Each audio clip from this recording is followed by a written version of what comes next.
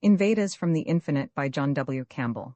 Invaders Russ Evans, Pilot 3497, Rocket Squad Patrol 34, unsnapped his seatbelt, and with a slight push floated up into the air inside the weightless ship.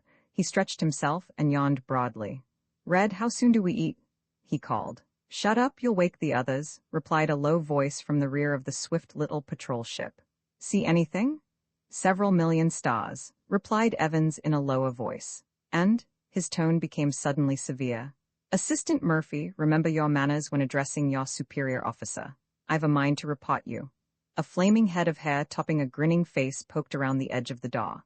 "Lower your wavelength, lower your wavelength? You may think you're a sun, but you're just a planetoid. But what I'd like to know, Chief Pilot Russ Evans, is why they locate a ship in a fall-on, out-of-the-way place like this, 3/4 of a billion miles, out of planetary plane. No ships ever come out here, no pirates, not a chance to help erect ship. All we can do is sit here and watch the other fellows do the work. Which is exactly why we're here. Watch and tell the other ships where to go and when. Is that chow ready?" asked Russ, looking at a small clock giving New York time. Think she'll be on time? Come on and eat." Evans took one more look at the telectroscope screen, then snapped it off. A tiny molecular towing unit in his hand, he pointed toward the door to the combined galley and lunchroom, and glided in the wake of Murphy. "How much fuel left?" he asked as he glided into the dizzily spinning room. A cylindrical room, spinning at high speed, causing an artificial weight for the foods and materials in it, made eating of food a less difficult task. Expertly, he maneuvered himself to the guide rail near the center of the room and caught the spiral. Breaking himself into motion, he soon glided down its length and landed on his feet. He bent and flexed his muscles, waiting for the now-busied assistant to get to the floor and reply. "They gave us 2 pounds extra. Lord only knows why. Must expect us to clean up on some fleet. That makes 4-pound rolls left, untouched, and 2/3 of the original pound. We've been here 15 days, and have 6 more to go. The main driving power rolls have about the same amount left, and 3-pound rolls in each reserve bin," replied Red, holding a curiously moving coffee pot that strove to adjust itself to rapidly changing air velocities as it neared the center of the room. "Sounds like a fleet's power stock. Martian lead or the terrestrial isotope?" asked Evans, tasting warily a peculiar dish before him. "Say, this is energy food. I thought we didn't get any more till Saturday." The change from the energy-less, flavored pastes that made up the principal bulk of a space pilot's diet to prevent overeating when no energy was used in walking in the weightless ship was indeed a welcome change. I got hungry. Any objections?" grinned the Irishman. "None," replied Evans fervently, pitching in with a will. Seated at the controls once more, he snapped the little switch that caused the screen to glow with flashing, swirling colors as the telectroscope apparatus came to life. 1,000 tiny points of flame appeared scattered on a black field with a suddenness that made them seem to snap suddenly into being. Points, tiny dimensionless points of light, save one, a tiny disk of blue-white flame, old Sol from a distance of close to 1 billion miles, and under slight reverse magnification. The skillful hands at the controls were turning adjustments now, and that disk of flame seemed to leap toward him with 100 light speeds, growing to a disk as large as a dime in an instant, while the myriad points of the stars seemed to scatter like frightened chickens, fleeing from the growing sun, out of the screen. Other points, heretofore invisible, appeared, grew, and rushed away. The sun shifted from the center of the screen, and a smaller reddish-green disk came into view, a planet, its atmosphere coloring the light that left it toward the red. It rushed nearer, grew larger. Earth spread as it took the center of the screen. A world, a portion of a world, a continent, a fragment of a continent as the magnification increased, boundlessly it seemed. Finally, New York spread across the screen, New York seen from the air with a strange lack of perspective.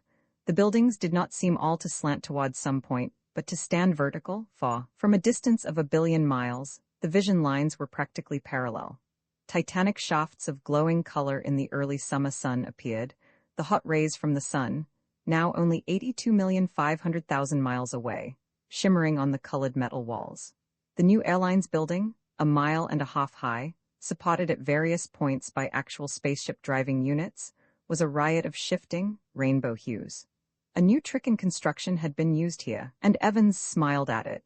Arcot, inventor of the ship that carried him, had suggested it to Fuller, designer of that ship and of that building. The colored beryllium metal of the wall had been ruled with 20,000 lines to the inch, mere scratches, but nevertheless a diffraction grating. The result was amazingly beautiful. The sunlight, split up to its rainbow colors, was reflected in millions of shifting tints. In the air, supported by tiny packs strapped to their backs, thousands of people were moving, floating where they wished, in any direction, at any elevation. There were none of the helicopters of even 5 years ago now.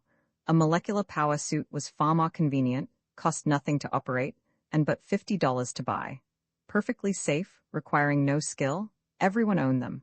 To the watcher in space, they were mere moving, snaky lines of barely distinguishable dots that shivered and seemed to writhe in the refractions of the air. Passing over them, seeming to pass almost through them in this strange perspectiveless view, were the shadowy forms of giant spaceliners, titanic streamlined hulls.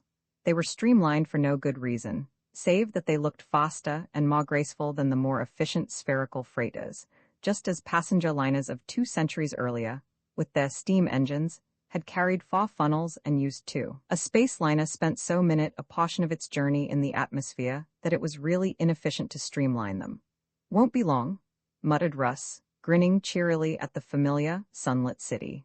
His eyes darted to the chronometer beside him. The view seemed to be taken from a ship that was suddenly scudding across the heavens like a frightened thing, as it ran across from Manhattan Island, followed the Hudson for a short way, then cut across into New Jersey, swinging over the great woodland area of Kittatinny Park, resting finally on the New Jersey suburb of New York nestled in the Kittatinnies, Blairtown. Low apartment buildings, 10 or 12 stories high, nestled in the waving green of trees in the old roadways. When ground traffic ceased, the streets had been torn up and parkways substituted. Quickly the view singled out a single apartment, and the great smooth roof was enlarged on the screen to the absolute maximum clarity, till further magnification simply resulted in worse stratospheric distortion. On the broad roof were white strips of some material, making a huge V followed by 2 eyes. Russ watched, his hand on the control steadying the view under the Earth's complicated orbital motion and rotation, further corrections for the ship's orbital motion, making the job one requiring great skill. The view held the center with amazing clarity. Something seemed to be happening to the last of the eyes. It crumpled suddenly, rolled in on itself, and disappeared. "She's there, and on time," grinned Russ happily. He tried more magnification. Could he? He was tired, terribly, suddenly tired. He took his hands from the viewplate controls, relaxed, and dropped off to sleep. What made me so tired? Wonder, God. He straightened with a jerk, and his hands flew to the controls. The view on the machine suddenly retreated, flew back with a velocity inconceivable. Earth dropped away from the ship with an apparent velocity 1,000 times that of light. It was a tiny ball, a pinpoint, gone, the sun, a minute disk, gone. Then the apparatus was flashing views into focus from the other side of the ship. The assistant did not reply. Evan's hands were growing ineffably heavy, his whole body yearned for sleep. Slowly, clumsily he pawed for a little stud. Somehow his hand found it, and the ship reeled suddenly, little jerks, as the code message was flung out in a beam of such tremendous power that the sheer radiation pressure made it noticeable. Earth would be notified. The system would be warned. But light, slow crawling thing, would take hours to cross the gulf of space, and radio travels no faster. Half-conscious, fighting for his faculties with all his will, the pilot turned to the screen. A ship, a strange, glistening thing streamlined to the nth degree, every spare corner rounded till the resistance was at the irreducible minimum. But in the great pilot pod of the stranger, the patrol pilot saw faces, and gasped in surprise as he saw them. Terrible faces, blotched, contorted. Patches of white skin, patches of brown, patches of black, blotched and twisted across the faces. Long, lean faces, great wide flat foreheads above, skulls strangely squared, more box-like than man's rounded skull. The ears were large, pointed tips at the top. Their hair was a silky mane that extended low over the forehead and ran back, spreading above the ears and down the neck. Then, as that emotion of surprise and astonishment weakened his will momentarily, oblivion came, with what seemed a fleeting instant of memories. His life seemed to flash before his mind in serried rank, a file of events, his childhood, his life, his marriage, his wife, an image of smiling comfort, then the years, images of great and near great men, his knowledge of history, pictures of Great War of 2074, pictures of the attackers of the Black Star, then calm oblivion, quiet blankness. The long, silent ship that had hovered near him turned and pointed toward the pinhead of matter that glowed brilliantly in the flaming jewel box of the heavens. It was gone in an instant, rushing toward sun and earth at a speed that outraced the flying radio message, leaving the ship of the God Patrol behind, and leaving the pilot as he leaves our story. X improvements and calculations, it is still incredible.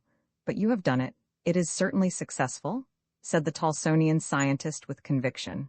Arkot shook his head. Far from it. We have not realized 1,000th part of the tremendous possibilities of this invention. We must work and calculate and then invent. Think of the possibilities as a shield. Naturally, if we can make the matter, we should be able to control its properties in any way we like. We should be able to make it opaque, transparent, or any color. Arkot was speaking to Maury now. Do you remember, when we were caught in that cosmic ray field in space when we first left this universe, that I said that I had an idea for energy so vast that it would be impossible to describe its awful power? When I mentioned that I would attempt to liberate it if ever there was need? The need exists. I want to find that secret. Stelfelso was looking out through the window at a group of men excitedly beckoning. He called the attention of the others to them, and himself went out. Arkot and Wade joined him in a moment. They tell me that Felshe, well to the poleward of here, has used 4 of its 8 shots. They are still being attacked, explained the Talsonian gravely. Well, get in, snapped Arkot as he ran back to the ship. Stelfelso hastily followed, and the ancient mariner shot into the air and darted away, poleward, to the Talsonians' directions. The ground fled behind them at a speed that made the scientist grip the handrail with a tenseness that showed his nervousness. As they approached, a tremendous concussion and a great gout of light in the sky informed them of the early demise of several Thessians, but a real fleet was clustered about the city. Arkot approached low, and was able to get quite close before detection. His ray screen was up, and Maury had charged the artificial matter apparatus, small as it was, for operation. He created a ball of substance outside the ancient mariner, and thrust it toward the nearest Thessian, just as a molecular hit the ancient mariner's ray screen. The artificial matter instantly exploded with terrific violence, slightly denting the tremendously strong Lux metal walls.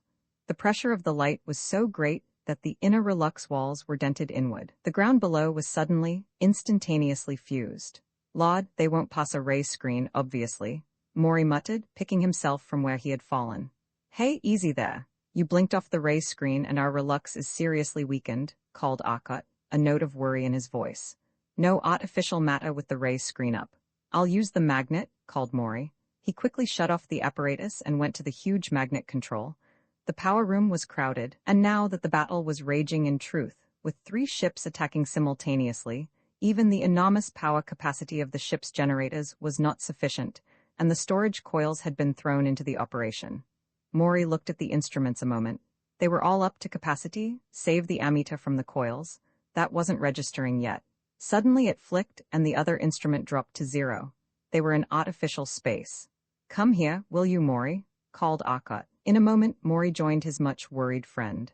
That artificial matter control won't work through ray screens. The Thessians never had to protect against moleculars here, and didn't have them up. Hence the destruction wrought.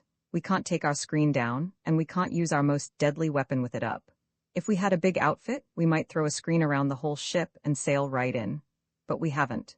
We can't stand 10 seconds against that fleet. I'm going to find their base and make them yell for help. Arkot snapped a tiny switch 1 notch further for the barest instant, then snapped it back. They were several millions miles from the planet.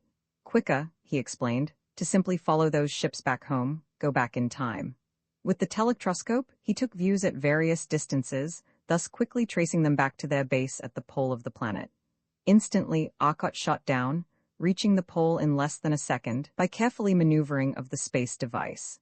A gigantic dome of polished Relux rose from rocky, icy plains. The thing was nearly half a mile high, a mighty rounded roof that covered an area almost 3/4 of a mile in diameter. Titanic. That was the only word that described it. About it, there was the peculiar shimmer of a molecular ray screen. Maury darted to the power room and set his apparatus into operation. He created a ball of matter outside the ship and hurled it instantly at the fort. It exploded with a terrific concussion as it hit the wall of the ray screen. Almost instantly, a second one followed. The concussion was terrifically violent, the groundabout was fused, and the ray screen was opened for a moment. Arkot threw all his moleculars on the screen as Mori sent bomb after bomb at it. The coils supplied the energy, cracked the rock beneath. Each energy release disrupted the ray screen for a moment, and the concentrated fury of the molecular beams pawed through the opened screen and struck the Relux behind. It glowed opalescent now in a spot 20 feet across. But the Relux was tremendously thick. 30 bombs Mori hurled, while they held their position without difficulty, pouring their bombs and rays at the fort. Arkot threw the ship into space, moved, and reappeared suddenly nearly 300 yards further on. A snap of the eyes, and he saw that the fleet was approaching now.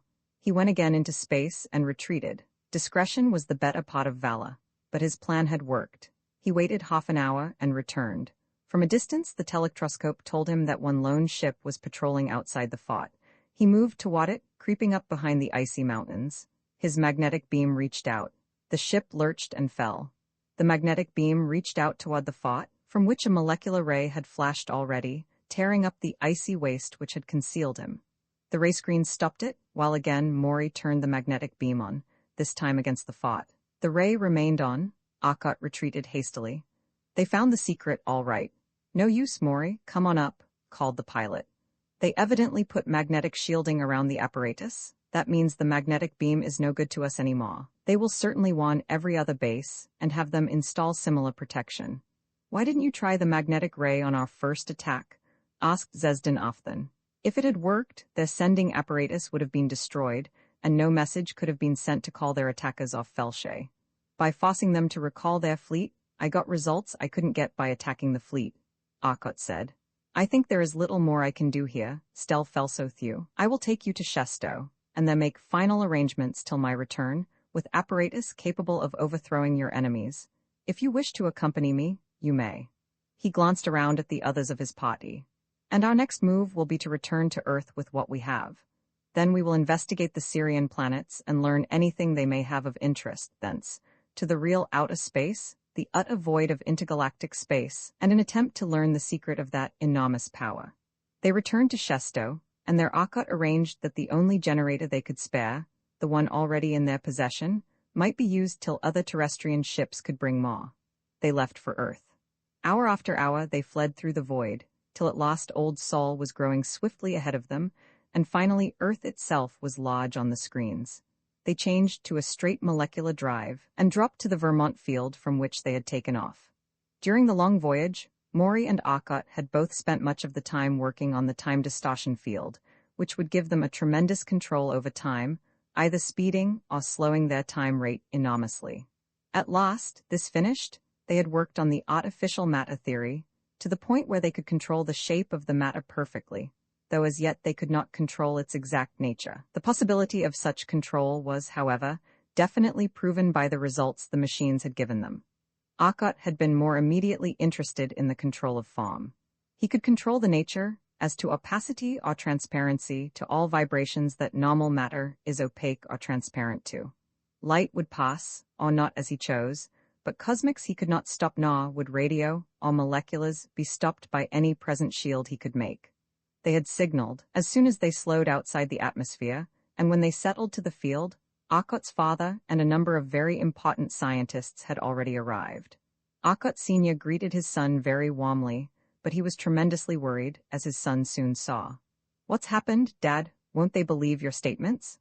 "They doubted when I went to Luna for a session with the Interplanetary Council, but before they could say much, they had plenty of proof of my statements," the older man answered. News came that a fleet of planetary guard ships had been wiped out by a fleet of ships from outer space. They were huge things, nearly half a mile in length. The guard ships went up to them, 50 of them, and tried to signal for conference. The white ship was instantly wiped out. We don't know how. They didn't have ray screens, but that wasn't it. Whatever it was, slightly luminous ray in space. It simply released the energy of the lux metal and relux of the ship. Being composed of light energy simply bound by photonic attraction, it let go with terrible energy. They can do it almost instantly from a distance. The other gods at once let loose with all their moleculars and cosmics. The enemy shunted off the moleculars and wiped out the god almost instantly. Of course, I could explain the screen, but not the detonation ray. I am inclined to believe from other casualties that the destruction, though reported as an instantaneous explosion, was not that. Other ships have been destroyed, and they seem to catch fire and burn, but with terrific speed, more like gunpowder than coal. It seems to start a spreading decomposition. The ship lasts perhaps 10 minutes. If it went instantly, the shock of such a tremendous energy release would disrupt the planet. At any rate, the great fleet separated. 12 went to the North Pole of Earth, 12 to the South, and similarly 12 to each pole of Venus. Then one of them turned and went back to wherever it had come from to repot. Just turned and vanished. Similarly, one from Venus turned and vanished. That leaves 12 at each of the 4 poles, for, as I said, there were an even 50. They all followed the same tactics on landing, so I'll simply tell what happened in Attica. In the north, they had to pick one of the islands a bit to the south of the pole. They melted about 100 square miles of ice to find one. The ships arranged themselves in a circle around the place, and literally hundreds of men poured out of each and fell to work. In a short time, they had set up a number of machines, the pots coming from the ships. These machines at once set to work, and they built up a relux wall. That wall was at least 6 feet thick. The floor was lined with thick relux as well as the roof, which is simply a continuation of the wall in a perfect dome. They had so many machines working on it that within 24 hours they had it finished. We attacked twice, once in practically our entire fosse with some ray shield machines. The result was disastrous.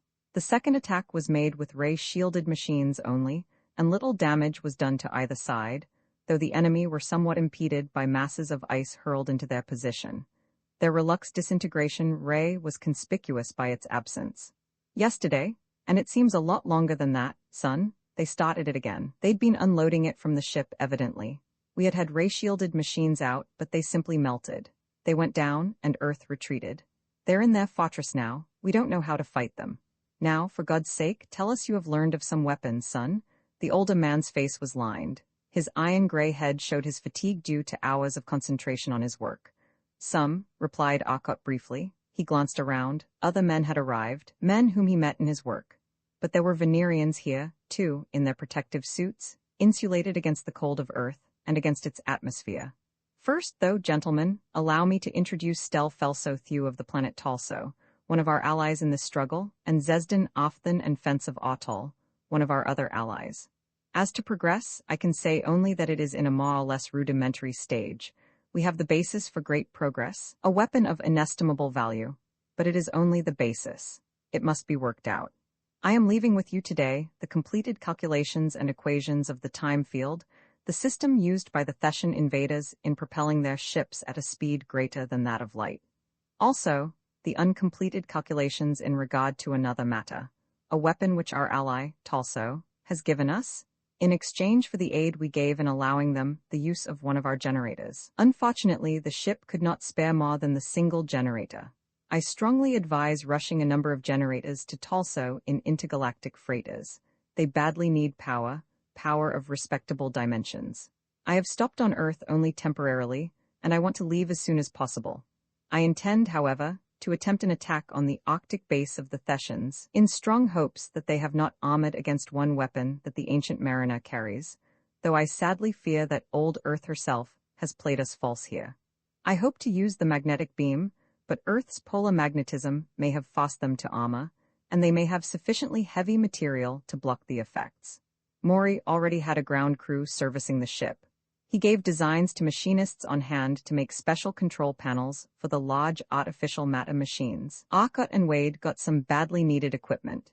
In 6 hours, Arkot had announced himself ready, and a squadron of planetary guard ships were ready to accompany the refitted ancient mariner.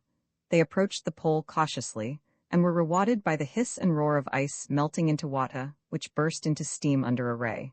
It was coming from an outpost of the camp, a tiny dome under a great mass of ice. But the dome was of relux. A molecular reached down from a god ship, and the god ship crumbled suddenly as dozens of moleculars from the points hit it. They know how to fight this kind of a war. That's their biggest advantage, muttered Arkot. Wade merely swore. Ray screens, no moleculars? Snapped Arkot into the transmitter. He was not there later, but they saw his wisdom, and the squadron commander repeated the advice as an order. In the meantime, another ship had fallen. The dome had its screen up, allowing the multitudes of hidden stations outside to fight for it. Something to remember when terrestrians have to retire to forts. They will, too, before this war is over. That way the main fort doesn't have to lower its ray screen to fight. commented Arkot. He was watching intensely as a tiny ship swung away from one of the larger machines, and a tremendously powerful molecula started biting at the FOT's ray screen. The ship seemed nothing but a flying ray projector, which was what it was. As they had hoped, the deadly new ray stabbed out from somewhere on the side of the FOT.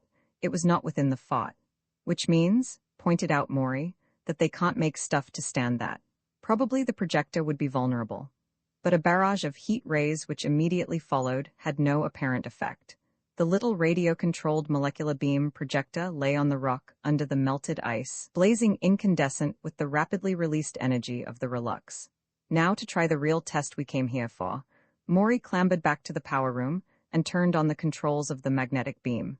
The ship was aligned, and then he threw the last switch. The great mass of the machine jerked violently and plunged forward as the beam attracted the magnetic core of the Earth. Maury could not see it, but almost instantly the shimmer of the molecular screen on the FOT died out. The deadly ray sprang out from the Theshan projector and went dead. Frantically, the Theshans tried weapon after weapon and found them dead almost as soon as they were turned on, which was the natural result in the terrific magnetic field. And these men had iron bones. Their very bones were attracted by the beam. They plunged upward toward the ship as the beam touched them, but accustomed to the enormous gravitation accelerations of an enormous world, most of them were not killed. "Ah!" exclaimed Arkot. He picked up the transmitter and spoke again to the squadron commander. "Squadron Commander Thornton, what Relux thickness does your ship carry?" "Inch and a quarter," replied the surprised voice of the commander. "Any of the other ships carry heavier?" "Yes, the Special Solar Investigator carries 5 inches. What shall we do?" "Tell him to lower his screen and let loose at once on all operating FOTs. His Relux will stand for the time needed to shut them down for their own screens, unless some genius decides to fight it out. As soon as the other ships can lower their screens, tell them to do so, and tell them to join in. I'll be able to help then. My Relux has been burned, and I'm afraid to lower the screen. It's mighty thin already." The squadron commander was smiling joyously as he relayed the advice as a command. Almost at once a single ship, blunt, an almost perfect cylinder, lowered its screen. In an instant the opalescence of the transformation showed on it, but its dozen ray projectors were at work. FOT after FOT glowed opalescent, then flashed into protective ionization of screening. Quickly other ships lowered their screens and joined in. In a moment more, the FOTs had been forced to raise their screens for protection. A disk of artificial matter 10 feet across suddenly appeared beside the ancient mariner. It advanced with terrific speed, struck the great dome of the FOT, and the dome caved, bent still more, but would not puncture. The disk retreated, became a sharp cone, and drove in again. This time the point smashed through the Relux and made a small hole. The cone seemed to change gradually, melting into a cylinder of 20-foot diameter, and the hole simply expanded. It continued to expand as the cylinder became a huge disk, 100 feet across, set in the wall. Suddenly, it simply dissolved. There was a terrific roar, and a mighty column of white rushed out of the gaping hole. Figures of Theshans caught by the terrific current came rocketing out. The inside was at last visible. The terrific pressure was hurling the outside line of ships about like thistledown. The ancient mariner reeled back under the tremendous blast of expanding gas. The snow that fell to the boiling water below was not water, in toto. Some was carbon dioxide, and some oxygen chilled in the expansion of the gas. It was snowing within the dome. The falling forms of Theshans were robbed of the life-giving air pressure to which they were accustomed, but all this was visible for but an instant. Then a small, thin sheet of artificial matter formed beside the FOT and advanced on the dome. Like a knife cutting open an orange, it simply went around the dome's edge. The great dome lifted like the lid of a teapot under the enormous gas pressure remaining, then dropped under its own weight. The artificial matter was again a huge disk. It settled over the exact center of the dome and went down. The dome caved in. It was crushed under a load utterly inestimable. Then the great disk, like some monstrous tamped the entire works of the Theshans into the bedrock of the island. Every ship, every miniature FOT, every man was caught under it and annihilated. The disk dissolved. A terrific barrage of heat beams played over the island, and the rock melted, flowed over the ruins, and left only the spumes of steam from the Arctic ice rising from a red-hot mass of rock contained a boiling pool. The Battle of the Arctic was done. Roman 11, right off the Magnet, Squadron Commander Thornton speaking. Squadron 73B of Planetary God will follow orders from Dr. Arcot directly. Heading south to Antarctica at maximum speed, droned the communicator. Under the official tone of command was a note of suppressed rage and determination. And the squadron commander wishes Dr. Arcot every success in wiping out Antarctica as thoroughly and completely as he destroyed the Arctic base. The flight of ships headed south at a speed that heated them white in the air, thin as it was at the 100-mile altitude, yet going higher would have taken unnecessary time, and the white heat meant no discomfort. They reached Antarctica in about 10 minutes. The Thessian ships were just entering through great locks in the walls of the dome. At first sight of the terrestrial ships they turned and shot toward the guard ships. Their screens were down, for, armored as they were with very heavy relux, they expected to be able to overcome the terrestrial thin relux before theirs was seriously impaired. Ships will put up screens. Arcot spoke sharply. A new plan had occurred to him. The molecules of the Thessians struck glowing screens, and no damage was done. Ships, in order of number, will lower screen for 30 seconds and concentrate all molecules on one ship, the letter. Solar Investigator will not join in action. The flagship of the squadron lowered its screen, and a tremendous bombardment of rays struck the leading ship practically in one point. The relux glowed, and the opalescence shifted with bewildering, confusing colors. Then the terrestrial ship's screen was up, before the Thessians could concentrate on the one unprotected ship. Immediately, another terrestrial ship opened its screen and bombarded the same ship. 2 others followed, and then it was forced to use its screen. But suddenly, a terrestrial ship crashed. Its straining screen had been overworked, and it failed. Arcot's magnetic beam went into action. The Thessian ray did not go out. It flickered, dimmed, but was apparently as deadly as ever. Shielded right off the magnet, Maury. That is one asset we lose. Arcot, protected in space, was thinking swiftly. Moleculars, useless. They had to keep their own screens up. Artificial matter, bound in by their own molecular screen, and the magnet had failed them against the protected mechanism of the dome. The ships were not as yet protected, but the dome was. Guess the only place we'd be safe is under the ground, way under, commented Wade dryly. Under the ground, Wade, you're a genius? Arcot gave a shout of joy and told Wade to take over the ship. Take the ship back into normal space, head for the hill over behind the dome, and drop behind it. It's solid rock, and even their rays will take a moment or so to move it. As soon as you get there, drop to the ground and turn off the screen. No, here, I'll do it. You just take it there, land on the ground, and shut off the screen. I promise the rest. Arcot dived for the artificial matter room. The ship was suddenly in normal space, its screen up. The dogfight had been ended. The terrestrial ships had been completely defeated.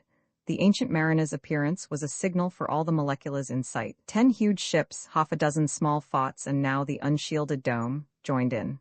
Their screen tubes heated up violently in the brief moment it took to dive behind the hill. A tube fused and blew out. Automatic devices shunted it. Another tube took the load and heated. But their screen was full of holes before they were safe for the moment behind the hill. Instantly, Wade dropped the defective screen. Almost as quickly as the screen vanished, a cylinder of artificial matter surrounded the entire ship. The cylinder was tipped by a perfect cone of the same base diameter. The entire system settled into the solid rock. The rock above cracked and filled in behind them. The ship was suddenly pushed by the base of the cylinder behind them and drove on through the rock, the cone parting the hard granite ahead. They went perhaps half a mile, then stopped. In the light of the ship's windows, they could see the faint mistiness of the inconceivably hard, artificial matter, and beyond the slick, polished surface of the rock it was pushing aside. The cone shape was still there. There was a terrific roar behind them. The rock above cracked, shifted, and moved about. Raying the spot where we went down, Arcot grinned happily. The cone and cylinder merged, shifted together, and became a sphere. The sphere elongated upward, and the ancient mariner turned in it, till it too pointed upward. The sphere became an ellipsoid. Suddenly the ship was moving, accelerating terrifically. It plowed through the solid rock and up into a burst of light. They were inside the dome. Great ships were berthed about the flaw. Huge machines bulked here and there, barracks for men, everything.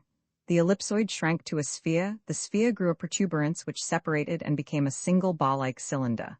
The cylinder turned and drove through the great dome wall. A little hole, but it whirled rapidly around, sliced the top off neatly and quickly. Again, like a gigantic teapot lid, the whole great structure lifted, settled, and stayed there. Men, scrambling wildly toward ships, suddenly stopped, seemed to blur, and their features ran together horribly. They fell, and were dead in an instant as the air disappeared. In another instant they were solid blocks of ice, for the temperature was below the freezing point of carbon dioxide. The giant Tampa set to work. The Thessian ships went first. They were all crumpled, battered wrecks in a few seconds of work of the terrible disk. The dome was destroyed. Arkot tried something else. He put on his control machine the equation of a hyperboloid of two branches and changed the constants gradually till the two branches came close. Then he forced them against each other. Instantly they fought terribly for existence. A tremendous blast of light and heat exploded into being. The energy of 2 tons of lead attempted to maintain those two branches. It was not, fortunately, explosive, and it took place over a relux flaw. Most of the energy escaped into space. The vast flood of light was visible on Venus, despite the clouds, but it fused most of Antarctica. It destroyed the last traces of the camp in Antarctica. Well, the squadron was wiped out, I see. Arkot's voice was flat as he spoke. The squadron? 20 ships, 400 men. Yes, but so is the Arctic camp and the Antarctic camp as well, replied Wade. What next, Arkot? Shall we go out to intergalactic space at once? Asked Maury, coming up from the power room. No, we'll go back to Vermont and have the time field stuff I ordered installed, then go to Sirius and see what they have. They moved their planets from the gravitation field of Negra, their dead, black star, to the field of Sirius, and I'd like to know how they did it. Point 2, then into Galaxia. He started the ship toward Vermont, while Maury got into communication with the field and gave them a brief report. Roman 12 Sirius, they landed about half an hour later, and Arkot simply went into the cottage and slept, with the aid of a light soporific. Maury and Wade directed the disposition of the machines, but Dr. Arkot Sr. really finished the job.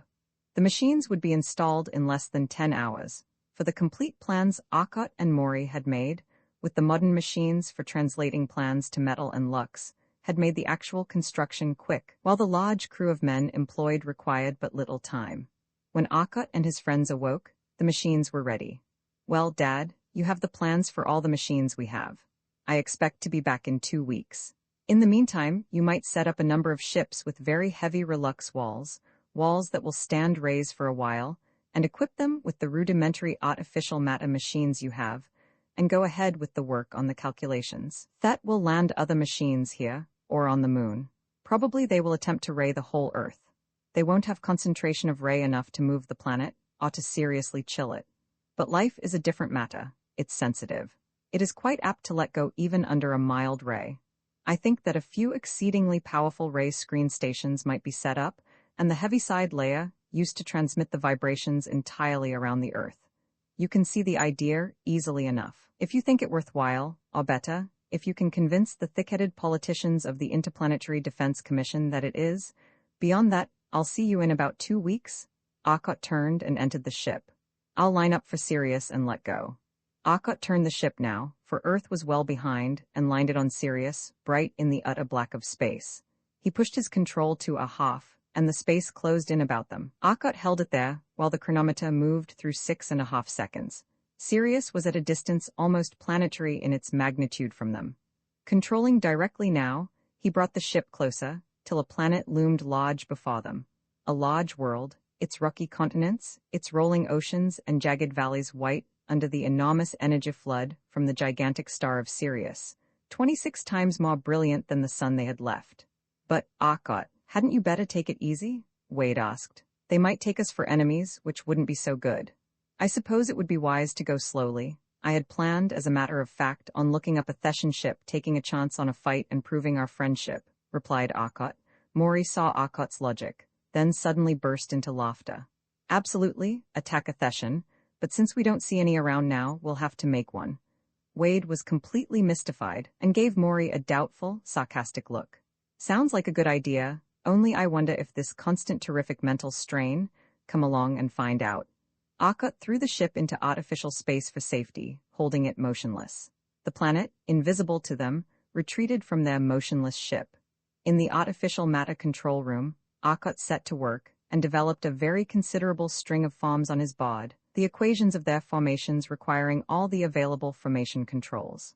Now, said Arkot at last, you stay here, Maury, and when I give the signal, create the thing back of the nearest range of hills, raise it, and send it toward us. At once they returned to normal space and dotted down toward the now distant planet. They landed again near another city, one which was situated close to a range of mountains ideally suited to their purposes. They settled, while Zezdin often sent out the message of friendship. He finally succeeded in getting some reaction, a sensation of skepticism, of distrust, but of interest. They needed friends and only hoped that these were friends. Akkot pushed a little signal button, and Mori began his share of the play. From behind a low hill, a slim, pointed form emerged, a beautifully streamlined ship, the lines obviously those of a Theshan, the windows streaming light, while the visible ionization about the hull proclaimed its molecular ray screen.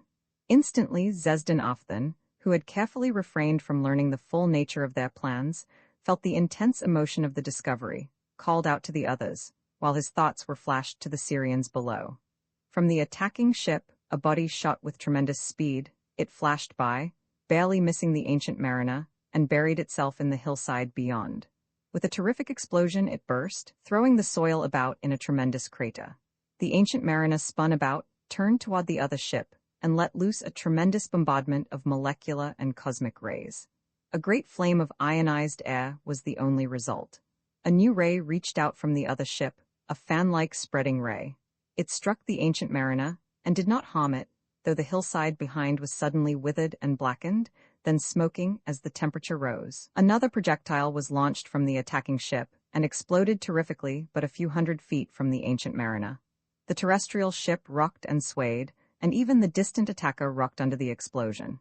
A projectile, glowing white, leaped from the Earthship. It darted toward the enemy ship, seemed to barely touch it, then burst into terrific flames that spread, eating the whole ship, spreading glowing flame.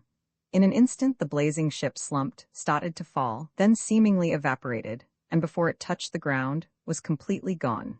The relief in Zezdin Ofthan's mind was genuine, and it was easily obvious to the Syrians that the winning ship was friendly, for, with all its frightful armament, it had downed a ship obviously of Thet. Though not exactly like the others, it had the all-too-familiar lines. "They welcome us now," said Zezdin Ofthan's mental message to his companions. "Tell them we'll be there, with bells on our thoughts to that effect." Grinned Akkot. Mori had appeared in the doorway, smiling broadly. "How was the show?" he asked. "Terrible? Why didn't you let it fall and break open? What would happen to the wreckage as we moved?" he asked sarcastically.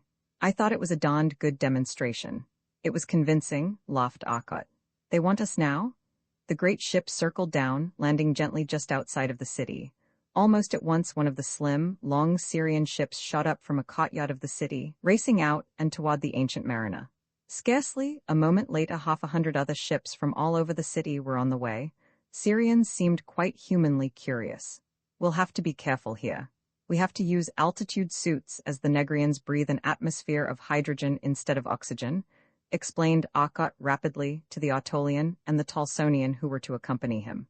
"We will all want to go, and so, although this suit will be decidedly uncomfortable for you, and Zezdin Ofthan, and Stel Felsothew, I think it wise that you all wear it. It will be much more convincing to the Syrians if we show that people of no less than 3 worlds are already interested in this alliance." A considerable number of Syrian ships had landed about them, and the tall, slim men of the 100-million-year-old race were watching them with their great brown eyes from a slight distance, for a cordon of men with evident authority were holding them back.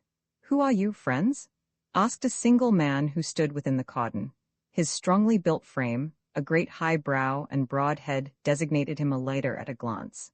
Despite the vast change the light of Sirius had wrought, Akkot recognized in him the original photographs he had seen from the planet Old Sol had captured as Negra had swept past. So it was he who answered the thought question. "I am of the 3rd planet of the sun your people sought as a home a few years back in time, Taj Lama. Because you did not understand us, and because we did not understand you, we fought. We found the records of your race on the planet our sun captured, and we know now what you most wanted. Had we been able to communicate with you then, as we can now, our people would never have fought. At last you have reached that sun you so needed, thanks, no doubt, to the genius that was with you. But now, in your newfound peace comes a new enemy, one who wants not only yours, but every sun in this galaxy. You have tried your ray of death, the anti-catalyst, and it but sputters harmlessly on their screens, You have been swept by their terrible rays that fuse mountains, then hurl them into space? Our world and the world of each of these men is similarly menaced. See, here is Zezdin Afthan, from Atoll, far on the other side of the galaxy, and here is Stel Felsothew of Talso. Their worlds, as well as yours and mine, have been attacked by this menace from a distant galaxy, from Thet, of the sun Anstek, of the galaxy Venon. Now we must form an alliance of far wider scope than ever has existed before. To you we have come, for your race is older by far than any race of our alliance. Your science has advanced far higher. What weapons have you discovered among those ancient documents, Taj Lama? We have one weapon that you no doubt need, a screen, which will stop the rays of the molecule director apparatus. What have you to offer us? We need your help badly, was the reply. We have been able to keep them from landing on our planets, but it has cost us much. They have landed on a planet we brought with us when we left the Black Star, but it is not inhabited. From this, as a base, they have made attacks on us. We tried throwing the planet into Sirius. They merely left the planet hurriedly as it fell toward the star, and broke free from our attractive ray. The attractive ray? Then you have uncovered that secret? Asked Arkot eagerly. Taj Lama had some of his men bring an attractive ray projector to the ship. The apparatus turned out to be nearly 1,000 tons in weight, and some 20 feet long, 10 feet wide, and approximately 12 feet high. It was impossible to load the huge machine into the ancient mariner, so an examination was conducted on the spot, with instruments whose reading was intelligible to the terrestrians operating it. Its principal fault lay in the fact that, despite the enormous energy of matter given out, the machine still gobbled up such titanic amounts of energy before the attraction could be established, that a very large machine was needed. The ray, so long as maintained, used no more power than was actually expended in moving the planet or other body. The power used while the ray was in action corresponded to the work done, but a tremendous power was needed to establish it, and this power could never be recovered. Further, no reaction was produced in the machine, no matter what body it was turned upon. In swinging a planet then, a spaceship could be used as the base for the reaction was not exerted on the machine. From such meager clues, and the instruments, Arkot got the hints that led him to the solution of the problem, for the documents, from which Taj Lama had gotten his information, had been disastrously wiped out when one of their cities fell, and Taj Lama had but copied the machines of his ancestors. The immense value of these machines was evident, for they would permit Arkot to do many things that would have been impossible without them. The explanation as he gave it to Stel Felsothew foretold the uses to which it might be put. As a weapon, he pointed out, its most serious fault is that it takes a considerable time to pump in the power needed. It has here practically the same fault which the artificial matter had on your world. As I see it, the ray is actually a directed gravitational field. Now here is one thing that makes it more interesting and more useful. It seems to defy the laws of mechanics. It acts, but there is no apparent reaction. A small ship can swing a world. Remember, the field that generates the attraction is an integral, interwoven part of the mesh of space. It is created by something outside of itself. Like the artificial matter, it exists there, and there alone. There is reaction on that attractive field, but it is created in space at that given point, and the reaction is taken by all space. No wonder it won't move. The work considerations are fairly obvious. The field is built up. That takes energy. The beam is focused on a body. The body falls nearer, and immediately absorbs the energy in acquiring a velocity. The machine replenishes the energy because it is set to maintain a certain energy level in the field. Therefore, the machine must do the work of moving the ship, just as though it were a driving apparatus. After the beam has done what is wanted, it may be shut off, and the energy in the field is now available for any work needed. It may be drained back into power coils such as ours, for instance, or one might just spend that last iota of power on the job.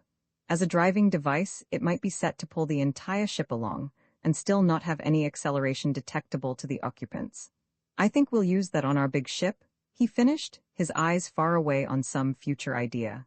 Natural gravity of natural matter is, luckily, not selective. It goes in all directions, but this artificial gravity is controlled so that it does not spread, and the result is that the mass attraction of a mass of matter does not fall off as the inverse square of the distance, but like the ray from the parallel beam spotlight, continues undiminished. Actually, they create an exceedingly intense, exceedingly small gravitational field and direct it in a straight line. The building up of this field is what takes time. Zezdin Afthan, who had a question which was troubling him, looked anxiously at his friends. Finally, he broke into their thoughts, which had been too cryptically abbreviated for him to follow, like the work of a professor solving some problem, his steps taken so swiftly and so abbreviated that their following was impossible to his students. But how is it that the machine is not moved when exerting such force on some other body? He asked at last. Oh, the ray concentrates the gravitational force and projects it. The actual strain is in space. It is space that takes the strain, but in normal cases, unless the masses are very large, no considerable acceleration is produced over any great distance. That law operates in the case of the pulled body. It pulls the gravitational field as a normal field, the inverse square law applying. But on the other hand, the gravity beam pulls with a constant force. It might be likened to the light pressure effects of a spotlight and a star. The spotlight would push the sun with a force that was constant, no matter what the distance, while the light pressure of the sun would vary as the inverse square of the distance. But remember, it is not a body that pulls another body, but a gravitational field that pulls another. The field is in space. A normal field is necessarily attached to the matter that it represents, or that represents it as you prefer, but this artificial field has no connection in the form of matter. It is a product of a machine, and exists only as a strain in space. To move it you must move all space, since it, like artificial matter, exists only where it is created in space. Do you see now why the law of action and reaction is apparently flouted? Actually, the reaction is taken up by space. Alcott rose and stretched. Maury and Wade had been looking at him, and now they asked when he intended leaving for the intergalactic spaces. Now, I think, we have a lot of work to do. At present, we have the mathematics of the artificial matter to carry on, and the math of the artificial gravity to develop. We gave the Syrians all we had on artificial matter and on moleculars. They gave us all they had, which wasn't much beyond the artificial gravity, and a lot of work. At any rate, let's go. Roman 13 attacked the ancient marina, stirred, and rose lightly from its place beside the city. Visible over the horizon now, and coming at terrific speed, was a fleet of 7 Thesan ships. They must do their best to protect that city. Alcott turned the ship and called his decision to Maury. As he did so, one of the Thesan ships suddenly swerved violently and plunged downward. The attractive ray was in action. It struck the rocks of Neptune and plunged in. Half buried, it stopped, and backed out. The tremendously strong Relux and Lux had withstood the blow, and these strange, inhumanly powerful men had not been injured. 2 of the ships darted toward him simultaneously, flashing out molecular rays. The rays glanced off of Alcott's screen already in place, but the tubes were showing almost at once that this could not be sustained.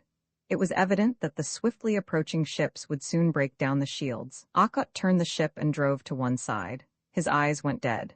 He cut into artificial space, waited 10 seconds, then cut back. The scene before him changed. It seemed a different world. The light was very dim, so dim he could scarcely see the images on the view plate. They were so deep a red that they were very near to black. Even Sirius, the flaming blue-white star, was red. The darting Thesan ships were moving quite slowly now, moving at a speed that was easy to follow. Their rays, before ionizing the air brilliantly red, were now dark. The instruments showed that the screen was no longer encountering serious loading, and further, the load was coming in at a frequency harmlessly far down the radio spectrum. Alcott stared in wide-eyed amazement. What could the Thesans have done that caused this change? He reached up and increased the amplification on the eyes to a point that made even the dim illumination sufficient. Wade was staring in amazement, too. "Lord, what an idea!" suddenly exclaimed Alcott. Wade was staring at Alcott in equally great amazement. "What's the secret?" he asked. "Time, man, time. We are in an advanced time plane, living faster than they. Our atoms of fuel are destroyed faster. Our second is shorter. In 1 second of our earthly time, our generators do the same amount of work as usual, but they do many, many times more work in 1 second of the time we were in. We are under the advanced time field." Wade could see it all. The red light, normal light seen through eyes, enormously speeded in all perceptions. The change, the dimness, dim because less energy reached them per second of their time. Then came this blue light as they reached the X-ray spectrum of Sirius and saw X-rays as normal light, shielded, tremendously shielded by the atmosphere, but the enormous amplification of the eyes made up for it. The remaining Thesans seemed to get the idea simultaneously and started for Alcott in his own time field. The Thesan ship appeared to be actually leaping at him. Suddenly, His speed increased inconceivably. Simultaneously, Akot's hand, already started toward the space control switch, reached it, and pushed it to the point that threw the ship into artificial space. The last glimmer of light died suddenly, as the Theshan ship's bow loomed huge beside the ancient mariner. There was a terrific shock that hurled the ship violently to one side, threw the men about inside the ship. Simultaneously, the lights blinked out.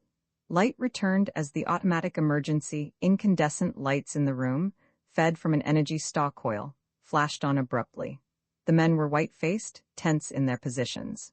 Swiftly, Maury was looking over the indicators on his remote reading panel, while Akot stared at the few dials before the actual control board. "There's an air pressure outside the ship," he cried out in surprise. "High oxygen, very little nitrogen, breathable apparently, provided there are no poisons.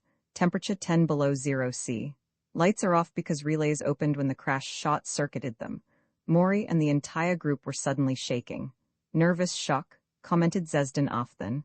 "It will be an hour or more before we will be in condition to work." "Can't wait," replied Akot testily, his nerves on edge too. "Maury, make some good strong coffee if you can, and we'll waste a little air on some smokes." Maury rose and went to the door that led through the main passage to the galley. "Heck of a job, no wait at all," he muttered. "There is air in the passage anyway."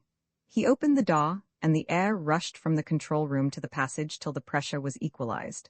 The door to the power room was shut, but it was bulged, despite its 2-inch lux metal, and through its clear material he could see the wreckage of the power room. "Akot," he called. "Come here and look at the power room. Quintillions of miles from home, we can't shut off this field now." Akot was with him in a moment. The tremendous mass of the nose of the Theshan ship had caught them full amidship, and the powerful ram had driven through the room.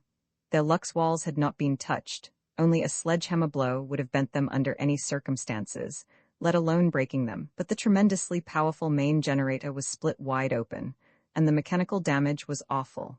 The prow of the ship had been driven deep into the machine, and the power room was a wreck. "And," pointed out Maury, "we can't handle a job like that.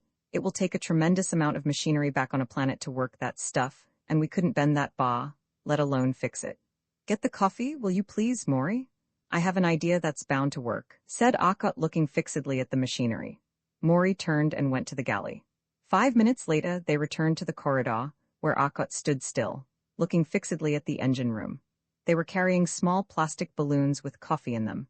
They drank the coffee and returned to the control room, and sat about, the Terrestrians smoking peacefully, the Autolian and the Tolsonians satisfying themselves with some form of mild narcotic from Autol, which Zesden Afthan introduced. "Well, we have a lot more to do," Akot said. "The air apparatus stopped working a while back, and I don't want to sit around doing nothing while the air in the storage tanks is used up.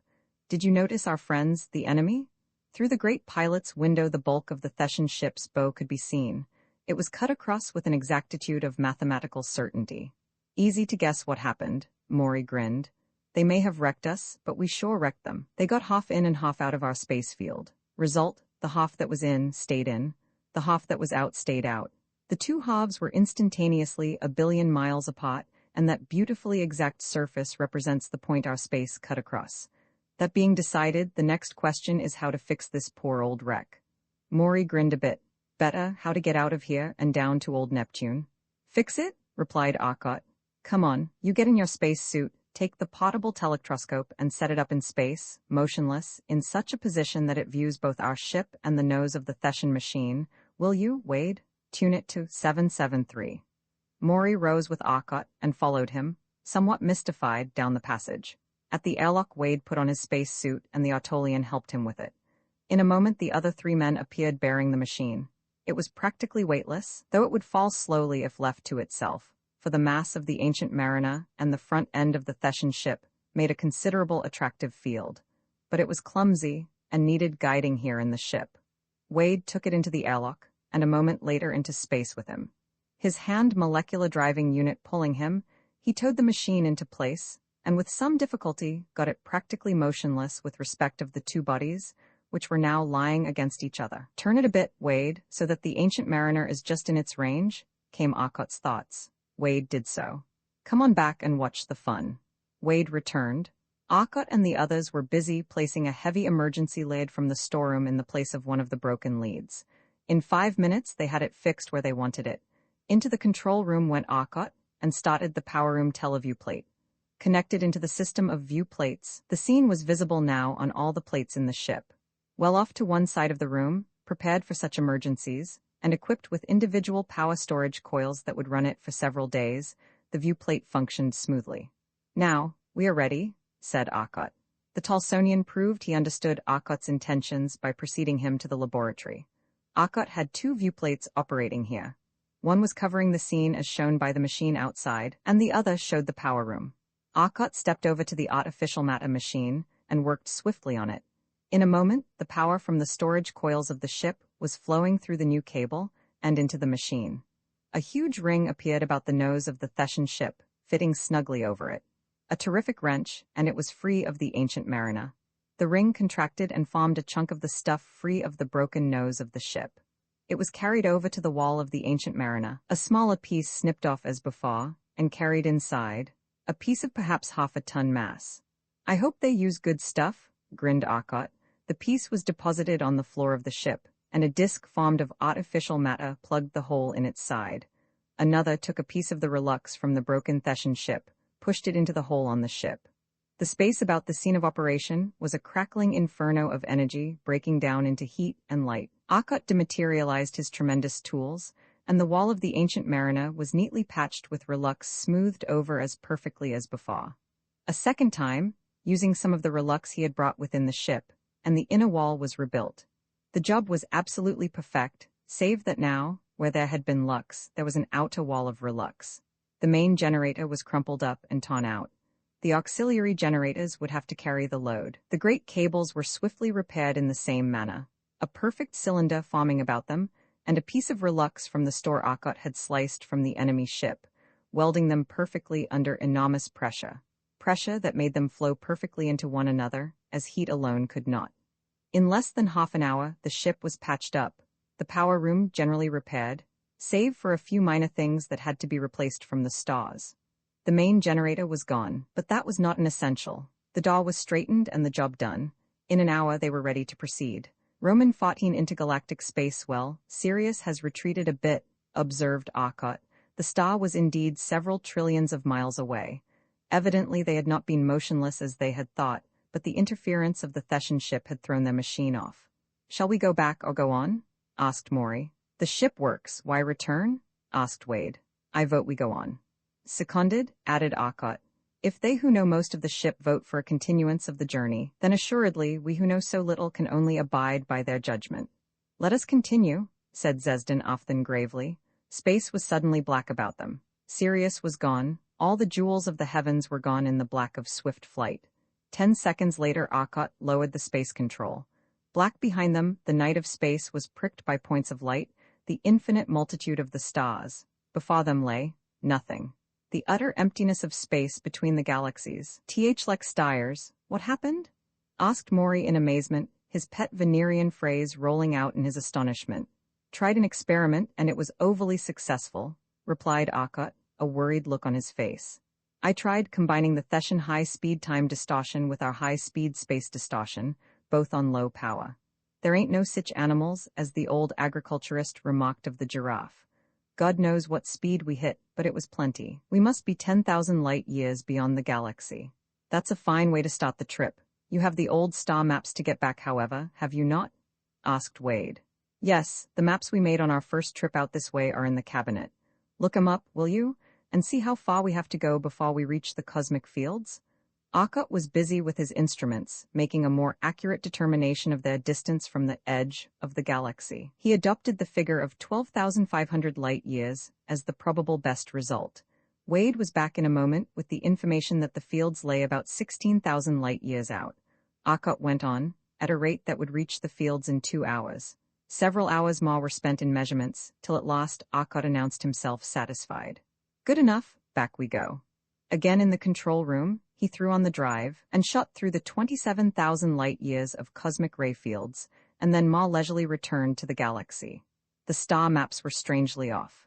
They could follow them, but only with difficulty, as the general configuration of the constellations that were their guides were visibly altered to the naked eye. "Maury," said Arkot softly, looking at the constellation at which they were then aiming, and at the map before him, There is something very, very rotten. The universe either ain't what it used to be, or we have traveled in more than space.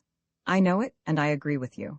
Obviously, from the degree of alteration off the constellations, we are off by about 100,000 years. Question, how come? Question, what are we going to do about it?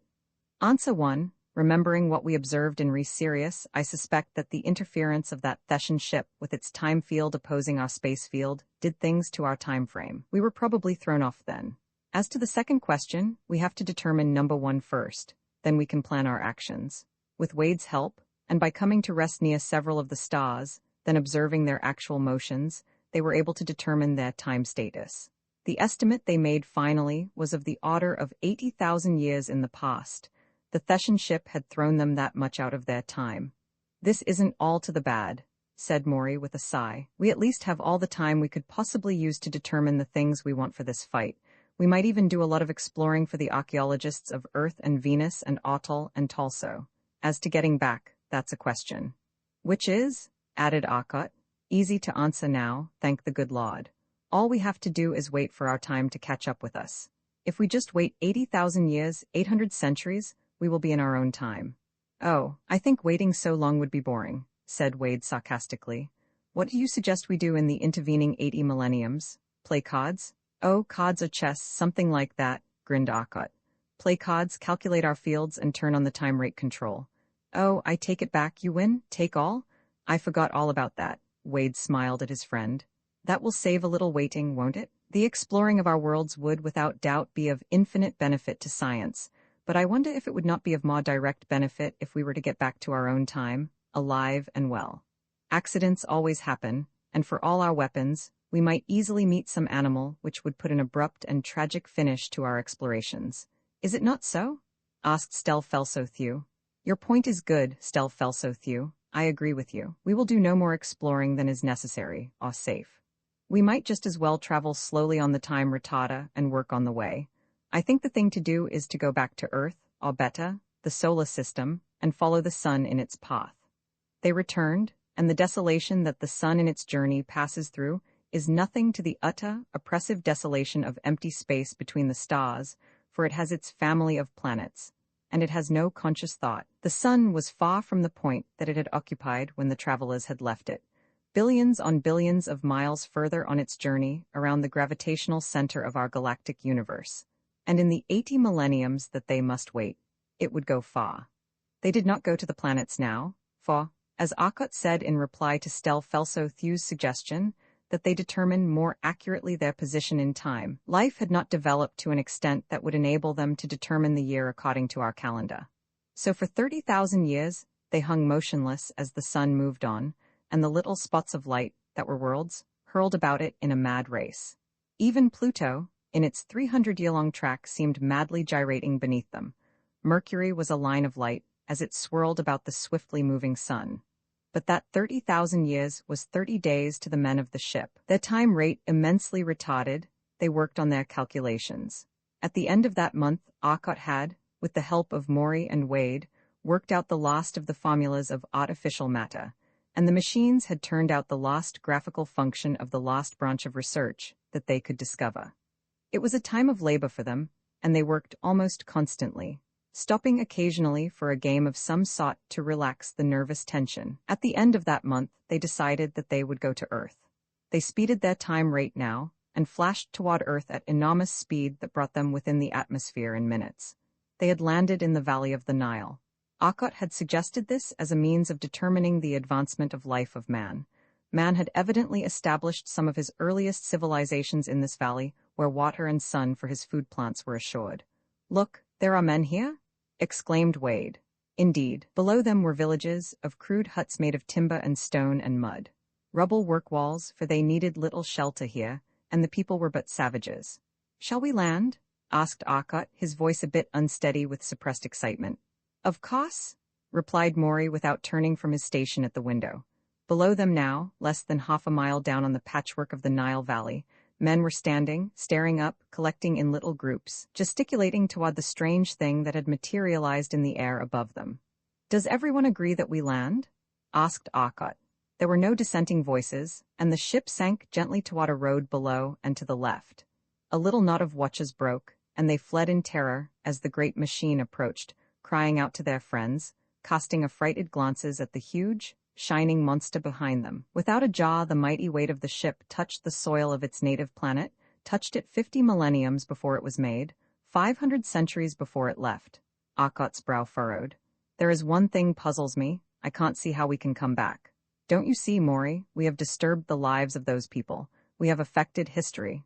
This must be written into the history that exists. This seems to banish the idea of free thought. We have changed history, yet history is that which is already done.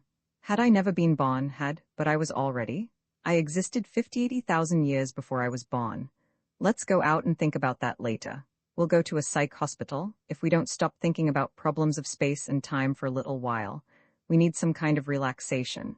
I suggest that we take our weapons with us. These men may have weapons of chemical nature, such as poisons injected into the flesh on small sticks hurled either by a spring device or by pneumatic pressure of the lungs, said Stelfelso as he rose from his seat, unstrapping himself. Arrows and blowguns we call 'em, but it's a good idea, Stelfelso, and I think we will, replied Akot. Let's not all go out at once, and the first group to go out goes out on foot, so they won't be scared off by our flying around.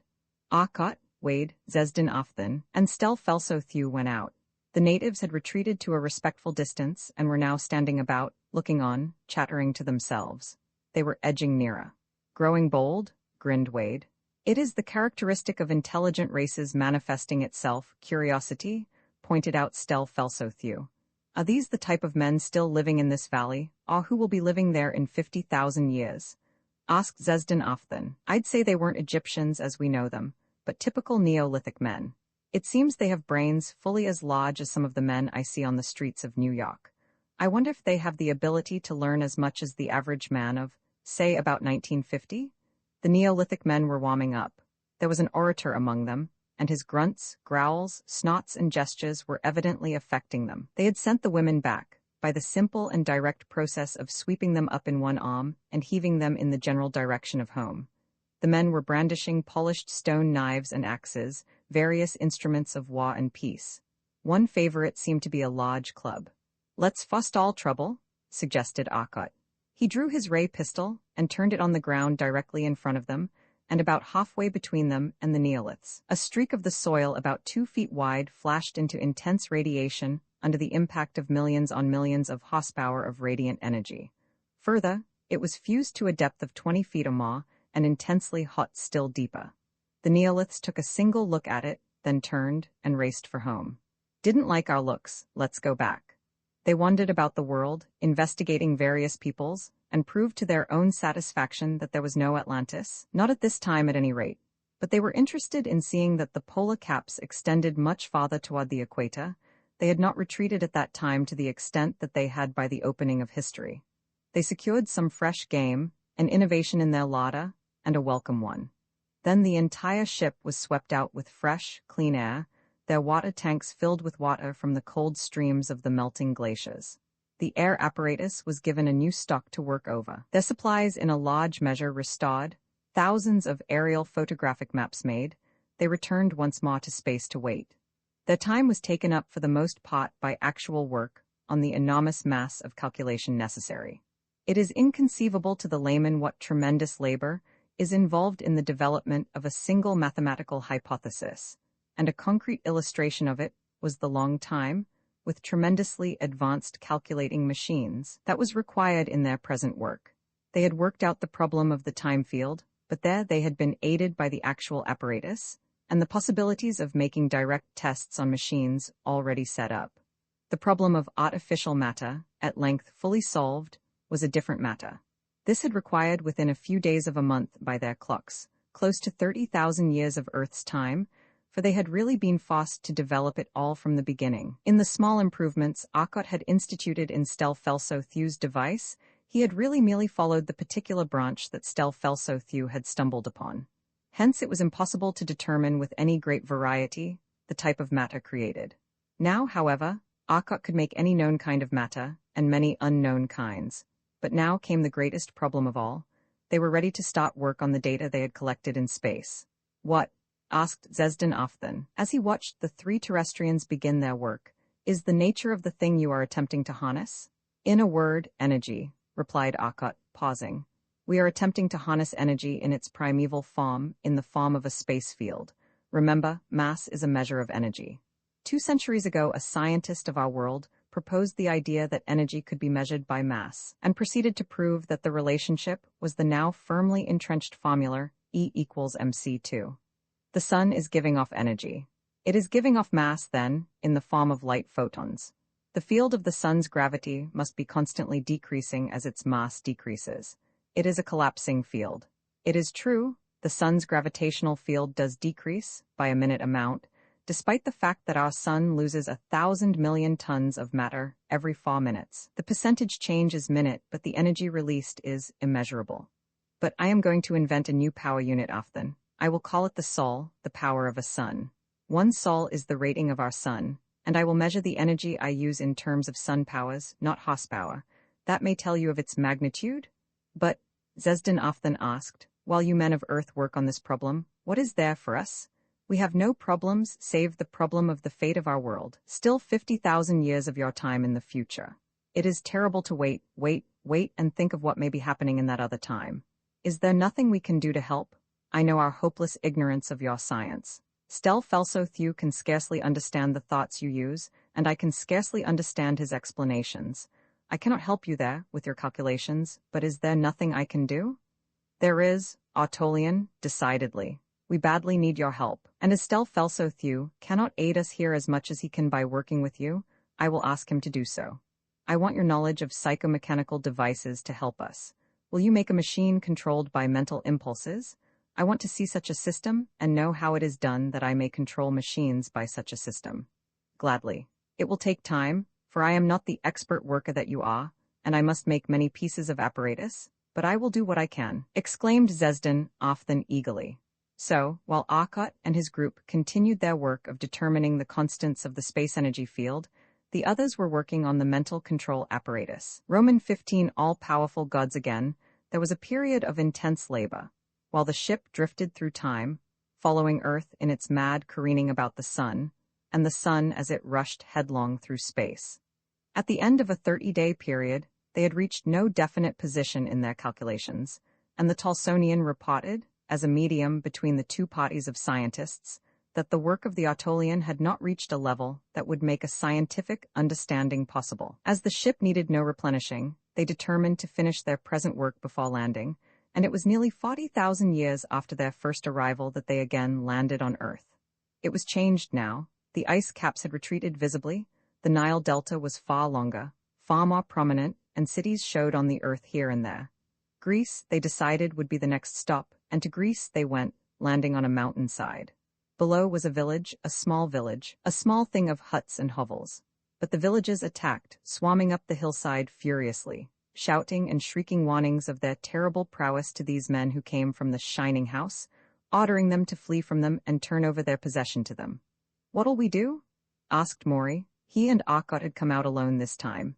"Take one of these fellows back with us and question him. We had best get a more or less definite idea of what time age we are in, hadn't we? We don't want to overshoot by a few centuries, you know." The villages were swarming up the side of the hill, armed with weapons of bronze and wood.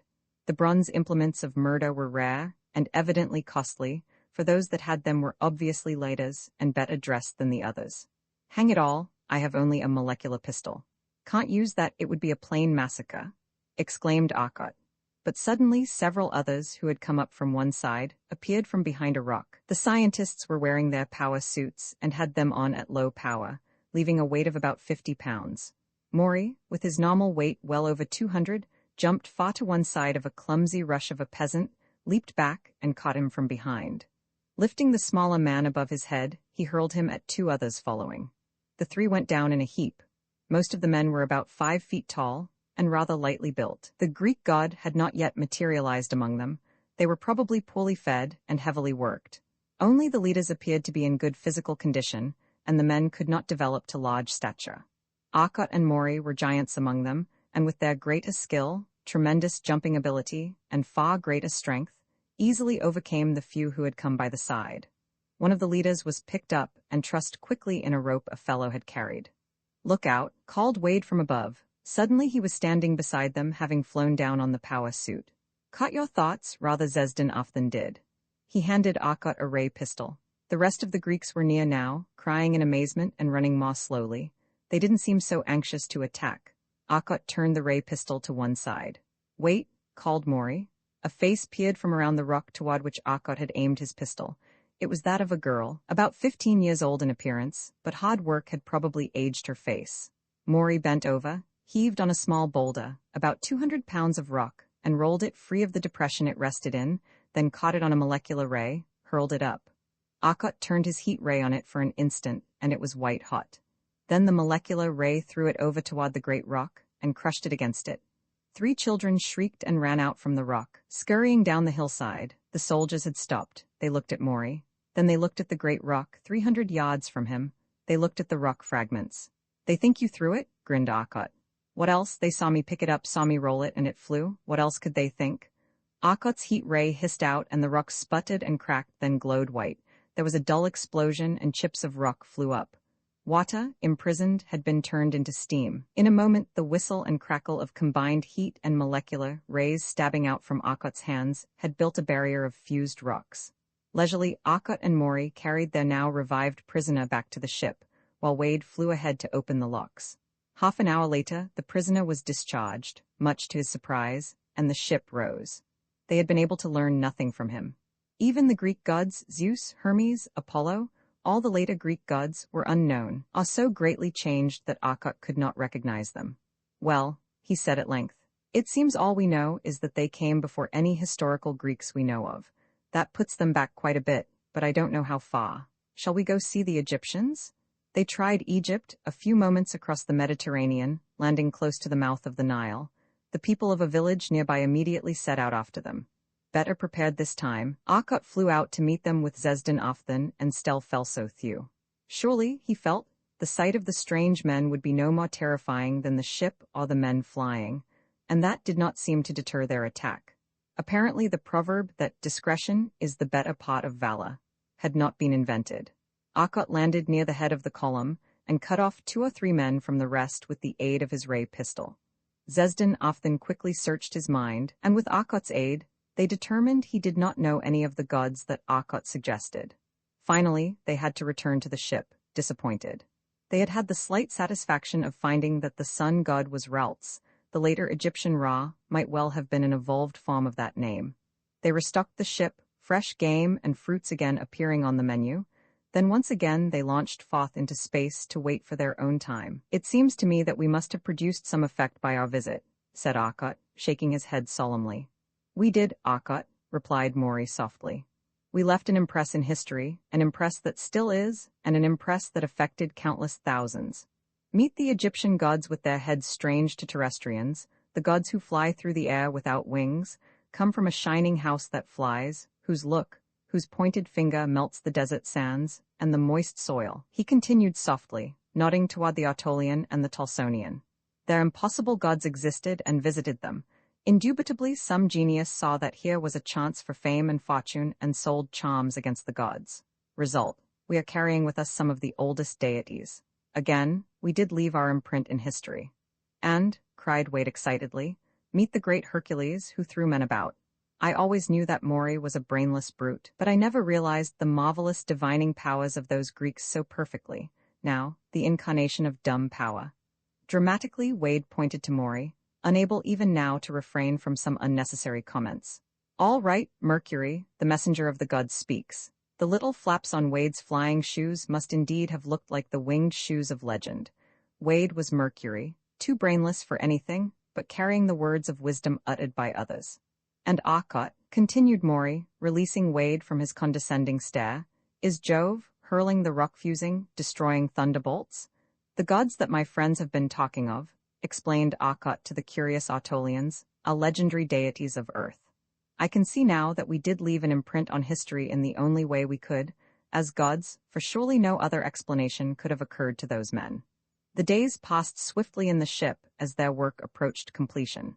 Finally, when the last of the equation of time, artificial matter, and the most awful of their weapons, the unlimited cosmic power, had been calculated, they fell to the last stage of the work. The actual appliances were designed. Then the completed apparatus that the Autolian and the Tolsonian had been working on was carefully investigated by the terrestrial physicists, and its mechanism studied. Arcot had great plans for this, and now it was incorporated in their control apparatus. The one remaining problem was their exact location in time. Already their progress had brought them well up to the 19th century, but, as Maurice sadly remarked, they couldn't tell what date, for they were sadly lacking in history. Had they known the real date, for instance, of the famous Battle of Bull Run, they could have watched it in the telectroscope, and so determined their time. As it was, they knew only that it was one of the periods of the first half of the decade of 1860. As historians, we're a bunch of first-class kitchen mechanics. Looks like we're due for another landing to locate the exact date, agreed Arcot. Why land now? Let's wait until we are nearer the time to which we belong, so we won't have to watch so carefully and so long, suggested Wade. They argued this question for about 200 years as a matter of fact. After that, it was academic anyway. Roman 16 home again, they were getting very near their own time, Arcot felt. Indeed, they must already exist on Earth. One thing that puzzles me, he commented, is what would happen if we were to go down now and see ourselves. Either we can't or we don't want to do it, pointed out Maury, because we didn't. I think the answer is that nothing can exist 2 times at the same time rate, said Arcot. As long as we were in a different time rate we could exist at 2 times. When we tried to exist simultaneously, we could not, and we were forced to slip through time to a time wherein we either did not exist or wherein we had not yet been. Since we were near the time when we last existed in normal time than we were to the time of our birth, we went to the time we left. I suspect that we will find we have just left Earth. Shall we investigate? Absolutely, Arcot, and here's hoping we didn't overshoot the mark by much. As Maury intimated, had they gone much beyond the time they left Earth, they might find conditions very serious indeed. But now they went at once toward Earth on the time control. As they neared, they looked anxiously for signs of the invasion. Arcot spotted the only evident signs, however. 2 large spheres, tiny points in appearance on the telectroscope screen, were circling Earth, one at about 1,000 miles, moving from east to west, the other about 1,200 miles, moving from north to south. It seems the enemy have retreated to space to do their fighting. I wonder how long we were away. As they swept down at a speed greater than light, they were invisible till Arcot slowed down near the atmosphere. Instantly half a dozen fast ships darted toward them, but the ship was very evidently unlike the Thessian ships, and no attack was made. First, the occupants would have an opportunity to prove their friendliness. Terrestrians Arcot, Maury and Wade reporting back from exploration in space with 2 friends. All have been on Earth with us previously, said Arcot into the radio vision apparatus. Very well, Dr. Arcot, you are going to New York or Vermont? Asked the patrol commander. Vermont. Yes, sir, I'll see that you aren't stopped again.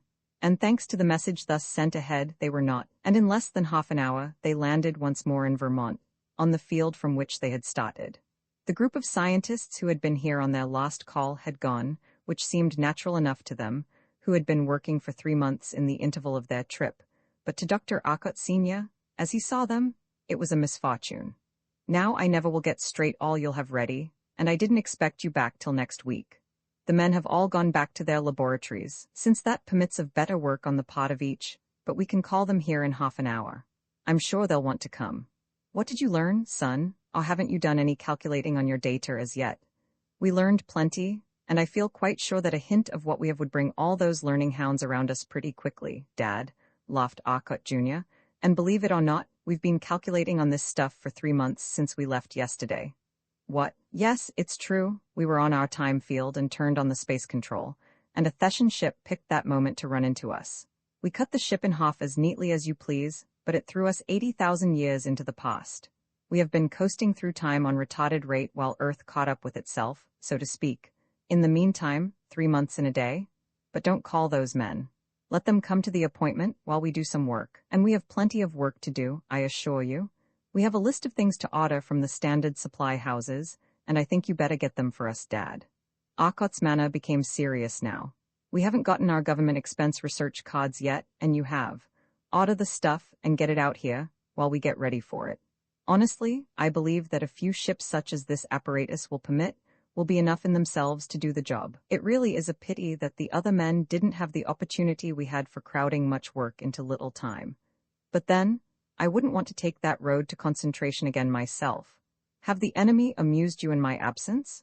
Come on, let's sit down in the house instead of standing here in the sun. They started toward the house, as Akot Sr. explained what had happened in the short time they had been away. There is a friend of yours here, whom you haven't seen in some time, son. He came with some allies. As they entered the house, they could hear the boards creak under some heavy weight that moved across the floor, soundlessly and light of motion in itself. A shadow fell across the hall floor, and in the doorway, a tremendously powerfully built figure stood. He seemed to overflow the doorway, nearly 6.5 feet tall, and fully as wide as the door. His rugged, bronzed face was smiling pleasantly, and his deep-set eyes seemed to flash. A living force flowed from them. Talos, by the 9 planets, Talos of Nansel, say, I didn't expect you here, and I will not put my hand in that meat grinder of yours. Grinned Akot happily, as Talos stretched forth a friendly but quite too powerful hand.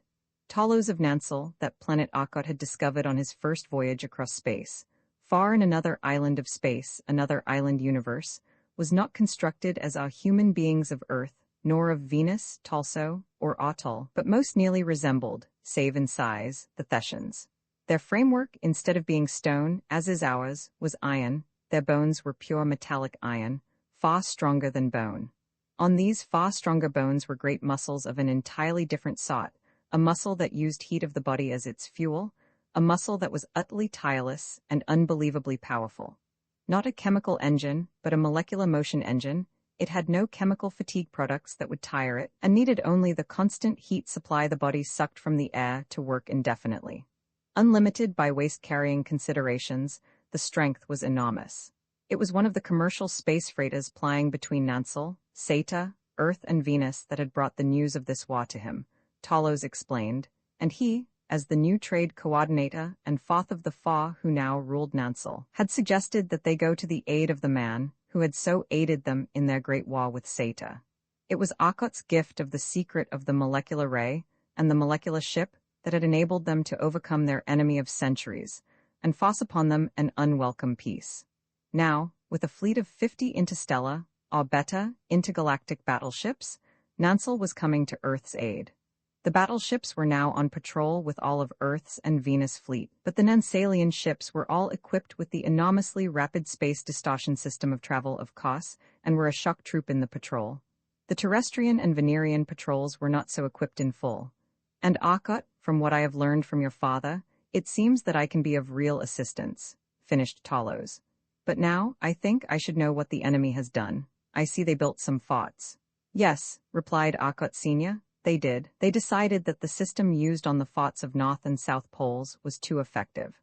They moved to space and cut off slices of Luna, pulled it over on their molecular rays, and used some of the most magnificent apparatus you ever dreamed of. I have just started working on the mathematics of it. We sent out a fleet to do some investigating, but they attacked and stopped work in the meantime. Whatever the ray is that can destroy matter at a distance, they are afraid that we could find its secret too easily and block it, for they don't think it is a weapon, and it is evidently slow in action. Then it isn't what I thought it was, muttered Akot. What did you think it was? Asked his father. Tell you later, go on with the account. Well, to continue, we have not been idle. Following your suggestion, we built up a large ray screen apparatus, in fact several of them, and carried them in ships to different parts of the world. Also some of the planets, lest they start dropping worlds on us. They are already in operation, sending their defensive waves against the heaviside layer. Radio is poor, over any distance, and we can't call Venus from inside the layer now. However, we tested the protection, and it works, far more efficiently than we calculated, due to the amazing conductivity of the layer. If they intend to attack in that way, I suspect that it will be soon, for they are ready now. As we discovered, an attack on their fort was met with a ray screen from the fort. They fight with a wild viciousness now. They won't let a ship get near them. They destroy everything on sight. They seem tremendously afraid of that apparatus of yours. Too bad we had no more. We will have, if you will let me get to work. They went to the ship and entered it. Akot Sr. did not follow, but the others waited while the ship left Earth once more and floated in space. Immediately they went into the time field. They worked steadily, sleeping when necessary, and the giant strength of Talos was frequently as great an asset as his indefatigable work. He was learning rapidly, and was able to do a great deal of the work without direction. He was not a scientist, and the thing was new to him, But his position as one of the best of the secret intelligence force of Nansel had proven his brains, and he did his share. The others, scientists all, found the operations difficult, for work had been allotted to each according to his utmost capabilities. It was still nearly a week of their time before the apparatus was completed to the extent possible, less than a minute of normal time passing. Finally, the unassembled, but completed apparatus was carried to the laboratory of the cottage, and word was sent to all the men of Earth that Arcot was going to give a demonstration of the apparatus he hoped would save them. The scientists from all over Earth and Venus were interested, and those of Earth came, for there was no time for the men of Venus to arrive to inspect the results. Roman 17 power of mind. It was night.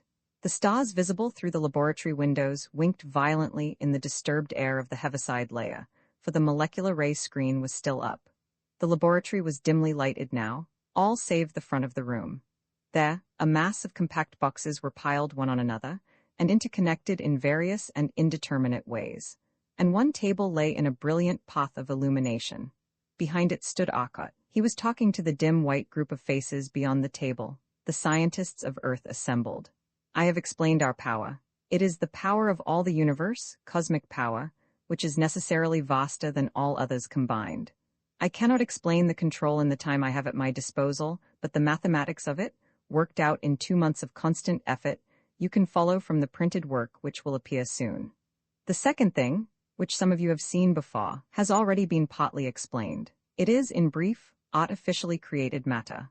The two important things to remember about it are that it does exist, and that it exists only where it is determined to exist by the control there, and nowhere else.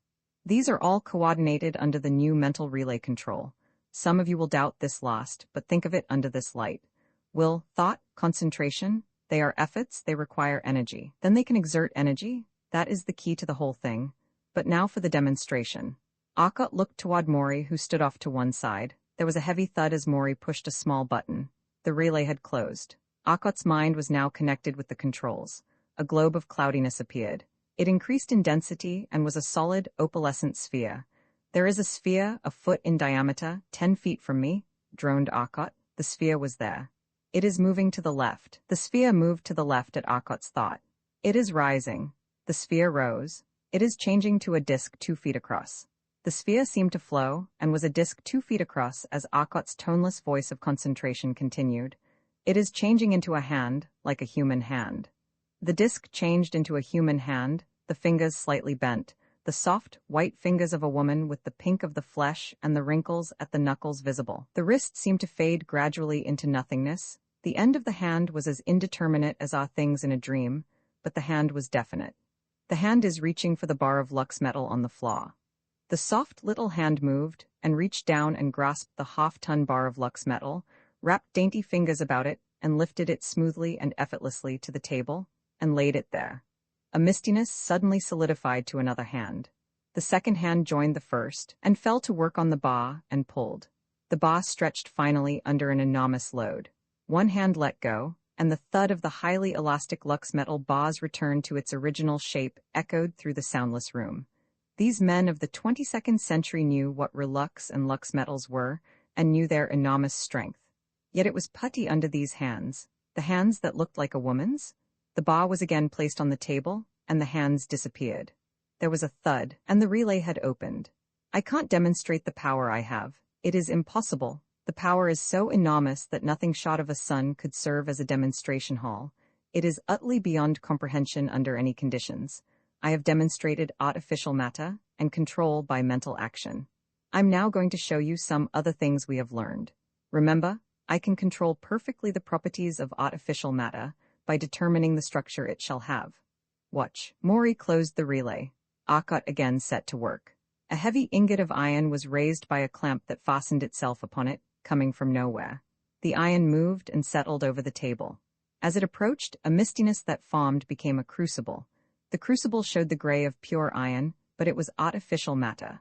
The iron settled in the crucible, and a strange process of flowing began. The crucible became a ball, and colors flowed across its surface, till finally it was glowing richly silvery. The ball opened, and a great lump of silvery stuff was within it. It settled to the floor, and the ball disappeared, but the silvery metal did not. Platinum, said Maury softly. A gasp came from the audience. Only platinum could exist there, and the matter had to rearrange itself as platinum. He could rearrange it in any form he chose, either absorbing or supplying energy of existence and energy of formation. The mistiness again appeared in the air and became a globe of brown, but it changed and disappeared. Maury recognized the signal. He will now make the artificial matter into all the elements and many non-existent elements, unstable, atomic figures. There followed a long series of changes. The material shifted again and again. Finally, the last of the natural elements was left behind. All 104 elements known to man were shown, and many others. We will skip now. This is element of atomic weight 7,000. It was a lump of soft, oozy blackness. One could tell from the way that Arkot's mind handled it that it was soft. It seemed cold, terribly cold. Maury explained. It is very soft, for its atom is so large that it is soft in the molecular state. It is tremendously photoelectric, losing electrons very readily, and since its atom has so enormous a volume, its electrons are very far from the nucleus in the outer rings, and they absorb rays of very great length. Even radio and some shorter audio waves seem to affect it. That accounts for its blackness, and the softness as Arkot has truly depicted it. Also, since it absorbs heat waves and changes them to electrical charges, it tends to become cold, as the frost Arkot has shown indicates. Remember that is infinitely hard as you see it, for it is artificial matter, but Arkot has seen natural matter forced into this exceedingly explosive atomic figuration. It is so heavily charged in the nucleus that its X-ray spectrum is well toward the gamma. The inner electrons can scarcely vibrate. Again the substance changed and was gone. Too far, atom of weight 20,000 becomes invisible and non-existent as space closes in about it, perhaps the origin of our space. Atoms of this weight, if breaking up, would form 2 or more atoms that would exist in our space, then these would be unstable and break down further into normal atoms. We don't know. And one more substance, continued Maury as he opened the relay once more. Arkot sat down and rested his head in his hands. He was not accustomed to this strain, and though his mind was one of the most powerful on Earth, it was very hard for him. We have a substance of commercial and practical use now. Cosmium. Arkot will show one method of making it. Arkot resumed his work, seated now. A formation reached out and grasped the lump of platinum still on the floor. Other bars of iron were brought over from the stack of material laid ready and piled on a broad sheet that had formed in the air, tons of it, tens of tons. Finally he stopped. There was enough. The sheet wrapped itself into a sphere and contracted slowly, steadily. It was rampant with energy flowed from it, and the air about was glowing with ionization.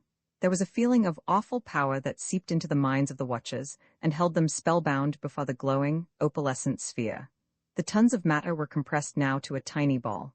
Suddenly the energy flared out violently, a terrific burst of energy, ionizing the air in the entire room and shooting it with tiny, burning sparks.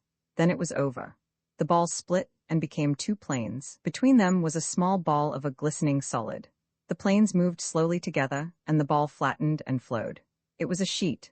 A clamp of artificial matter took it and held the paper-thin sheet, many feet square, in the air.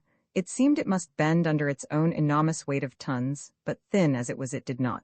Cosmium, said Maury softly. Arkot crumpled it and pressed it once more between artificial matter tools. It was a plate, thick as heavy cardboard, and 2 feet on a side. He set it in a holder of artificial matter, a sort of frame, and caused the controls to lock. Taking off the headpiece he had worn, he explained, as Maury said, Cosmium. Briefly, density, 5,007.89, tensile strength, about 200,000 times that of good steel. The audience gasped. That seems little to men who do not realize what it meant. An inch of this stuff would be harder to penetrate than 3 miles of steel. Our new ship, continued Arkot, will carry 6-inch armor. 6 inches would be the equivalent of 18 miles of solid steel, with the enormous improvement that it will be concentrated, and so will have far greater resistance than any amount of steel. Its tensile strength would be the equivalent of an 18-mile wall of steel. But its most important properties are that it reflects everything we know of, cosmics, light, and even moleculars. It is made of cosmic ray photons, as lux is made of light photons, but the inexpressibly tighter bond makes the strength enormous. It cannot be handled by any means save by artificial matter tools. And now I am going to give a demonstration of the theatrical possibilities of this new agent. hardly scientific, but amusing. But it wasn't exactly amusing. Akkad again donned the headpiece. I think, he continued, that a manifestation of the supernatural will be most interesting. Remember that all you see is real, and all effects are produced by artificial matter, generated by the cosmic energy, as I have explained, and are controlled by my mind. Akkad had chosen to give this demonstration with definite reason. Apparently a bit of scientific playfulness, yet he knew that nothing is so impressive, nor so lastingly remembered as a theatrical demonstration of science. The greatest scientist likes to play with his science. But Akkad's experiment now, it was on a level of its own. From behind the table, apparently crawling up the leg, came a thing. It was a hand. A horrible, disjointed hand. It was withered and encarmined with blood, for it was severed from its wrist, and as it hunched itself along, moving by a ghastly twitching of fingers and thumb, it left a trail of red behind it. The papers to be distributed rustled as it passed, scurrying suddenly across the table, down the leg, and racing toward the light switch. By some process of writhing jerks it reached it, and suddenly the room was plunged into half-light as the lights winked out. Light filtering over the transom of the door from the hall alone illuminated the hall, but the hand glowed. It glowed, and scurried away with an awful rustling, scuttling into some unseen hole in the wall. The quiet of the hall was the quiet of tenseness. From the wall, coming through it, came a mistiness that solidified as it flowed across. It was far to the right, a bent, stooped figure, a figure half-glimpsed but fully known, for it carried in its bony, glowing hand a great, nicked scythe. Its rattling tread echoed hollowly on the floor. Stooping walk, shuffling gait, the great metal scythe scraping on the floor, half seen as the gray, luminous cloak blew open in some unfelt breeze of its ephemeral world, revealing bone, dry, gray bone. Only the scythe seemed to know life, and it was red with that life. Slow-running, sticky life stuff. Death paused and raised his awful head. The hood fell back from the cavernous eye sockets, and they flamed with a greenish radiance that made every strained face in the room assume the same deathly pallor. The scythe of death, grated the rusty voice. The scythe is slow, too slow, I bring new things. It cackled in its cracked voice. New things of my tools, see? The clutching bones dropped the rattling scythe, and the handle broke as it fell and rotted before their eyes. Ha, ha, the thing cackled as it watched. Ha, what death touches rots as he leaves it. The grinning, blackened skull grinned wider, in an awful, leering cavity rotting, twisted teeth showed, but from under his flapping robe the skeletal hands drew something, ray pistols. These are swifter. The thing turned, and with a single leering glance behind, flowed once more through the wall. A gasp, a stifled, groaning gasp ran through the hall, a half-sob. But far, far away they could hear something clanking, dragging its slow way along. Spellbound they turned to the farthest corner, and looked down the long, long road that twined off in distance. A lone, luminous figure plodded slowly along it, his half-human shamble bringing him rapidly nearer. Larger and larger he loomed, clearer and clearer became the figure, and his burden. Broken, twisted steel, all metal of some sort, twisted and blackened. It's over, and my toys are here, I win, I always win. For I am the spawn of Mars, of war, and of hate, the sister of war, and my toys are the things they leave behind. It gesticulated, waving the twisted stuff, and now, through the haze, they could see them, buildings. The framework of buildings and twisted liners, broken weapons. It loomed nearer, the cavernous, glowing eyes under low, shaggy brows, became clear. The awful brutal hate, the lust of death, the rotting flesh of disease, all seemed stamped on the horror that approached. Ah, it had seen them. Ah, it dropped the buildings, the broken things, and shuffled into a run toward them. Its face changed, the lips drew back from broken, stained teeth, the curling, cruel lips and the rotting flesh of the face wrinkled into a grin of lust and hatred. The shaggy mop of its hair seemed to writhe and twist, the long, thin fingers grasped spasmodically as it neared. The torn, broken fingernails were visible. Nearer, nearer, nearer. Oh, God, stop it. A voice shrieked out of the dark as someone leaped suddenly to his feet. Simultaneously with the cry, the thing puffed into nothingness of energy from which it had sprung, and a great ball of clear, white glowing light came into being in the center of the room, flooding it with a light that dazzled the eyes, but calmed broken nerves. Roman 18 Earth's defenses. I am sorry, Akkad. I did not know, for I see I might have helped, but to me, with my ideas of horror, it was as you said, amusement, said Talos. They were sitting now in Akkad's study at the cottage, Akkad, his father, Maury, Wade, Talos, the 3 Autolians and the Talsonian. I know, Talos. You see where I made my mistake, as I have said, was in forgetting that in doing as I did, picturing horror, like a snowball rolling, it would grow greater. The idea of horror started, my mind pictured one, and it inspired greater horror, which in turn reacted on my all-too-reactive apparatus. As you said, the things changed as you watched, molding themselves constantly as my mind changed them, under its own initiative, and the concentrated thoughts of all those others.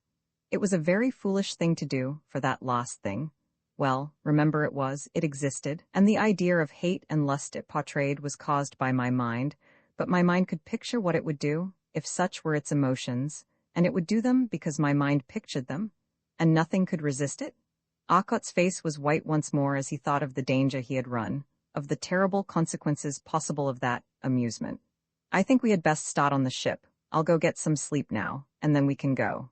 Arcot led the way to the ship, while Talos, Maury and Wade and Stel Felso Thew accompanied him. The Autolians were to work on Earth, aiding in the detection of attacks by means of their mental investigation of the enemy. Well, goodbye, Dad. Don't know when I'll be back. Maybe 25,000 years from now or 25,000 years ago, but we'll get back somehow, and we'll clean out the Thessians. He entered the ship and rose into space. Where are you going, Arcot? Asked Maury. Eros, replied Arcot laconically. Not if my mind is working right, cried Wade suddenly. All the others were tense, listening for inaudible sounds. I quite agree, replied Arcot. The ship turned about and dived toward New York, 100,000 miles behind now, at a speed many times that of light as Arcot snapped into time. Across the void, Zesden Fent's call had come. New York was to be attacked by the Thessians, New York and Chicago next. New York because the orbits of their two forts were converging over that city in a few minutes. They were in the atmosphere, screaming through it, as their relux glowed instantaneously in the heaviside layer, then was through before damage could be done. The screen was up. Scarcely a minute after they passed, the entire heavens blazed into light, the roar of tremendous thunders crashing above them. Great lightning bolts rent the upper air for miles as enormous energies clashed. Ah, they are sending everything they have against that screen, and it's hot. We have 10 of our biggest tube stations working on it, and more coming in, to our total of 30, but they have 2 forts, and Lord knows how many ships. I think I'm going to cause them some worrying. Arcot turned the ship and drove up again, now at a speed very low to them, but as they had the time field up, very great. They passed the screen, and a tremendous bolt struck the ship. Everything in it was shielded, but the static was still great enough to cause them some trouble as the time field and electric field fought. But the time field, because of its very nature, could work faster, and they won through undamaged, though the enormous current seemed flowing for many minutes as they drifted slowly past it. Slowly, at 50 miles a second. Out in space, free of the atmosphere, Arcot shot out to the point where the Thessians were congregating. The shining dots of their ships and the disks of the forts were visible from Earth save for the air's distortion. They seemed a miniature Milky Way, their deadly beams concentrated on Earth. Then the Thessians discovered that the terrestrial fleet was in action. A ship glowed with the ray, the opalescence of relux under molecules visible on its walls. It simply searched for its opponent while its relux slowly yielded. It found it in time, and the terrestrial ship put up its screen. The terrestrial fleet set to work. Everything they had flying at the Thessian giants, but the Thessians had heavier ships and heavier tubes. More power was winning for them. Inevitably, when the sun's interference somewhat weakened the ray shield, about that time Arcot arrived. The nearest fort dived toward the further with an acceleration that smashed it against no less than 10 of its own ships before they could so much as move. When the way was clear to the other fort, and that fort had moved, the Berserk fort started off a new tack, and garnered 6 more wrecks on its side. Then Thet's emissaries located Arcot. The screen was up, and the Negrian attractive ray apparatus which Arcot had used was working through it.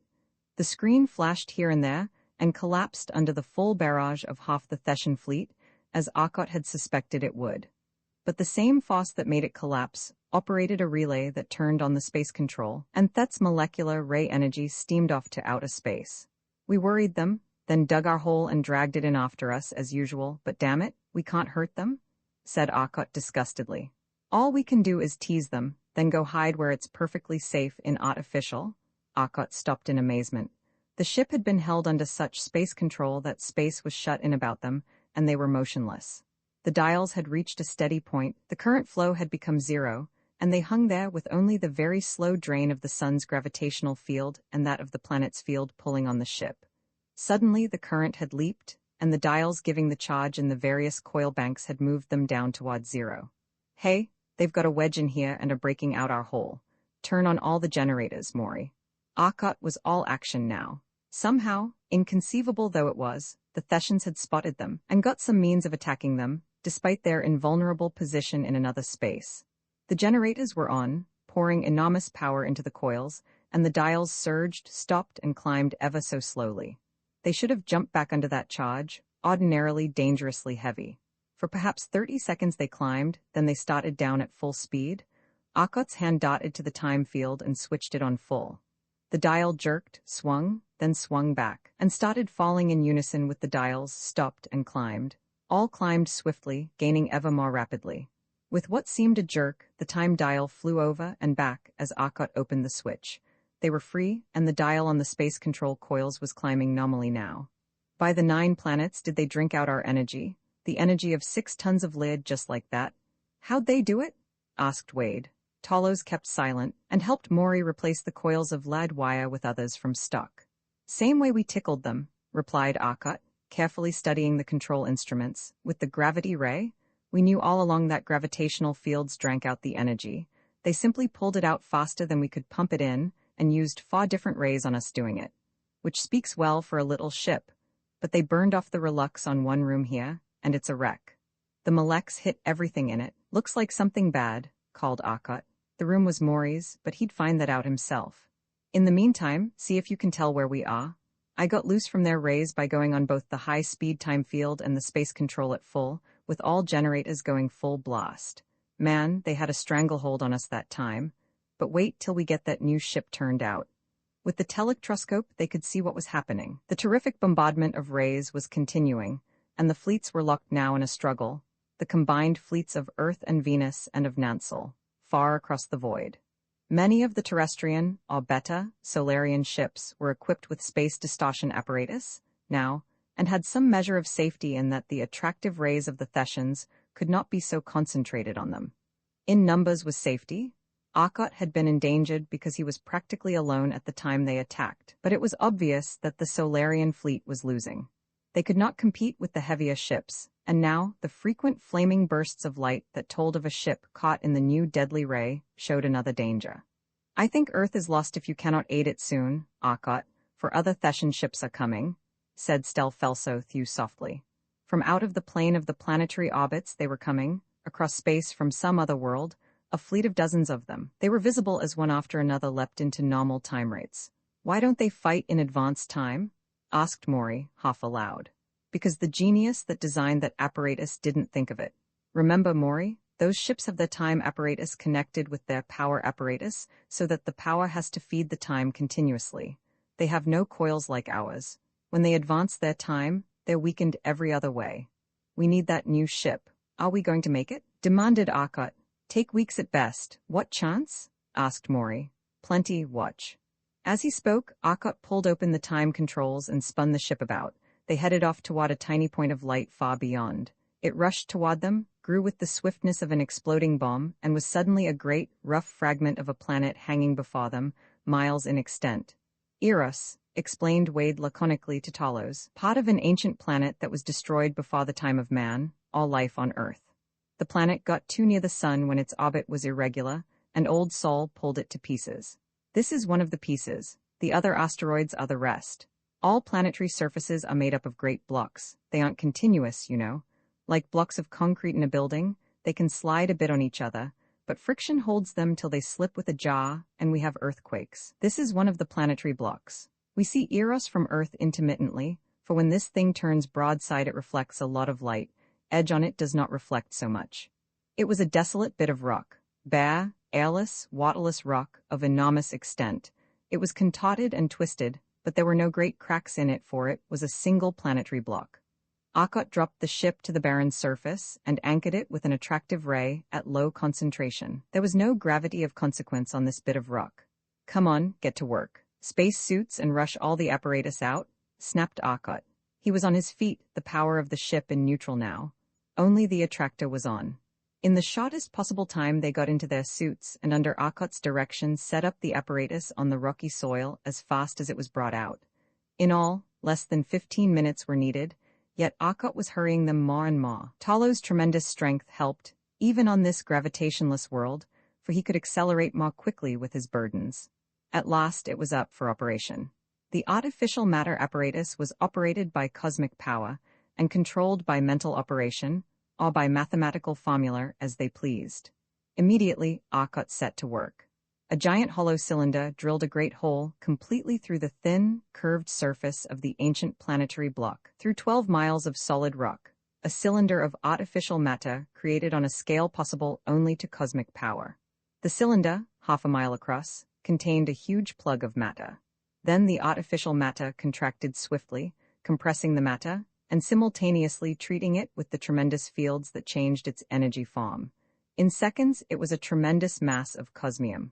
A second smaller cylinder bought a plug from the rock and worked on it. A huge mass of relux resulted. Now other artificial matter tools set to work at Akkot's bidding and cut pieces from his huge masses of raw materials, and literally, quick as thought, built a great framework of them, anchored in the solid rock of the planetoid. Then a tremendous plane of matter formed and neatly bisected the planetoid. Two great flat pieces of rock were left where one had been miles across, miles thick, planetary chips. On the great framework that had been constructed, 4 tall shafts of cosmium appeared, and each was a hollow tube, up the center of which ran a huge cable of relux. At the peak of each mile-high shaft was a great globe. Now in the framework, below things were materializing as Akkot's flying thoughts arranged them. Great tubes of cosmium with relux element, huge coils of relux conductors, insulated with microscopic but impenetrable layers of cosmium. Still, for all his swiftness of mind and accuracy of thought, he had to correct 2 mistakes in all his work. It was nearly an hour before the thing was finished. Then, 200 feet long, 100 wide, and 50 in height, the great mechanism was completed, the tall columns rising from 4 corners of the greater framework that supported it. Then into it, Akkot turned the powers of the cosmos. The stars in the airless space wavered and danced as though seen through a thick atmosphere. Tingling power ran through them as it flowed into the tremendous coils. For 30 seconds, then the heavens were as before. At last Akkot spoke. Through the radio communicators and through the thought channels, his ideas came as he took off the headpiece. It's done now, and we can rest. There was a tremendous crash from within the apparatus. The heavens reeled before them and shifted, then were still, but the stars were changed. The sun shone weirdly, and the stars were altered. That is a time-shifting apparatus on a slightly larger scale, replied Akkot to Talo's question, and is designed to give us a chance to work. Come on, let's sleep. A week here should be a few minutes of Earth time. You sleep, Akkot. I'll prepare the materials for you, suggested Maury. So Akkot and Wade went to sleep while Maury and the Talsonian and Talos worked. First Maury bound the ancient mariner to the frame of the time apparatus, safely away from the 4 luminous balls, broadcasters of the time field. Then he shut off the attractive ray and bound himself in the operator's seat of the apparatus of the artificial matter machine. A plane of artificial matter formed, and a stretch of rock rose under its lift as it cleft the rock apart. A great cleared, level space resulted. Other artificial matter enclosed the rock, and the fragments cut free were treated under tremendous pressure. In a few moments, a second enormous mass of cosmium was formed. For 3 hours, Maury worked steadily, building a tremendous reserve of materials. Lux metal he did not make, but relux, the infusible, perfect conductor, and cosmium in tremendous masses, he did make. And he made some great blocks of oxygen from the rock, transmuting the atoms, and stored it frozen on the plane, with liquid hydrogen in huge tanks and some metals that would be needed. Then he slept while they waited for Akkot. 8 hours after he had lain down, Akkot was up and ate his breakfast. He set to work at once with the machine. It didn't suit him, it seemed, and first he made a new tool, a small ship that could move about, propelled by a piece of artificial matter, and the entire ship was a tremendously greater artificial matter machine, with a greater power than before. His thoughts, far faster than hands could move, built up the gigantic hull of the new ship, and put in the rooms and the brace members in less than 12 hours. A titanic shell of 8-inch cosmium, a space, with braces of the same non-conductor of heat, cosmium, and a 2-inch inner hull. A tiny space in the gigantic hull, a space less than 1,000 cubic feet in dimension, was the control and living quarters. It was held now on great cosmium springs, but Akkot was not by any means through. One man must do all the work. for one brain must design it, and though he received the constant advice and help of Maury and the others, it was his brain that pictured the thing that was built. At last the hull was completed. A single, glistening tube of enormous bulk, a mile in length, 1,000 feet in diameter. Yet nearly all of that great bulk would be used immediately. Some room would be left for additional apparatus they might care to install, spare parts they did not have to carry. They could make their own from the energy abounding in space. The enormous, shining hull was a thing of beauty through stark grandeur now, but obviously incomplete. The ray projectors were not mounted, but they were to be ray projectors of a type never before possible. Space is the transmitter of all rays, and it is in space that those energy forms exist. Arcot had merely to transfer the enormously high energy level of the space curvature to any form of energy he wanted, and now, with the complete statistics on it, he was able to do that directly. No tubes, no generators, only fields that changed the energy already there, the immeasurable energy available. The next period of work he started the space distortion apparatus. That must go at the exact center of the ship. One tremendous coil, big enough for the ancient mariner to lie in easily. Minutes and flying thoughts had made it, then came thousands of the individual coils, by thinking of one, and picturing it many times. In ranks, rows, and columns they were piled into a great block, for power must be stored for use of this tremendous machine, while in the artificial space when its normal power was not available, and that power source must be tremendous.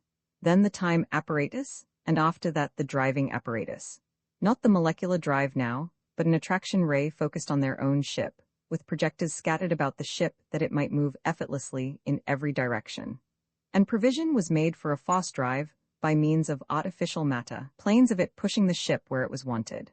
But with the attraction drive, they would be able to land safely, without fear of being crushed by their own weight on Thet, for all its enormous gravity.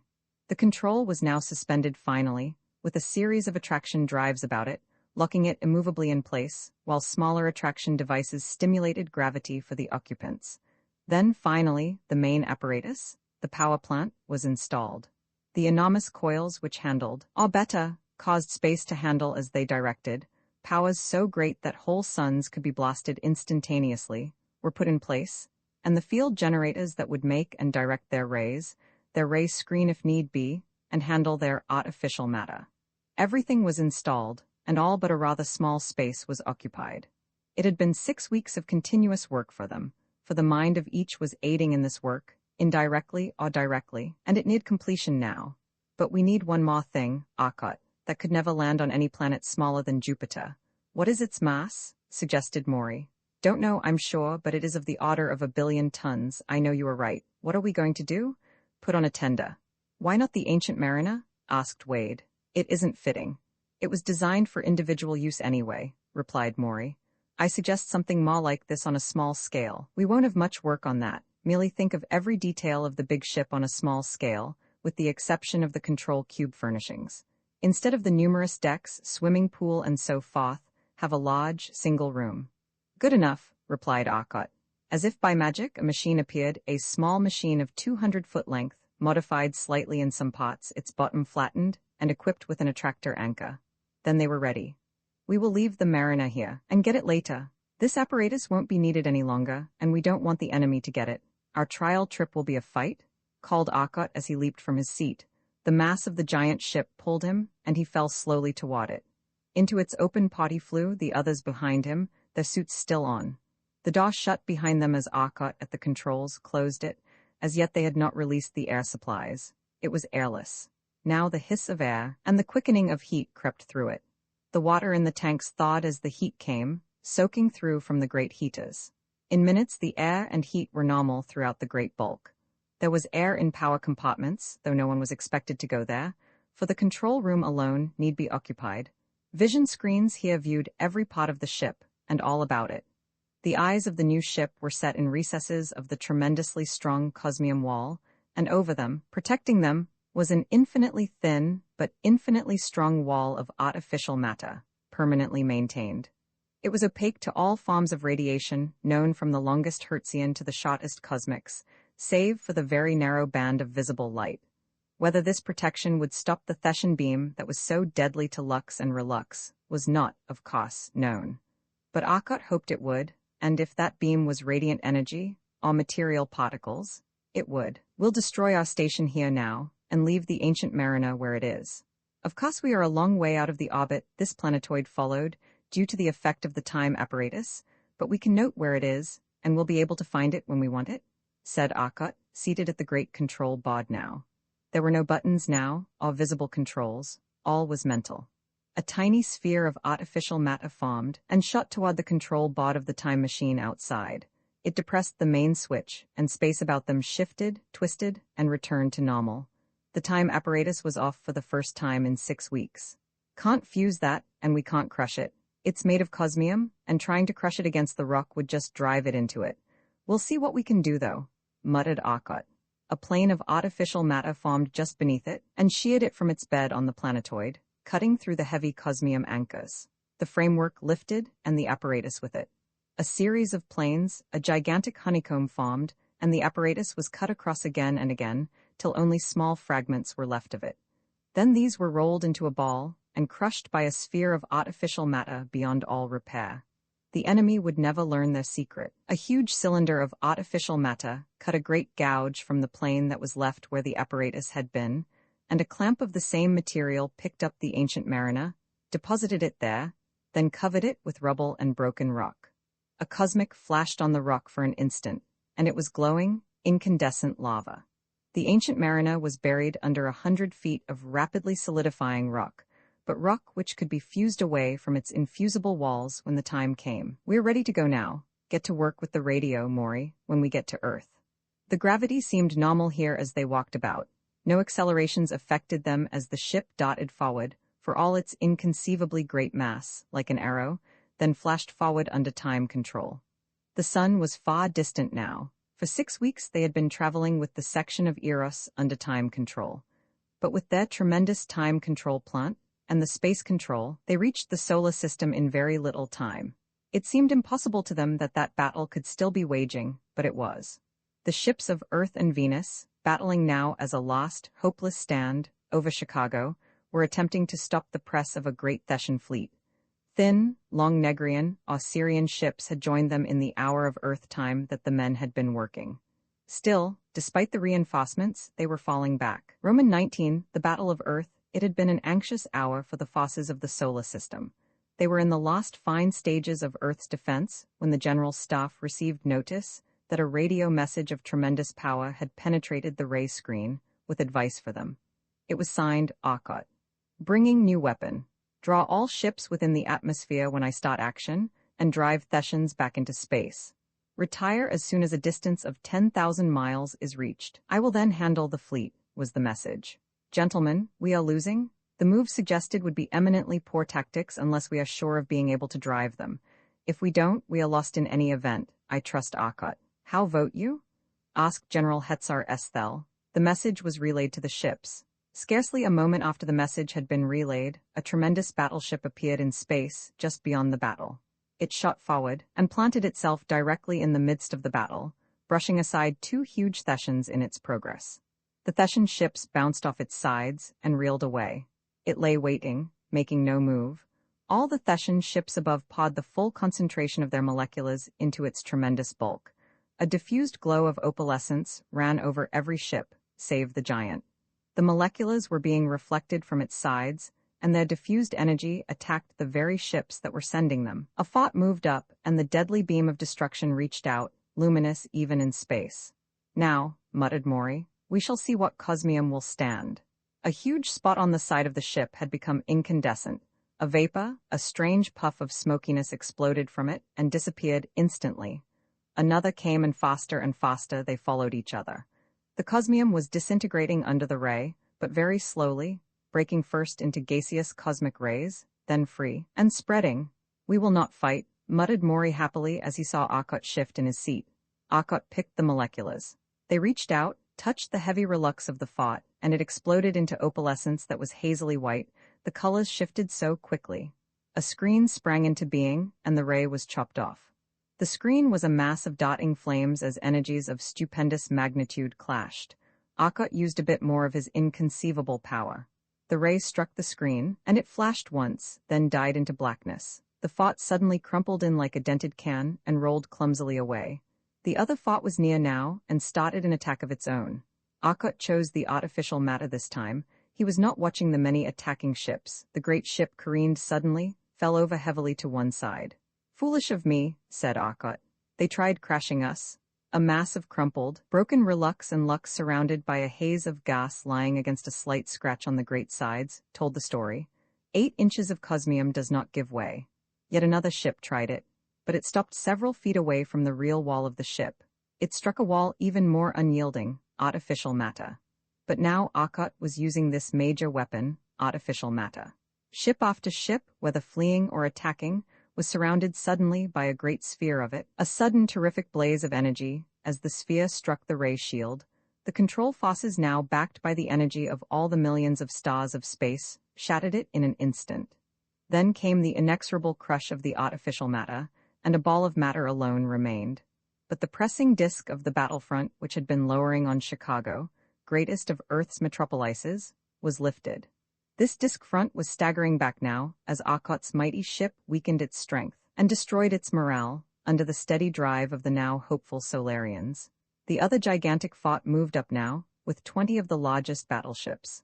The fort turned loose its destructive ray, and Arkot tried his new magnet. It was not a true magnet, but a transformed space field, a field created by the energy of all the universe. The fort was gigantic. Even Arkot's mighty ship was a small thing beside it, but suddenly it seemed warped and twisted as space curved visibly in a magnetic field of such terrific intensity as to be immeasurable. Arkot's armory was tested and found not wanting. Suddenly, every Thetan ship in sight ceased to exist. They disappeared. Instantly, Arkot threw on all-time power and darted toward Venus.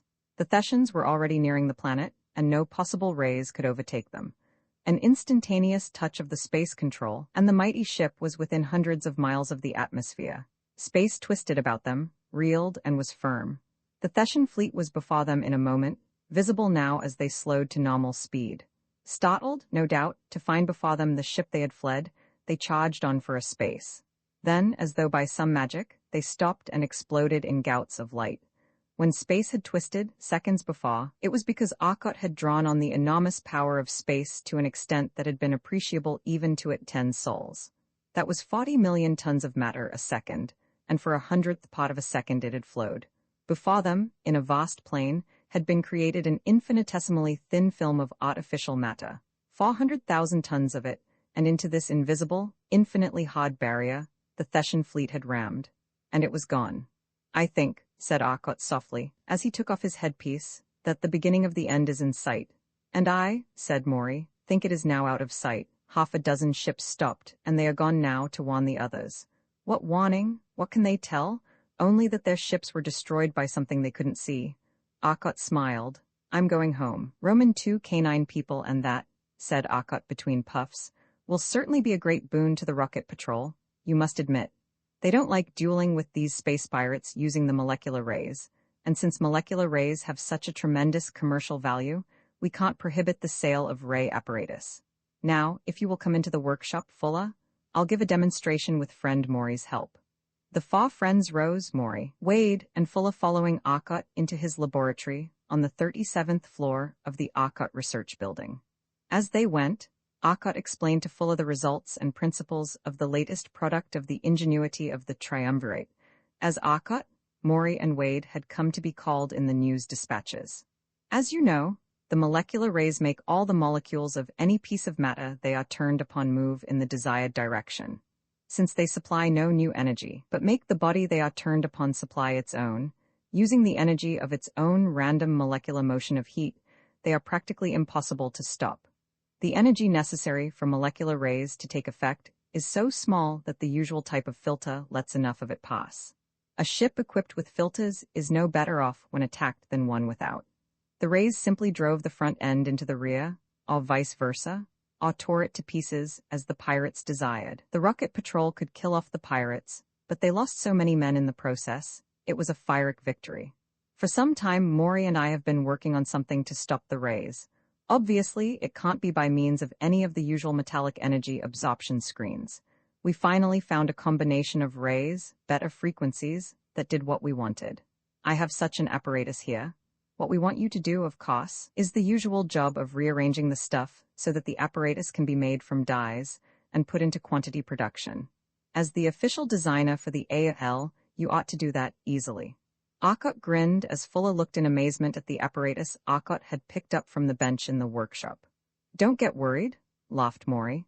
That's got a lifting unit combined, just a plain ordinary molecular lift such as you see by the hundreds out there. Maury pointed through the great window where thousands of those lift units were carrying men, women and children through the air, lifting them hundreds, thousands of feet above the streets and through the doors of buildings. Here's an ordinary molecular pistol. I'm going to put the suit on and rise about 5 feet off the floor. You can turn the pistol on me and see what impression it makes on the suit. Fuller took the molecular ray pistol, while Wade helped Arcot into the suit. He looked at the pistol dubiously, pointed it at a heavy casting of iron resting in one corner of the room, and turned the ray at low concentration, then pressed the trigger button. The casting gave out a low, scrunching grind and slid toward him with a lurch. Instantly he shut off the power. This isn't any ordinary pistol. It's got 7 or 8 times the ordinary power, he exclaimed. Oh yes, I forgot, Maury said. Instead of the fuel battery that the early pistols used, this has a space distortion power coil. This pistol has as much power as the usual A39 power unit for commercial work. By the time Maury had explained the changes to Fuller, Arcot had the suit on and was floating 5 or 6 feet in the air, like a grotesque captive balloon. Ready, Fuller? I guess so, but I certainly hope that suit is all it is claimed to be. If it isn't, well, I'd rather not commit murder. It'll work, said Arcot. I'll bet my neck on that. Suddenly he was surrounded by the faintest of auras, a strange, wavering blue light, like the hazy corona about a 400,000-volt power line. Now try it. Fuller pointed the pistol at the floating man and pushed the trigger. The brilliant blue beam of the molecular ray, and the low hum of the air, rushing in the path of the director beam, stabbed out toward Arcot. The faint aura about him was suddenly intensified 1,000,000 times till he floated in a ball of blue-white fire. Scarcely visible, the air about him blazed with bluish incandescence of ionization. Increase the power, suggested Maury. Fuller turned on more power. The blue halo was shot through with tiny violet sparks. The sharp odor of ozone in the air was stifling. The heat of wasted energy was making the room hotter. The power increased further, and the tiny sparks were waving streamers that laced across the surface of the blue fire.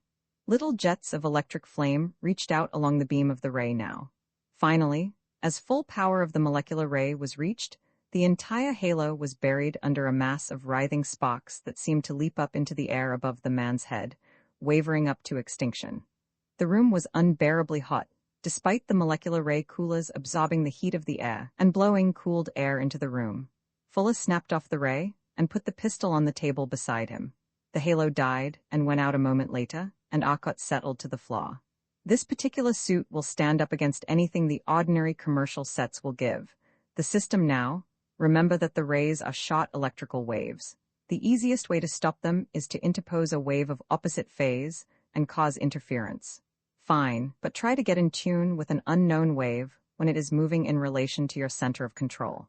It is impossible to do it before you yourself have been rayed out of existence. We must use some system that will automatically, instantly be out of phase. The Hall effect would naturally tend to make the frequency of a wave through a resisting medium change and lengthen. If we can send out a spherical wave front and have it lengthen rapidly as it proceeds, we will have a wave front that is, at all points, different. Any entering wave would, sooner or later, meet a wave that was half a phase out, no matter what the motion was, nor what the frequency, as long as it lies within the comparatively narrow molecular wave band. What this apparatus, or ray screen, consists of is a machine generating a spherical wave front of the nature of a molecular wave, but of just too great a frequency to do anything. A second part generates a condition in space, which opposes that wave. After traveling a certain distance, the wave has lengthened to molecular wave type, but is now beyond the machine which generated it, and no longer affects it or damages it. However, as it proceeds, it continues to lengthen, till eventually it reaches the length of infralight, when the air quickly absorbs it, as it reaches one of the absorption bands for air molecular waves, and any molecular wave must find its half-wave complement somewhere in that wedge of waves. It does, and is at once choked off, its energy fighting the energy of the ray screen, of course. In the air, however, The screen is greatly helped by the fact that before the half-wave frequency is met in the ray wedge, the molecular ray is buried in ions, leaving the ray screen little work to do. Now your job is to design the apparatus in a form that machines can make automatically. We tried doing it ourselves for the fun of it, but we couldn't see how we could make a machine that didn't need at least 2 humans to supervise. Well, grinned Fuller, you have it all over me as scientists, but as economic workers. 2 human supervisors to make 1 product? All right, we agree. But no, let's see you, Laud. What was that? Maury started for the door on the run. The building was still trembling from the shock of a heavy blow, a blow that seemed much as though a machine had been wrecked on the armored roof, and a big machine at that. Arcot, a flying suit already on, was up in the air, and darting past Maury in an instant, streaking for the vertical shaft that would let him out to the roof. The molecular ray pistol was already in his hand, ready to pull any beams off unfortunate victims pinned under them. In a moment he had flashed up through the 7 stories, and out to the roof. A gigantic silvery machine rested there, streamlined to perfection, its hull dazzlingly beautiful in the sunlight. A door opened, and 3 tall, lean men stepped from it. Already people were collecting about the ship, flying up from below. Air patrolmen floated up in a minute and seeing Arcot, held the crowd back. The strange men were tall, 8 feet or more in height. Great, round, soft brown eyes looked in curiosity at the towering multicolored buildings, at the people floating in the air, at the green trees and the blue sky, the yellowish sun. Arcot looked at their strangely blotched and mottled heads, faces, arms, and hands. Their feet were very long and narrow, their legs long and thin. Their faces were kindly. The mottled skin, brown and white and black, seemed not to make them ugly. It was not a disfigurement, it seemed oddly familiar and natural in some reminiscent way. Laud, Arcot, queer specimens, yet they seem familiar, said Maury in an undertone. They are. Their race is that of man's first and best friend, the dog. See the brown eyes, the typical teeth? The feet still show the traces of the dog's toe step. Their nails, not flat like human ones but rounded. The mottled skin, the ears, look, one is advancing. One of the strangers walked laboriously forward. A lighter world than Earth was evidently his home. His great brown eyes fixed themselves on Arcot's. Arcot watched them. They seemed to expand, grow larger, they seemed to fill all the sky. Hypnotism? He concentrated his mind and the eyes suddenly contracted to the normal eyes of the stranger. The man reeled back as Arcot's telepathic command to sleep came, stronger than his own will. The stranger's friends caught him, shook him, but he slept. One of the others looked at Arcot, his eyes seemed hurt, desperately pleading. Arcot strode forward and quickly brought the man out of the trance. He shook his head, smiled at Arcot, then, with desperate difficulty, he enunciated some words in English, terribly distorted. Ahi whiz talk, vocal codes run, talk by Breen. Distorted as it was, Arcot recognized the meaning without difficulty. I wish to talk, vocal codes wrong, talk by brain. He switched to communication by the Venerian method, telepathically, but without hypnotism. Good enough. When you attempted to hypnotize me, I didn't know what you wanted. It is not necessary to hypnotize to carry on communication by the method of the second world of this system. What brings you to our system? From what system do you come? What do you wish to say? The other, not having learned the Venerian system, had great difficulty in communicating his thoughts, but Arcot learned that they had machines which would make it easier, and the terrestrian invited them into his laboratory. For the crowd was steadily growing. The 3 returned to their ship for a moment, coming out with several peculiar headsets. Almost at once the ship started to rise, going up more and more swiftly, as the people cleared a way for it. Then, in the tiniest fraction of a second, the ship was gone. It shrank to a point, and was invisible in the blue vault of the sky. Apparently they intend to stay a while, said Wade. They are trusting souls, for their line of retreat is cut off. We naturally have no intention of harming them, but they can't know that. I'm not so sure, said Arcot. He turned to the apparent leader of the 3 and explained that there were several stories to descend, and stairs were harder than a flying unit. Wrap your arms about my legs when I rise above you, and hold on till your feet are on the floor again, he concluded. The stranger walked a little closer to the edge of the shaft, and looked down. White bulbs illuminated its walls down its length to the ground. The man talked rapidly to his friends, looking with evident distaste at the shaft and the tiny pack on Arcot's back. Finally, smiling, he evinced his willingness. Arcot rose, the man grasped his legs, and then both rose.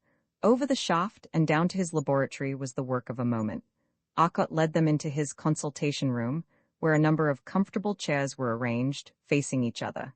He seated them together, and his own friends facing them. "Friends of another world," began Akkot, "we do not know your errand here, but you evidently have good reason for coming to this place. It is unlikely that your landing was the result of sheer chance.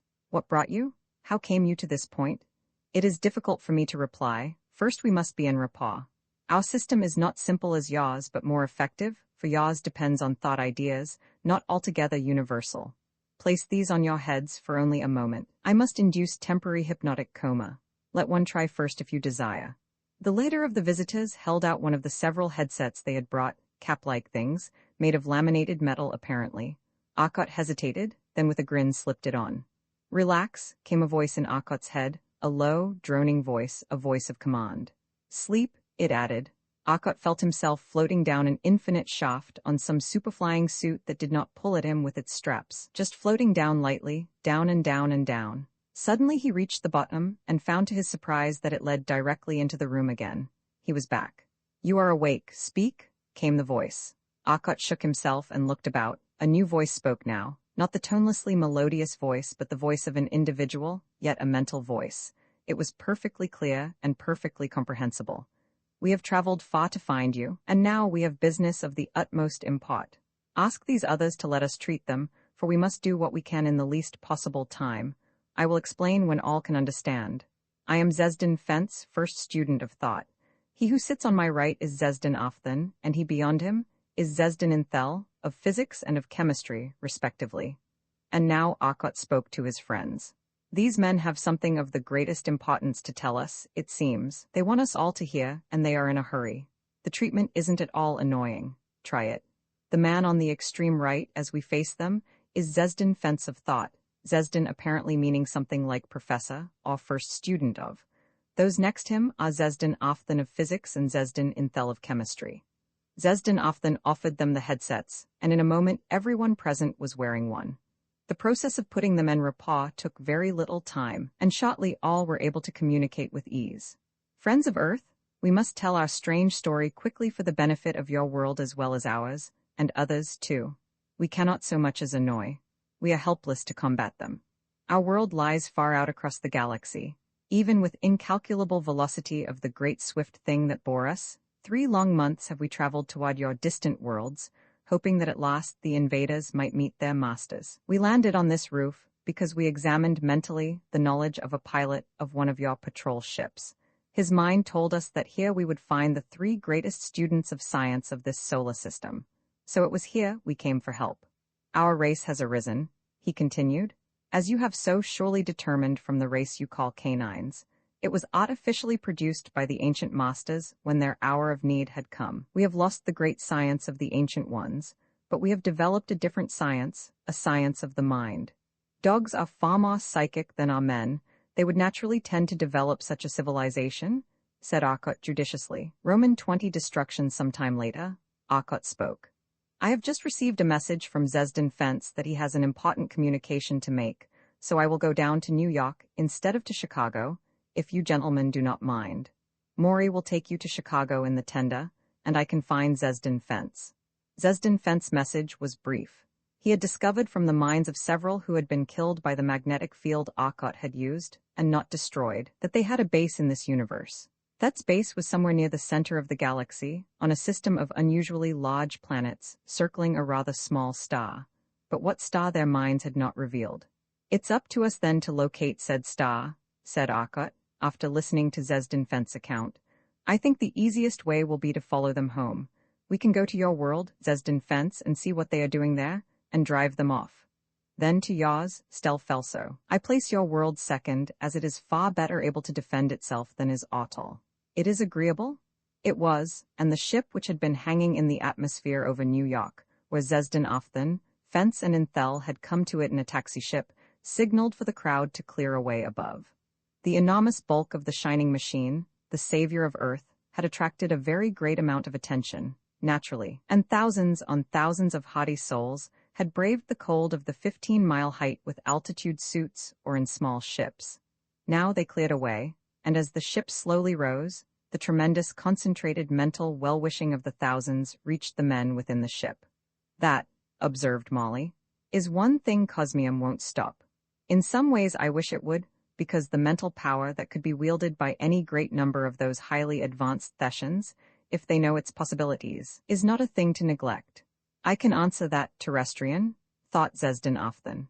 Our instruments show great mental powers and great ability to concentrate the will in mental processes, but they indicate a very slight development of these abilities.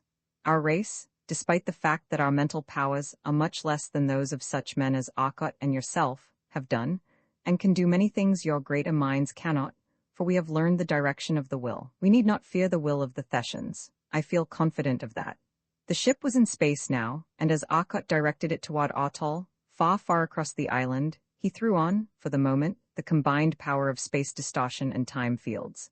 Instantly the sun vanished, and when, less than a second later, he cut off the space field and left only the time, the constellations were instantly recognizable. They were within a dozen light-years of Atoll. "Maury, may I ask what you call this machine?" asked Talos. "You may, but I can't answer," laughed Maury. "We were so anxious to get it going that we didn't name it. Any suggestions?" For a moment none of them made any suggestions, then slowly came Arkot's thoughts, clear and sharp, the thoughts of carefully weighed decision. The swiftest thing that ever was thought, the most irresistible thing thought, for nothing can stop its progress. The most destructive thing thought, the greatest constructor, the greatest destroyer, the product of mind and producer of powers, the greatest of powers.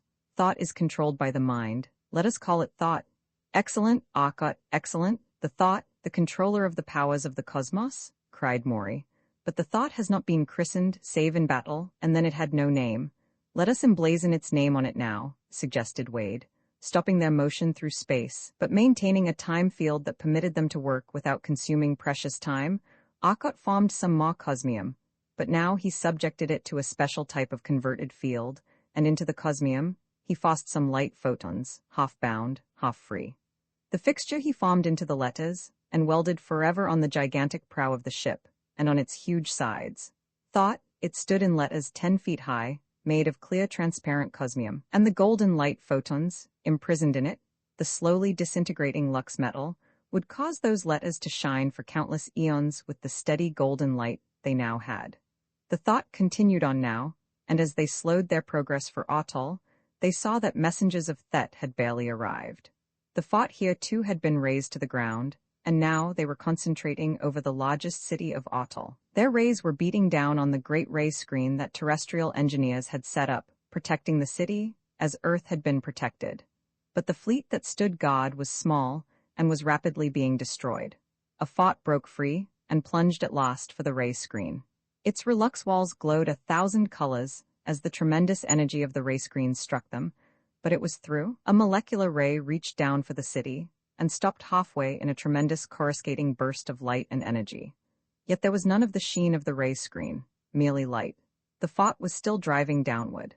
Then suddenly it stopped, and the side dented in like the side of a can someone has stepped on, and it came to sudden rest against an invisible, impenetrable barrier.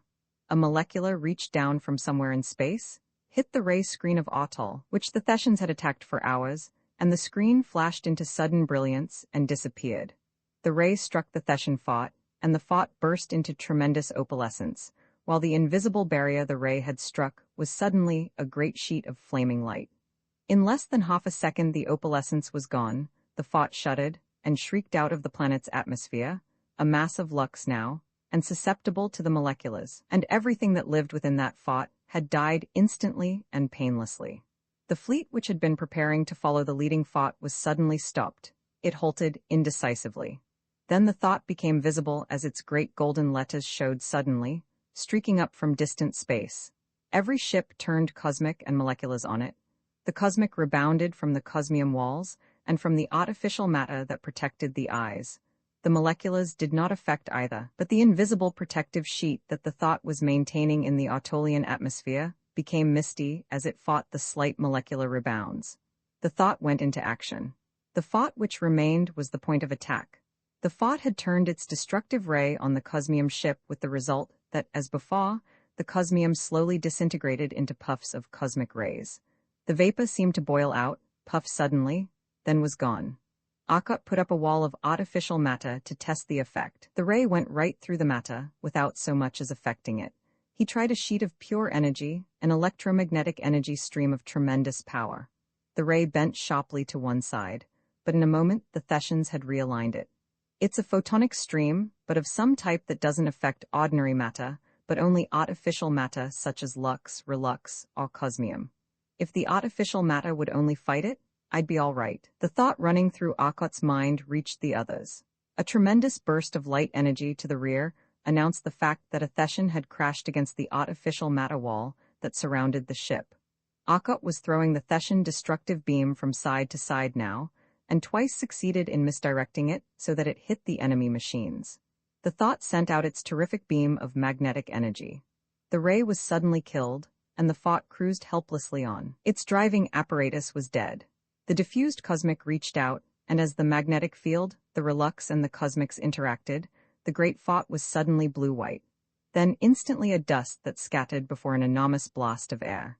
From the thought a great shell of artificial matter went, a visible, misty wall that curled forward and wrapped itself around the Thessian ships with a motion of tremendous speed, yet deceptive, for it seemed to billow and flow. A Thessian warship decided to brush it away, and plowed into inconceivable strength. The ship crumpled to a mass of broken relux. The greater part of the Thessian fleet had already fled, but there remained 100 great battleships. And now, within 500,000 miles of the planet, there began a battle so weird that astronomers who watched could not believe it. From behind the thought, where it hung motionless beyond the misty wall, a thing came. The Thessian ships had realized now that the misty sphere that walled them in was impenetrable, and their rays were off, for none they now had would penetrate it. The thoughts were gone. But the thing that came behind the thought was a ship, a little ship of the same misty white, and it flowed into and through the wall, and was within their prison. The Thessian ships turned their rays toward it, and waited. What was this thing? The ovaloid ship which drifted so slowly toward them suddenly seemed to jerk, and from it reached pseudopods, an amoeba on a titanic scale. It writhed its way purposefully toward the nearest ship, and while that ship waited, a pseudopod reached out, and suddenly drove through the 4-foot relux armor. A second pseudopod followed with lightning rapidity, and in an instant the ship had been split from end to end. Now 100 rays were leaping toward the thing, and the rays burst into fire and gouts of light. Blackened, burned pseudopods seemed to fall from the thing, and hastily it retreated from the enclosure, flowing once more through the wall that stopped their rays. But another thing came. It was enormous, a mile long, a great, shining, scaly thing, a dragon, and on its mighty neck was mounted an enormous, distorted head, with great flat nose and huge flapping nostrils. It was a Thessian head. The mouth, 50 feet across, wrinkled into an horrific grin, and broken, stained teeth of iron showed in the mouth. Great talons upraised, it rent the misty wall that bound them, and writhed its awful length in. The swish of its scales seemed to come to the watches, as it chased after a great battleship, whose pilot fled in terror. Faster than the mighty spaceship, the awful thing caught it in mighty talons that ripped through solid relux. Scratching, fluttering enormous, blood-red wings, the silvery claws tore away great masses of relux, sending them flying into space. Again rays struck at it, cosmic and moleculars with blinding pencils of light. For now in the close space of the wall was an atmosphere, the air of 2 great warships, and though the space was great, the air in the ships was dense. The rays struck its awful face. The face burst into light, and black, greasy smoke steamed up as the thing writhed and twisted horribly, awful screams ringing out. Then it was free, and half the face was burned away, and a grinning, bleeding, half-cooked face writhed and screamed in anger at them. It darted at the nearest ship and ripped out that ray that burned it, and quivered into death. It quivered, then quickly faded into mist, a haze, and was gone, a lost awful thing. A thing they had not noticed as all eyes watched that thing, was standing by the rent in the sphere now, the gigantic Thessian, with leering, bestial jaws, enormous, squat limbs, the webbed fingers and toes, and the heavy torso of his race, grinning at them. In one hand was a thing, and his jaws munched. Thet's men stared in horror as they recognized that thing in his hand, a Thessian body. He grinned happily and reached for battleship. A ray burned him. He howled and leaped into their midst. Then the Thessians went mad. All fought, and they fought each other, rays of all sorts, their moleculars and their cosmics, while in their midst the giant howled his glee, and laughed and laughed. Eventually it was over, and the lost, limping Thessian ship drove itself crazily against the wreck of its lost enemy, and only wreckage was left. Lord Arkot, why in the universe did you do that, and how did you conceive those horrors? asked Maury, more than a little amazed at the tactics Arkot had displayed. Arkot shook himself and disconnected his controls. Why I don't know. I don't know what made me do that, I'm sure. I never imagined anything like that dragon thing. How did? His keen eyes fixed themselves suddenly on Zesden Fence, and their tremendous hypnotic power beat down the resistance of the Artolian's trained mind. Arkot's mind opened for the others the thoughts of Zesden Fence. He had acted as a medium between the minds of the Thessians and Arkot. Taking the horror ideas of the Thessians, he had imprinted them on Arkot's mind while Arkot was at work with the controls. In Arkot's mind, they had acted exactly as had the ideas that night on Earth, only here the demonstration had been carried to the limit, and the horror ideas were compounded to the utmost.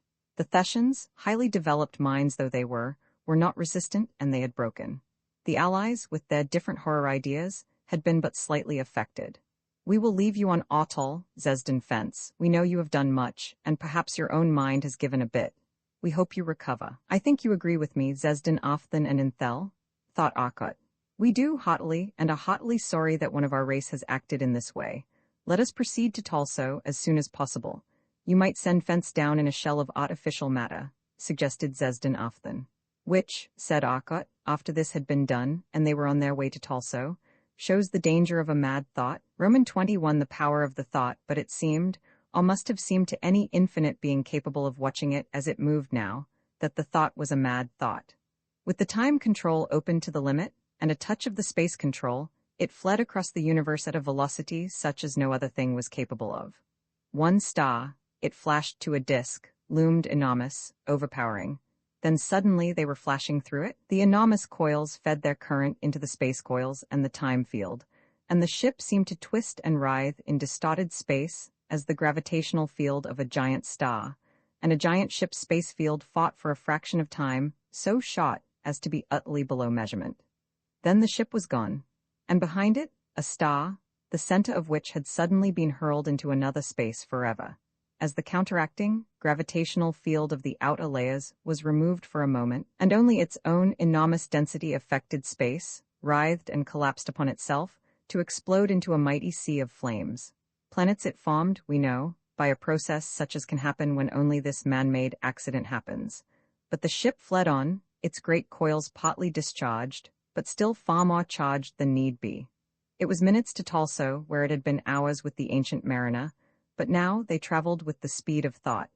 Talso, too, was the scene of a battle, and more of a battle than Otol had been, for here, where more powerful defensive forces had been active, the Thessians had been more vengeful. All their remaining ships seemed concentrated here, and the great molecular screen that terrestrian engineers had flung up here had already fallen. Great holes had opened in it, as two great forts and 1,000 ships, some mighty battleships of the intergalactic spaces, some little scout cruisers, had turned their rays on the struggling defensive machines. It had held for hours, thanks to the tremendous tubes that Talso had in their power distribution stations, but in the end had fallen, but not before many of their largest cities had been similarly defended, and the people of the others had scattered broadcast. True, wherever they might be, a diffused molecula would find them and destroy all life save under the few screens. But if the Thessians once diffused their rays, without entering the atmosphere, the broken screen would once more be able to hold. No fleet had kept the Thessian forces out of this atmosphere, but dozens of more adequately powered artificial matter bomb stations had taught that respect for Talso. But Talso's own ray screen had stopped their bombs. They could only send their bombs as high as the screen. They did not have Arkot's tremendous control power to maintain the matter without difficulty, even beyond a screen. At last, the screen had fallen, and the Thessian ships, a hole once made, were able to move, and kept that hole always under them, though if it once were closed, they would again have the struggle to open it. Exploding matter bombs had twice caused such spatial strains and ionized conditions as to come near closing it, but finally, the Thessian fleet had arranged a ring of ships about the hole, and opened a cylinder of rays that reached down to the planet. Like some gigantic plow, the rays tore up mountains, oceans, glaciers, and land. Tremendous chasms opened in straight lines as it plowed along. Unprotected cities flashed into fountains of rock and soil and steel that leaped upwards as the rays touched, and were gone. Protected cities, their screens blazing briefly under the enormous ray concentrations as the ships moved on, unheeding, stood safe on islands of safety amidst the destruction. Here in the lower air, where ions would be so plentiful, Thet did not try to break down the screens, for the air would aid the defenders. Finally, as Thet's forces had planned, they came to one of the ionized layer ray screen stations that was still projecting its cone of protective screening to the layer above. Every available ray was turned on that station, and, designed as it was for protecting part of a world, the station was itself protected, but slowly, as its already heated tubes weakened their electronic emission, the disk of ions retreated more and more toward the station, as like some splashing stream, the Thetian rays played upon it, forcing it back. A rapidly accelerating retreat, faster and faster, as the disk changed from the dull red of normal defense to the higher and bluer quanta of failing, less complete defense, the disk of interference retreated. Then, with a flash of light and a roar as the soil below spouted up, the station was gone. It had failed. Instantly the ring of ships expanded as the great screen was weakened by the withdrawal of this support. Wider was the path of destruction now as the forces moved on. But high in the sky, far out of sight of the naked eye, was a tiny spot that was in reality a giant ship. It was flashing forward, and in moments it was visible. Then, as another deserted city vanished, it was above the Thetian fleet. Their rays were directed downward through a hole that was even larger. A second station had gone with that city. But, as by magic, the hole closed up and chopped their rays off with a decisiveness that startled them. The interference was so sharp now that not even the dullest of reds showed where their beams touched. The close interference was giving off only radio. In amazement, they looked for this new station of such enormous power that their combined rays did not noticeably affect it. A world had been fighting their rays unsuccessfully. What single station could do this if the many stations of the world could not? There was but one they knew of, and they turned now to search for the ship they knew must be there. No horrors this time, just clean, burning energy, muttered Arcot. It was clean, and it was burning. In an instant one of the thoughts was a mass of opalescence that shifted so swiftly it was purest white, then rocketed away, lifeless, and no longer relux. The other thought had its screen up, though its power, designed to withstand the attack of a fleet of enormous intergalactic, matter-driven, fighting ships, lasted but an instant under the driving power of 500,000 suns, concentrated in one enormous ray of energy. The sheer energy of the ray itself, molecular ray though it was, heated the material it struck to blinding incandescence, even as it hurled it at a velocity close to that of light into outer space. With little sparkling flashes, battleships of the void, after giant cruisers, flashed into lux and vanished under the ray. A tremendous combined ray of magnetism and cosmic ray energy replaced the molecular, and the ships exploded into a dust as fine as the primeval gas from which came all matter. Sweeping energy, so enormous that the defenses of the ships did not even operate against it, shattered ship after ship, till the few that remained turned, and, faster than the pursuing energies could race through space, faster than light, headed for their base.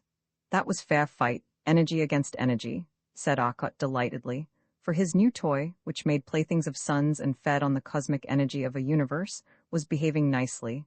And as I said, Stell fell so few, at the beginning of this war, the greater power wins, always. And in our island here, I have 500,000 million separate power plants, each generating at the rate of decillions of ergs a second, backing this ship.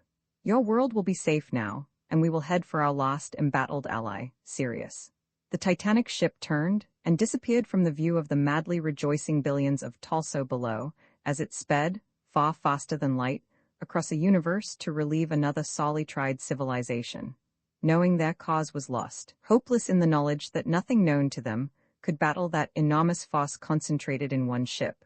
The Thetians had but one aim now, to do all the damage in their power before leaving. Already their tremendous, unarmed and unarmored transports were departing with their hundreds of thousands from that base system for the far-off island of space from which they had come. Their battle fleets were engaged in destroying all the cities of the Allies and those other helpless races of our system that they could. Those other inhabited worlds, many of which were completely wiped out because Arcot had no knowledge of them, were relieved only when the general call for retreat to protect the mother planet was sent out. But Sirius was looming enormous before them, and its planets, heavily defended now by the combined Sirian, terrestrial and Venerian fleets and great race screens, as well as a few matabomb stations, were suffering losses nonetheless. For the old 6th of Negra, the third here, had fallen. Slipping in on the night side of the planet, all power off, and so sending forth no warning impulses till it actually fell through the ray screen, a small fleet of scouts had entered. Falling still under simple gravity, they had been missed by the rays till they had fallen to so small a distance that no humans or men of our allied systems could have stopped, but only their enormous iron-boned strength permitted them to resist the acceleration they used to avert collision with the planet. Then, scattering swiftly, they had blasted the great protective screen stations by attacking on the sides, where the ray screen projectors were not mounted. Designed to protect above, they had no side armor, and the 6th was open to attack. 2.5 billion people lost their lives painlessly and instantaneously, as tremendous diffused molecules played on the revolving planet. Arcot arrived soon after this catastrophe. The Thessians left almost immediately, after the loss of 300 or more ships. 150 wrecks were found. The rest were so blasted by the forces which attacked them that no traces could be found, and no count made. But as those ships fled back to their base, Arcot, with the wonderfully delicate mental control of his ship, was able to watch them and follow them. For, invisible under normal conditions, by twisting space in the same manner that they did, he was able to see them flee and follow. Light year after light year, they raced toward the distant base. They reached it in 2 hours, and Arcot saw them from a distance sink to the various worlds. There were 12 gigantic worlds, each far larger than Jupiter of Sol, and larger than Estwal of Talso's sun, Renal. "I think," said Arcot as he stopped the ship at a third of a light year, "that we had best destroy those planets. We may kill many men and innocent non-combatants, but they have killed many of our races, and it is necessary.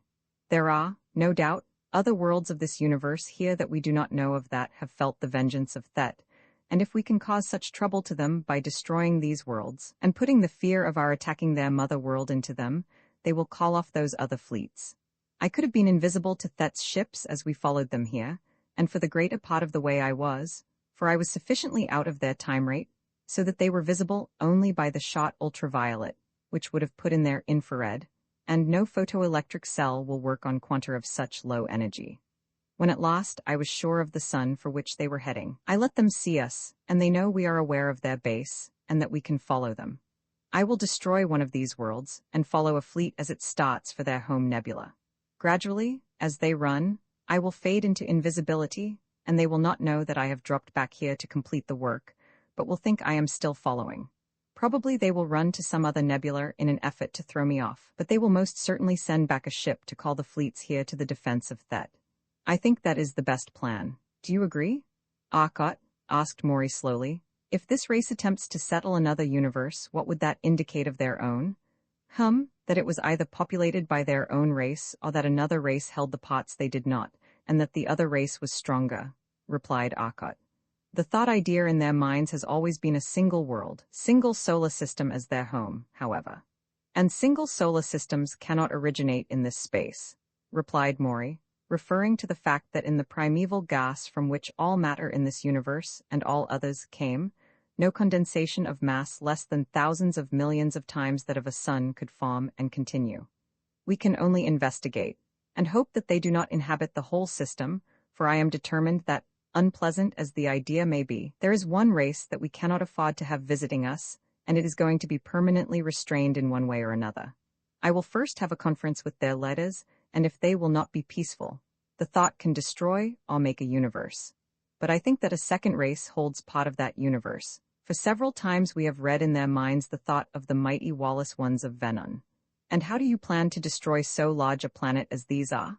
asked Maury, indicating the telectroscope screen. "Watch and see," said Arcot. They shot suddenly toward the distant sun, and as it expanded, planets came into view. Moving ever slower on the time control, Arcot drove the ship toward a gigantic planet at a distance of approximately 300 million miles from its primary, the sun of this system. Arcot fell into step with the planet as it moved about in its orbit, and watched the speed indicator carefully. "What's the orbital speed, Maury?" asked Arcot. "About 12.5 miles per second," replied the somewhat mystified Maury. "Excellent, my dear Watson," replied Arcot. "And now does my dear friend know the average molecular velocity of ordinary air?" why, about 1/3 of a mile a second, average. And if that planet as a whole should stop moving, and the individual molecules be given the entire energy, what would their average velocity be? And what temperature would that represent? Asked Arkot. Good, why, they would have to have the same kinetic energy as individuals as they now have as a whole, and that would be an average molecular velocity in random motion of 12.5 miles a second, giving about 12,000 degrees centigrade, exclaimed Maury in surprise. That would put it in the far blue-white region? Perfect. Now watch. Arkot donned the headpiece he had removed and once more took charge. He was very far from the planet, as distances go, and they could not see his ship. But he wanted to be seen. So he moved closer and hung off to the sunward side of the planet, then moved to the night side, but stayed in the light. In seconds, a battle fleet was out attempting to destroy him. Surrounding the ship with a wall of artificial matter, lest they annoy him, he set to work. Directly in the orbit of the planet, a faint mistiness appeared and rapidly solidified to a titanic cup, directly in the path of the planet. Arkot was pouring energy into the making of that matter at such a rate that space was twisted now about them. The meter before them, which had not registered previously, was registering now, and had moved over to 3 sols, and was still climbing. It stopped when 10 were reached. 10 times the energy of our sun was pouring into that condensation, and it solidified quickly. The Thessians had seen the danger now. It was less than 10 minutes away from their planet, and now great numbers of ships of all sorts started up from the planet, swarming out like rats from a sinking vessel. Majestically, the great world moved on in its orbit toward the thin wall of infinite strength and infinite toughness. Already Thessian battleships were tearing at that wall with rays of all types, and the wall sputtered back little gouts of light, and remained. The meters on the thought were no longer registering. The wall was built, and now Arkot had all the giant power of the ship holding it there. Any attempt to move it or destroy it, and all the energy of the universe would rush to its defense. The atmosphere of the planet reached the wall. Instantly, as the pressure of that enormous mass of air touched it, the wall fought and burst into a blaze of energy. It was fighting now, and the meter that measured sun powers ran steadily, swiftly up the scale. But the men were not watching the meter. They were watching the awesome sight of man stopping a world in its course, turning a world from its path, but the meter climbed suddenly, and the world was suddenly a tremendous blaze of light. The solid rock had struck the giant cup, 110,000 miles in diameter. It was silent, as a world pitted its enormous kinetic energy against the combined forces of a universe. Soundless and as hopeless. Its strength was nothing. Its energy pitted unnoticed against the energy of 500,000 million suns, as vain as those futile attempts of the Thessian battleships on the invulnerable walls of the thought. What use is there to attempt description of that scene, as 2,500,000,000 tons of rock and metal and matter crashed against a wall of energy, immovable and inconceivable? The planet crumpled and split wide. 1,000 pieces, and suddenly there was a further mistiness about it, and the whole enormous mass, seeming but a toy, as it was from this distance in space, and as it was in this ship, was enclosed in that same, immovable, unalterable wall of energy. The ship was as quiet and noiseless, as without indication of strain as when it hummed its way through empty space.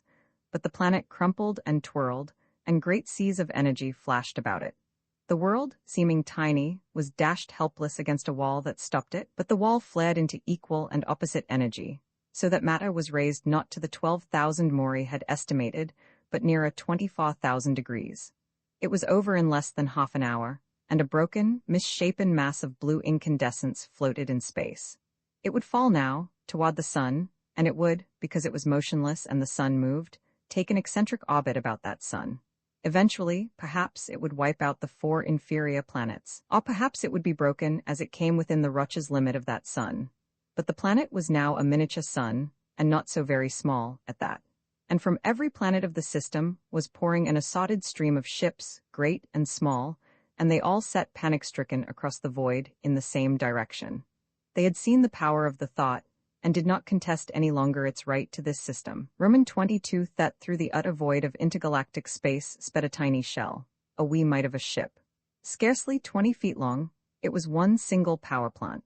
The man who sat alone in it, as it tore through the void at the maximum speed that even its tiny mass was capable of, when every last twist possible had been given to the distorted time fields, watched a far, far galaxy ahead that seemed unchanging. Hours, days sped by, and he did not move from his position in the ship. But the ship had crossed the Great Gulf and was speeding through the galaxy now. He was near the end. At a reckless speed, he sat motionless before the controls, save for slight movements of supple fingers that directed the ship at a mad pace about some gigantic sun and its family of planets. Suns flashed, grew to disks, and were left behind in the briefest instant. The ship slowed, the terrific pace it had been holding fell, and dull whine of overworked generators fell to a contented hum. A star was looming, expanding before it. The great sun glowed the characteristic red of a giant as the ship slowed to less than a light speed and turned toward a gigantic planet that circled the red sun. The planet was very close to 50,000 miles in diameter, and it revolved at a distance of 4.5 billions of miles from the surface of its sun, which made the distance to the center of the Titanic primary 4,800,000,000 miles, in round figures, for the sun's diameter was close to 650 million miles. Greater even than Antares, whose diameter is close to 400 million miles, was this star of another universe, and even from the billions of miles of distance that its planet revolved, the disk was enormous, a titanic disk of dull red flame. But so low was its surface temperature that even that enormous disk did not overheat the giant planet. The planet's atmosphere stretched out tens of thousands of miles into space, and under the enormous gravitational acceleration of the tremendous mass of that planet, it was near the surface a blanket dense as water. There was no temperature change upon it, though its night was 100 hours long, and its day the same. The centrifugal force of the rapid rotation of this enormous body had flattened it, when still liquid, till it seemed now more of the shape of a pumpkin than of an orange. It was really a double planet, for its satellite was a world of 100,000 miles diameter, yet smaller in comparison to its giant primary than is lunar in comparison to Earth. It revolved at a distance of 5 million miles from its primary center, and it, too, was swarming with its people. But the racing ship sped directly toward the great planet and shrieked its way down through the atmosphere till its outer shell was radiating far in the violet. Straight it flew to where a gigantic city sprawled in the heaped, sombre masonry. But in some order yet, for on closer inspection, the appearance of interlaced circles came over the edge of the giant cities. Ray screens were circular, and the city was protected by dozens of stations. The scout was going well under the speed of light now, and a message, imperative and commanding, sped ahead of him. Half a dozen patrol boats flashed up and fell in beside him, and with him raced to a gigantic building that reared its sombre head from the center of the city. Under a white sky, they proceeded to it, and landed on its roof. From the little machine, the single man came out. Using the webbed hands and feet that had led the Allied scientists to think them an aquatic race, he swam upward and through the water-dense atmosphere of the planet toward the door. Trees overtopped the building, for it had but 4 stories above ground, though it was the tallest in the city. The trees, like seaweed, floated most of their enormous weight in the dense air, but the buildings under the gravitational acceleration, which was more than 100 times Earth's gravity, could not be built very high air. They crumple under their own weight. Though one of these men weighed approximately 200 pounds on Earth, for all their short stature, on this planet their weight was more than 10 tons. Only the enormously dense atmosphere permitted them to move, and such an atmosphere, at a temperature of almost exactly 360 degrees centigrade, there was no liquid water on the planet, naturally. At that temperature water cannot be a liquid, no matter what the pressure, and it was a gas. In their own bodies there was liquid water, but only because they lived on heat. Their muscles absorbed their energy for work from the heat of the air. They carried in their own muscles refrigeration, and with that aid, were able to keep liquid water for their life processes. With death, the water evaporated. Almost the entire atmosphere was made up of oxygen, with but a trace of nitrogen and some amount of carbon dioxide. Here their enormous strength was not needed, as Arcot had supposed, to move their own bodies, but to enable them to perform the ordinary tasks of life. The mere act of lifting a thing weighing perhaps 10 pounds on Earth here required a lifting force of more than half a ton. No wonder enormous strength had been developed. Such things as a man might carry with him, perhaps a ray pistol, would weigh half a ton. His money would weigh near to 100 pounds. But there were no guns on this world. A man could throw a stone perhaps a short distance, but when a gravitational acceleration of more than a half a mile per second acted on it, and it was hurled through an atmosphere dense as water. What chance was there for a long range? But these little men of enormous strength did not know other schemes of existence, save in the abstract, and as things of comical peculiarity. To them, life on a planet like Earth was as life to a terrestrian on a planetoid such as Ceres, Juno, or Eros would have seemed. Even on Thetsost, the satellite planet of Thet, life was strange, and they used lux roofs over their cities, though their weight there was 4 tons. As the scout swam through the dense atmosphere of his world toward the entranceway to the building, God stopped him and examined his credentials. Then he was led through long halls and down a shaft 10 stories below the planet's surface to where a great table occupied a part of a low-ceilinged, wide room. This room was shielded, interference screens of all known kinds lined the hollow walls. No rays could reach through it to the men within. The god changed, and new men examined the scout's credentials, and he was led still deeper into the bowels of the planet. Once more the god changed, and he entered a room guarded not by single shields but by triple, and walled with 6-foot relux, and sealed with the same strong material. But here, under the enormous gravity, even its great strength required aid in the form of pillars. A giant of his race sat before a low table. The table ran half the length of the room, and beside it sat 4 other men, but there were places for more than 24. A scout from the colony? What news? Demanded the leader. His voice was a growl, deep and throaty. O mighty Esthanto, I bring news of resistance. We waited too long in our explorations, and those men of World 3769, 8,482,733, have learned too much. We were wrong. They had found the secret of exceeding the speed of light, and can travel through space fully as rapidly as we can. And now, since by some means we cannot fathom, they have learned to combine both our own system and theirs. They have one enormous engine of destruction that travels across their huge universe in less time than it takes us to travel across a planetary system. Our cause is lost, which is by far the least of our troubles. That is in danger. We cannot hope to combat that ship. Tholt, what means have we? Can we not better them? Demanded Esthanto of his chief scientist. Great Esthanto, we know that such a substance can be made when pressure can be brought to bear on cosmic rays under the influence of field 247649-321. But that field cannot be produced, because no sufficient concentration of energy is available. Energy cannot be released rapidly enough to replace the losses when the field is developing. The fact that they have that material indicates their possession of an unguessed and terrific energy source. I would have said that there was no energy greater than the energy of matter, but we know the properties of this material, and that the triple ray, which has at last been perfected, can be produced providing your order for all energy sources is given, will release its energy at a speed comparable to the rate of energy relux in a twin ray, but that the release takes place only in the path of the ray. What more, Scout? Asked Esthanto smoothly. The ship first appeared in connection with our general attack on World 3769, 8,482,733. The attack was near success. Their screens were already failing. They have devised a new and very ionized layer as a conductor. It was exceedingly difficult to break, and since their sun had been similarly screened, we could not throw masses of that matter upon them. In another esthan of time, we would have destroyed their world. Then the ship appeared. It has molecular rays, magnetic beams and cosmic rays, and a 4th weapon we know nothing of. It has molecular screens, we suspect, but has not had occasion to use them. Our heaviest molecular screens flash under their molecular rays. Ordinary screens fall instantly without momentary defense. The ray power is incalculable. Their magnetic beams are used in conjunction with cosmics. The action of the two causes the relux to induce current, and due to reaction of currents on the magnetic field. And the resistance due to the relux is first heated to incandescence, and then the ship opens out as the air pressure bends the magnetically softened relux.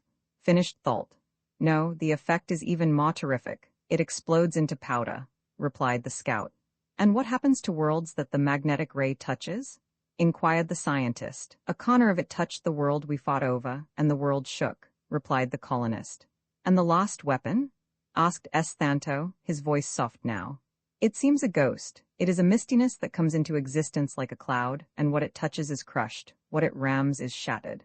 It surrounds the great ship, and machines crashing into it at a speed of more than 6 times that of light are completely destroyed, without in the slightest injuring the shield. Then, what caused my departure from the colony? It showed once more its unutterable power. The mistiness formed in the path of our colonial world, number 376915, and the planet swept against that wall of mistiness, and was shattered, and turned in less than 5 than to a ball of blue-white fire. The wall stopped the planet in its motion. We could not fight that machine, and we left the worlds. The others are coming, finished the scout. The ruler turned his slightly smiling face to the commander of his armies, who sat beside him. Give orders, he said softly, almost gently, that a triple-ray station be set up under the direction of Thult, and further notice that all power be made instantly available to it. Add that the colonists are returning defeated and bringing danger at their heels. The triple ray will destroy each ship as it enters the system. His hand under the table pushed an invisible protuberance, and from the perfectly conducting relux floor to the equally perfectly conducting ceiling, and between 4 pillars grouped around the spot where the scout stood, terrific arcs suddenly came into being. They lasted for the 1,000th part of a second, and when they suddenly died away, as swiftly as they had come, there was not even ash where the scout had been. Have you any suggestions, Thult? He asked of the scientist, his voice as soft as before. I quite agree with your conduct so far, but the future conduct you had planned is quite unsatisfactory, replied the scientist. The ruler sat motionless in his great seat, staring fixedly at the scientist. I think it is time I take your place, therefore. The place where the ruler had been was suddenly seen as through a dark cloud, then the cloud was gone, and with it the king, only his relux chair, and the bits of lux or relux that had been about his garments remained. He was a fool, said the scientist softly, as he rose, to plan on removing his scientist. Are there any who object to my succession? No one objects, said Fasla, the ex-king's prime minister and counselor. Then I think, Fantal, commander of planetary forces, that you had best see Randstad, my assistant, and follow out the plan outlined by my predecessor. And you, Tastel, commander of fleets, had best bring your fleets near the planets for protection. Go. May I suggest, mighty Thult, said Fassler after the others had left, that my knowledge will be exceedingly useful to you.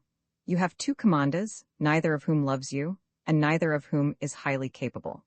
The family of Thadstil would be glad to learn who removed that honored gentleman, and the family of Datster would gladly support him who brought the remover of their head to them.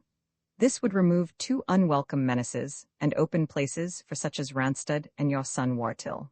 And, he said hastily as he saw a slight shift in Thult's eyes, I might say further that the bereaved ones of Pothel would find great interest in certain of my papers, which are only protected by my personal constant watchfulness. Ah, so, and what of Kelston Faln, Fasla? Smiled the new Esthanta.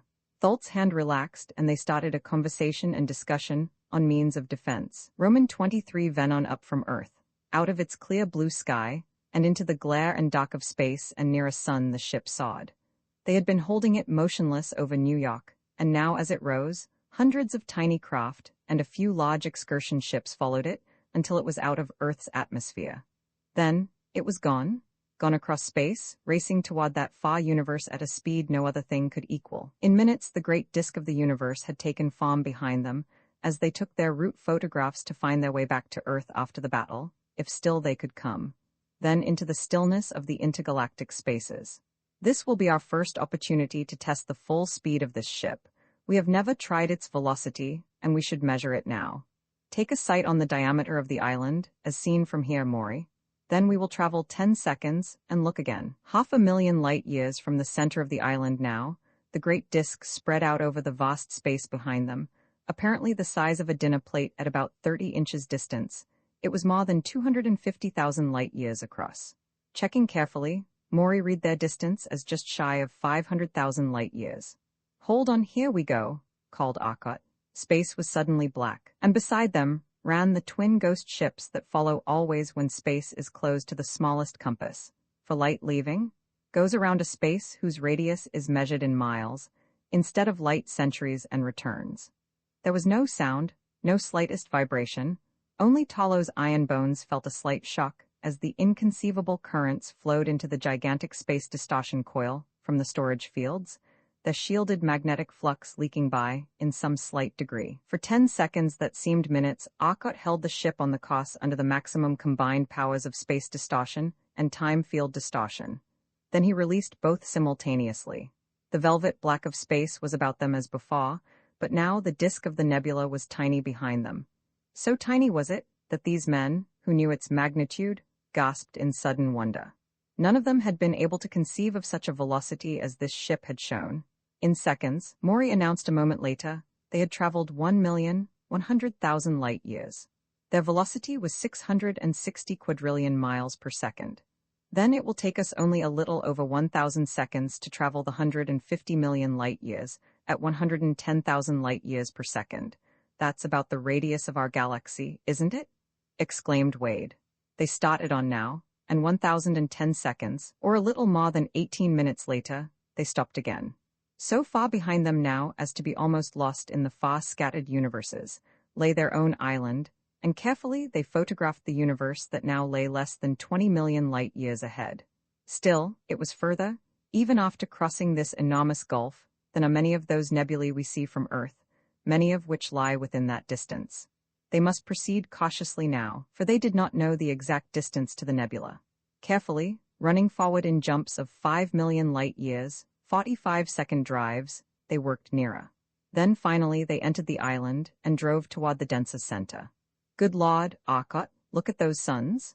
exclaimed Maury in amazement.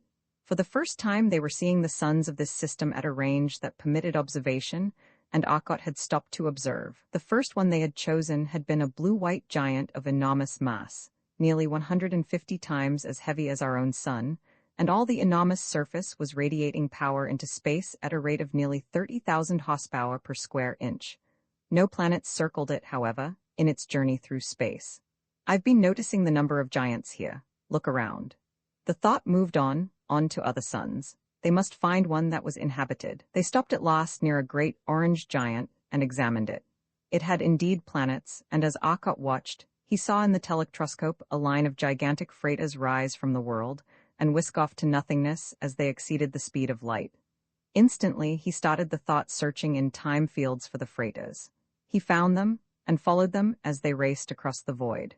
He knew he was visible to them, and as he suspected, they soon stopped, slowing down and signaling to him. "Maury, take the thought. I'm going to visit them in the Bandalog as I think we shall name the tender," called Arcot, stripping off the headset and leaving the control seat. The other fleet of ships was now less than 100,000 miles away, clearly visible in the telectroscope. They were still signaling, and Arcot had set an automatic signaling device flashing an enormously powerful searchlight toward them in a succession of dots and dashes, an obvious signal though also, obviously unintelligible to those others. "Is it safe, Arcot?" asked Talos anxiously. To approach those enormous ships in the relatively tiny Bandalog seemed unwise. Far safer than they'll believe.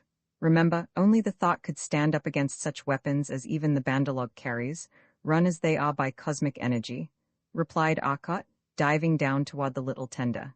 In a moment it was out through the lock and sped away from them like a bullet, reaching the distant stranger fleet in less than 10 seconds. "They are communicating by thought," announced Zesden Ofthen presently, "but I cannot understand them, for the impulses are too weak to be intelligently received." For nearly an hour the Bandalog hung beside the fleet, then it turned about and raced once more to the thought. Inside the lock, and a moment later Arcot appeared again on the threshold of the door. He looked immensely relieved. "Well, I have some good news," he said and smiled, sitting down. "Follow that bunch, Maury, and I'll tell you about it. Set it and she'll hold nicely. We have a long way to go, and those are slow freighters accompanied by one cruiser." "Those men," he began, "are men of Venon. You remember Thet's record said something of the mighty Wallace ones of Venon? Those are they. They inhabit most of this universe, leaving the Thetians but 4 planets of a minor sun, way off in one corner. It seems the Thetians are their undesirable exiles, those who have, from generation to generation, been either forced to go there, or who wanted to go there. They did not like the easier and more effective method of disposing of undesirables, the instantaneous death chamber they now use. That was their prison world. No one ever returned, and his family could go with him if they desired, but if they did not, they were carefully watched for outcroppings of undesirable traits, murder, crime of any sort, any habitual tendency to injustice. About 600 years ago of our time, Thet revolted. There were scientists there, and their scientists had discovered a thing that they had been seeking for generations, the twin ray. I don't know what it is, and the Venonians don't either. It is the ray that destroys Relux and Lux, however, and can be carried only on a machine the size of their thoughts, due to some limitations. Just what those limitations are the Venonians don't know. Other than that ray, they had no new weapons. But it was enough. Their god ships, which had circled the worlds of the prison system, Ansec, were suddenly destroyed. So suddenly that Venon received no word of it till a consignment ship, bringing prisoners, discovered their absence. The consignment ship returned without landing. Thet was now independent, but they were bound to their system, for although they had the molecular ships, they had never been permitted to have time apparatus, nor to see it, nor was anyone who knew its principles ever consigned there. The result was that they were as isolated as ever. This was for 2 centuries. 2 centuries later, it was worked out by one of their scientists, and the Wallace ones had a war of defense. Their small fleet of cruisers, designed for rescue work and for clearing space lanes of wrecks and asteroids, was destroyed instantly. Their world was protected only by the ray screen, which the Thessians did not have, and by the fact that they could build more cruisers. In less than a year Thet was defeated and beaten back to her world, though Venon could not overcome Thet. Now, for around their planets, they had so many thoughts projecting the deadly rays that no ship could approach. Then Thet learned how to make the screen and came again. Venon had planetoid stations that projected molecular rays of an intensity I wonder at, with their system of projecting. It seems these people have Fossbauer feeds that operate through space, by which an entire solar system can tie in for power, and they fed these stations in that way. Laud only knows what tubes they had, but the Thessians couldn't get the power to fight. They've been let alone since then. They did not know why. I told them what their dear friends had been doing in that time, and the Venonians were immensely surprised and very evidently sorry. They begged my pardon for letting loose such a menace, quite sincerely feeling that it was their fault. They offered any help they could give, and I told them that a chart of this system would be of the greatest use. They are going now to Venon, and we are to go with them and see what they have to offer. Also, they want a demonstration of this remarkable ship that can defeat whole fleets of Thessians and destroy or make planets at will, concluded Arkot.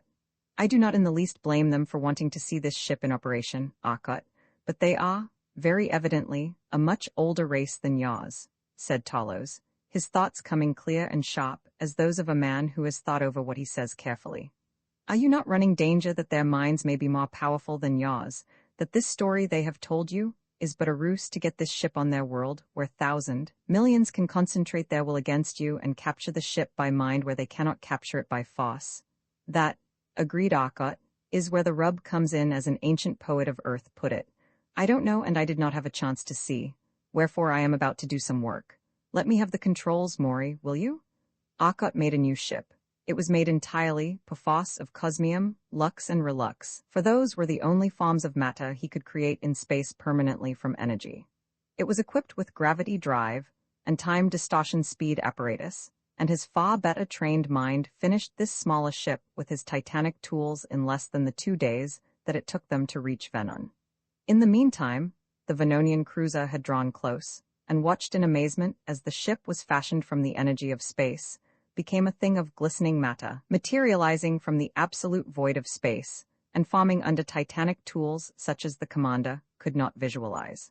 Now, this move was partly the reason for this construction, for while the Venonian was busy, absorbed in watching the miraculous construction, his mind was not shielded, and it was open for observation of 2 such wonderfully trained minds as those of Zesden Ofthen and Zesden Inthel. With their instruments and wonderfully developed mind science, aided at times by Maury's less skillful, but more powerful mind of his older race, and powerful too, both because of long concentration and training, and because of his individual inheritance, they examined the minds of many of the officers of the ship without their awareness. As a final test, Arkot, having finished the ship, suggested that the Venonian officer and one of the men of his ship have a trial of mental powers. Zesden often tried first, and between the 2 ships, racing along side by side at a speed unthinkable, the 2 men struggled with those forces of will. Quickly Zesden often told Arkot what he had learned. The sun of Venon was close, now, and Arkot prepared to use, as he intended, the little space machine he had made. Maury took it, and went away from the thought flying on its time field. The ship had been stocked with laid fuel for its matter-burning generators from the supply that had been brought on the thought for emergencies, and the air had come from the thought's great tanks. Maury was going to Venon ahead of the thought to scout. to see many of the important men of Venon, and find out from them what I can of the relationship between Venon and Thet. Hours later Maury returned with a favorable report. He had seen many of the important men of Venon, and conversed with them mentally from the safety of his ship, where the specially installed gravity apparatus had protected him and the ship against the enormous gravity of this gigantic world. He did not describe Venon, he wanted them to see it as he had first seen it. So the little ship, which had served its purpose now, was destroyed, nearly a light year from Venon, and left a crushed wreck when 2 plates of artificial matter had closed upon it, destroying the apparatus, lest some unwelcome finder use it. There was little about it, the gravity apparatus alone perhaps, that might have been of use to Thet, and Thet already had the ray, but why take needless risk? Then once more they were racing toward Venon. Soon the giant star of which it was a planet loomed enormous. Then, at Maury's direction, they swung, and before them loomed a planet. Large as Thet, near 500,000 miles in diameter, its mass was very closely equal to that of our sun. Yet it was but the burned-out sweepings of the outermost photospheric layers of this giant sun, and the radioactive atoms that made a sun active were not here. It was a cold planet. But its density was far, far higher than that of our sun, for our sun is but slightly denser than ordinary sea-water. This world was dense as copper, for with the deeper sweepings of the tidal strains that had formed it, more of the heavier atoms had gone into its making, and its core was denser than that of Earth. About it swept 2 gigantic satellite worlds, each larger than Jupiter, but satellites of a satellite here. And Venon itself was inhabited by countless millions, yet their low, green tile and metal cities were invisible in the aspect of rolling lands with tiny hillocks, dwarfed by gigantic bulbous trees that floated their enormous weight in the water-dense atmosphere. Here, too, there were no seas, for the temperature was above the critical temperature of water, and only in the self-cooling bodies of these men, and in the trees which similarly cooled themselves, could there be liquid. The sun of the world was another of the giant red stars, close to 350 times the mass of our sun. It was circled by but 3 giant planets. Its enormous disk was almost invisible from the surface of the world, as the thought sank slowly through 15,000 miles of air, due to the screening effect on light passing through so much air. Earth could have rested on this planet and not extended beyond its atmosphere. Had Earth been situated at this planet's center, the moon could have revolved about it, and would not have been beyond the planet's surface. In silent wonder, the terrestrians watched the titanic world as they sank, and their friends looked on amazed, comprehending even less of the significance of what they saw. Already within the titanic gravitational field, they could see that indescribable effects were being produced on them, and on the ship.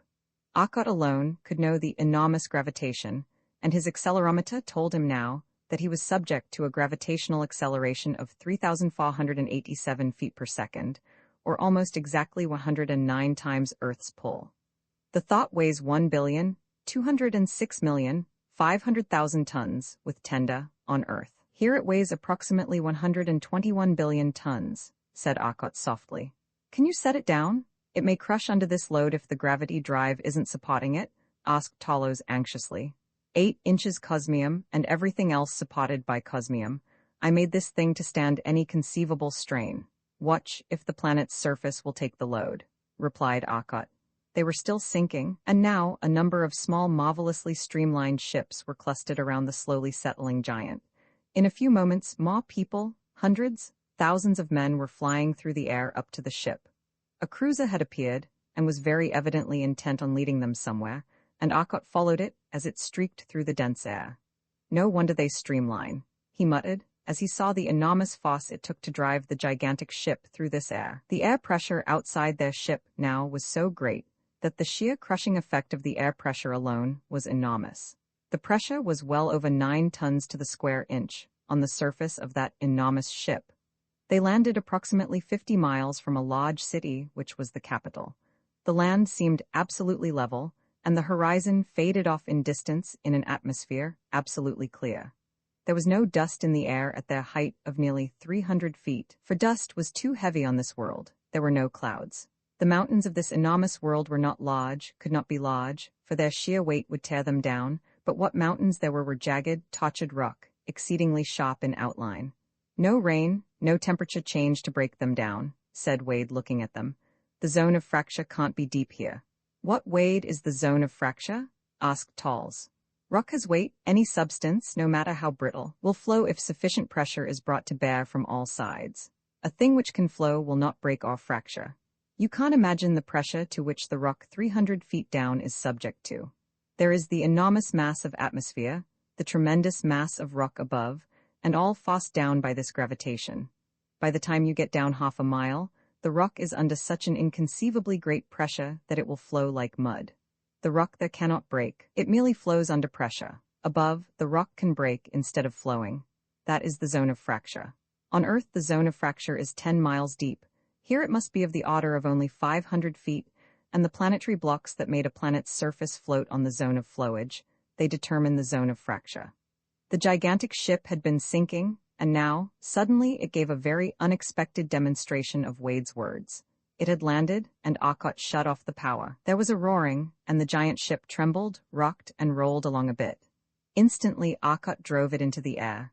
Whoa, can't do it. The ship will stand it and won't bend under the load, but the planet won't.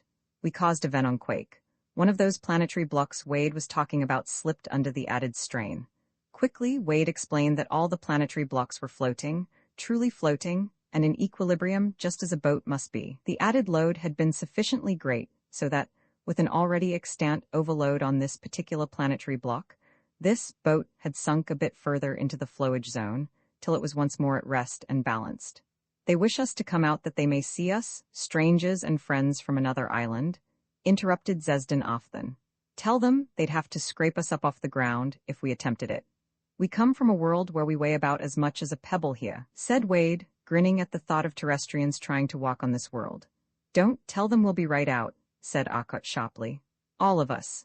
Maury and the others all stared at Arcot in amazement. It was utterly impossible, but Zesden Ofthen did as Arcot had asked. Almost immediately, another Maury stepped out of the airlock wearing what was obviously a precious suit. Behind him came another Wade, Talos, Stel Felsothew, and indeed all the members of their party save Arcot himself. The Galaxians stared in wonder, then comprehended and laughed together. Arcot had sent artificial matter images of them all.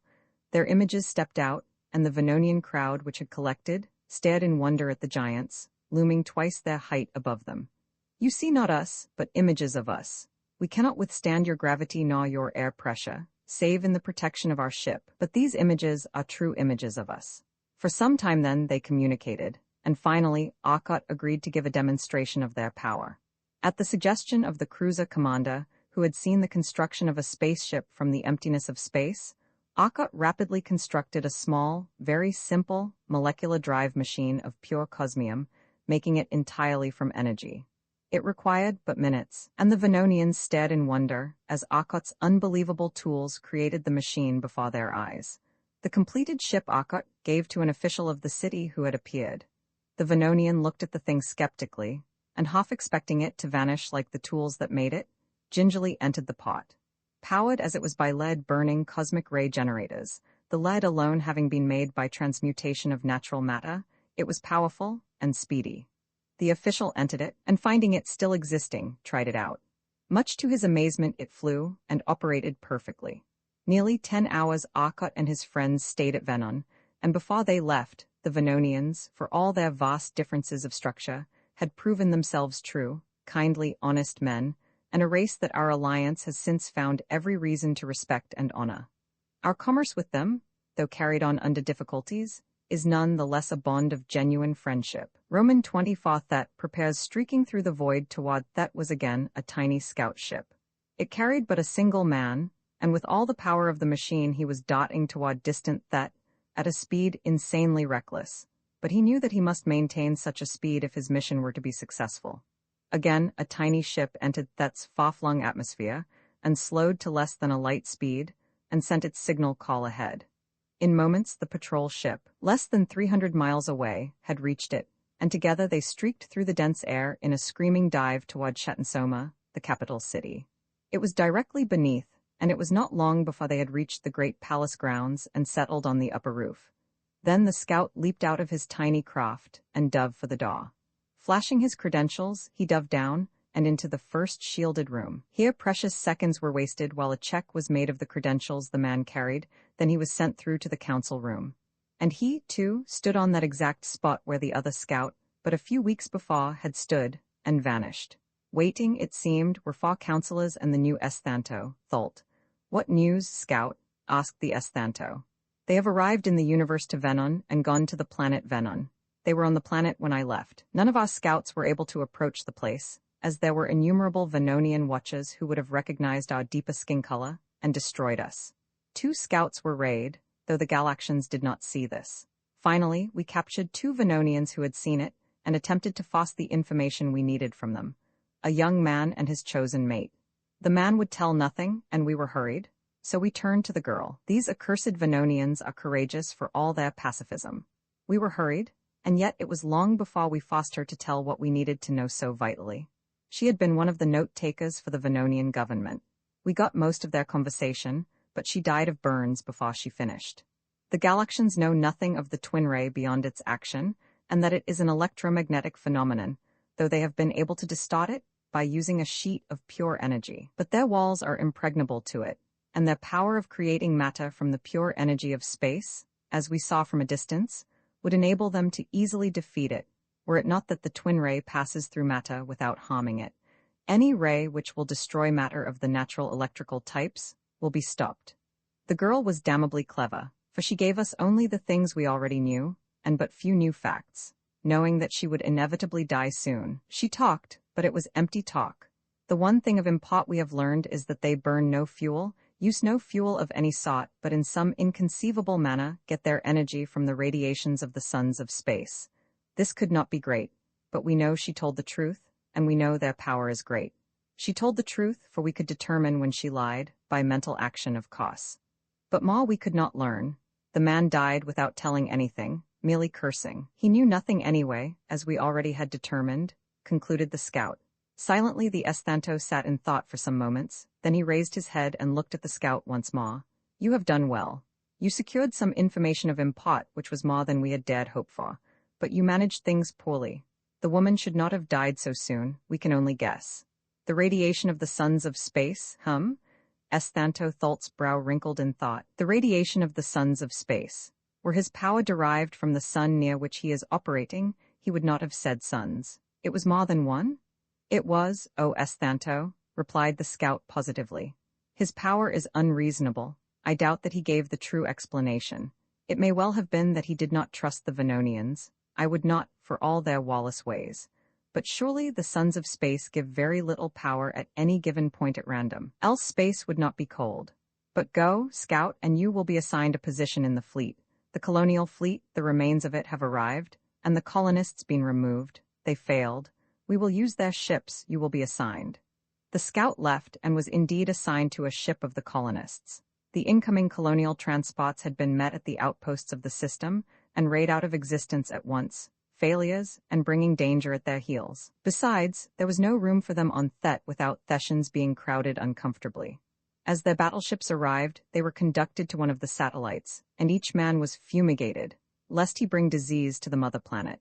Men entered, men apparently emerged, but they were different men.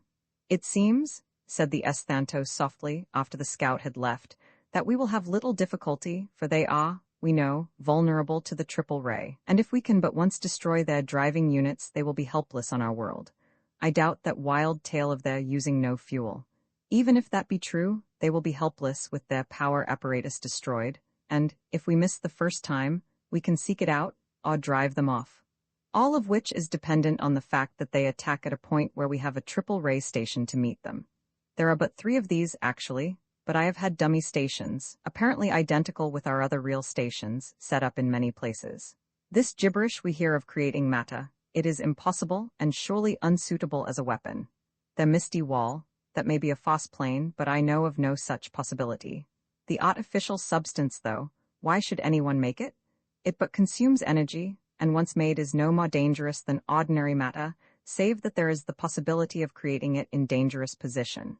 Remember, we have heard already of the mental suggestions planes, mere false planes, plus a wonderfully developed power of suggestion. They do most of their damage by mental impression. Remember, we have heard already of the mental suggestions of horrible things that drove one fleet of the weak-minded colonists mad. And that, I think, we will use to protect ourselves. If we can, with the apparatus which you, my son, have developed, cause them to believe that all the other thoughts are equally dangerous, and that this one on Thet is the best point of attack. It will be easy. Can you do it? I can, O Esthanto, if but a sufficient number of powerful minds may be brought to aid me, replied the youngest of the Fa councilmen. And you, Ranstud, are the stations ready? Asked the ruler. We are ready. Roman 25, with galaxies in the balance, the thought arose from Venon after long hours, and at Arkot's suggestion, they assumed an orbit about the world, at a distance of 2,000,000 miles, and all on board slept, save Talos, the tireless molecular motion machine of flesh and iron. He acted as guard, and as he had slept but 4 days before, he explained there was really no reason for him to sleep as yet, but the terrestrians would feel the greatest strain of the coming encounter, especially Arkot and Mori, for Mori was to help by repairing any damage done, by working from the control board of the Bandalog. The little tender had sufficient power to take care of any damage that Thet might inflict, they felt sure, for they had not learned of the triple ray. It was hours later that, rested and refreshed, they started for Thet. Following the great space chart that they had been given by the Venonians, a series of blocks of clear lux metal, with tiny points of slowly disintegrating lux, such as had been used to illuminate the letters of the thought's name, representing suns, the colors and relative intensity being shown. Then there was a more manageable guide in the form of photographs, marked for route by constellations formations as well, which would be their actual guide. At the maximum speed of the time apparatus, for thus they could better follow the constellations, the thought plunged along in the wake of the tiny scout ship that had already landed on Thet, and hours later they saw the giant red sun of Ansek, the star of Thet and its system. We're about there, said Arkot, a peculiar tenseness showing in his thoughts. Shall we barge right in or wait and investigate? We'll have to chance it. Where is their main fort here? From the direction, I should say it was to the left and ahead of our position, replied Zesden Afthan. The ship moved ahead. While about it, the tremendous Theshan battle fleet buzzed like flies, thousands of ships now, and more coming with each second. In a few moments the titanic ship had crossed a great plain and came to a region of bare, rocky hills several hundred feet high. Set in those hills, surrounded by them, was a huge sphere resting on the ground. As though by magic, the Theshan fleet cleared away from the thought. The last one had not left when Arkot shot a terrific cosmic ray toward the sphere. It was Relux, and he knew it, but he knew what would happen when that cosmic ray hit it. The solometer flickered and steadied at 3 as that inconceivable ray flashed out. Instantly, there was a terrific explosion. The soil exploded into hydrogen atoms and expanded under heat that lashed it to more than 1,000,000 degrees in the tiniest fraction of a second. The terrific recoil of the ray pressure was taken by all space, for it was generated in space itself, but the direct pressure struck the planet, and that titanic planet reeled. A tremendous fissure opened, and the section that had been struck by the ray smashed its way suddenly far into the planet, and a geyser of fluid rock rolled over it, 20 miles deep in that world. The Relux sphere had been struck by the ray, and had turned it, with the result that it was pushed doubly hard. The enormously thick Relux strained and dented, then shot down as a whole, into the incandescent rock. For miles the vaporized rock was boiling off. Then the fort sent out a ray, and that ray blasted the rock that had flowed over it as Arkot's titanic ray snapped out. In moments the fort was at the surface again, and a molecula hit it.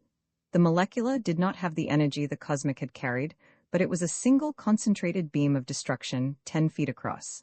It struck the fort, and the fort recoiled under its energy. The marvelous new tubes that ran its ray screen flashed instantly to a temperature inconceivable, and so long as the elements embedded in the infusible Relux remained the metals they were, those tubes could not fail. But they were being lashed by the energy of half a sun. The tubes failed. The elements heated to that enormous temperature when elements cannot exist, and broke to other elements that did not resist. The Relux flashed into blinding iridescence, and from the fort came a beam of pure silvery light.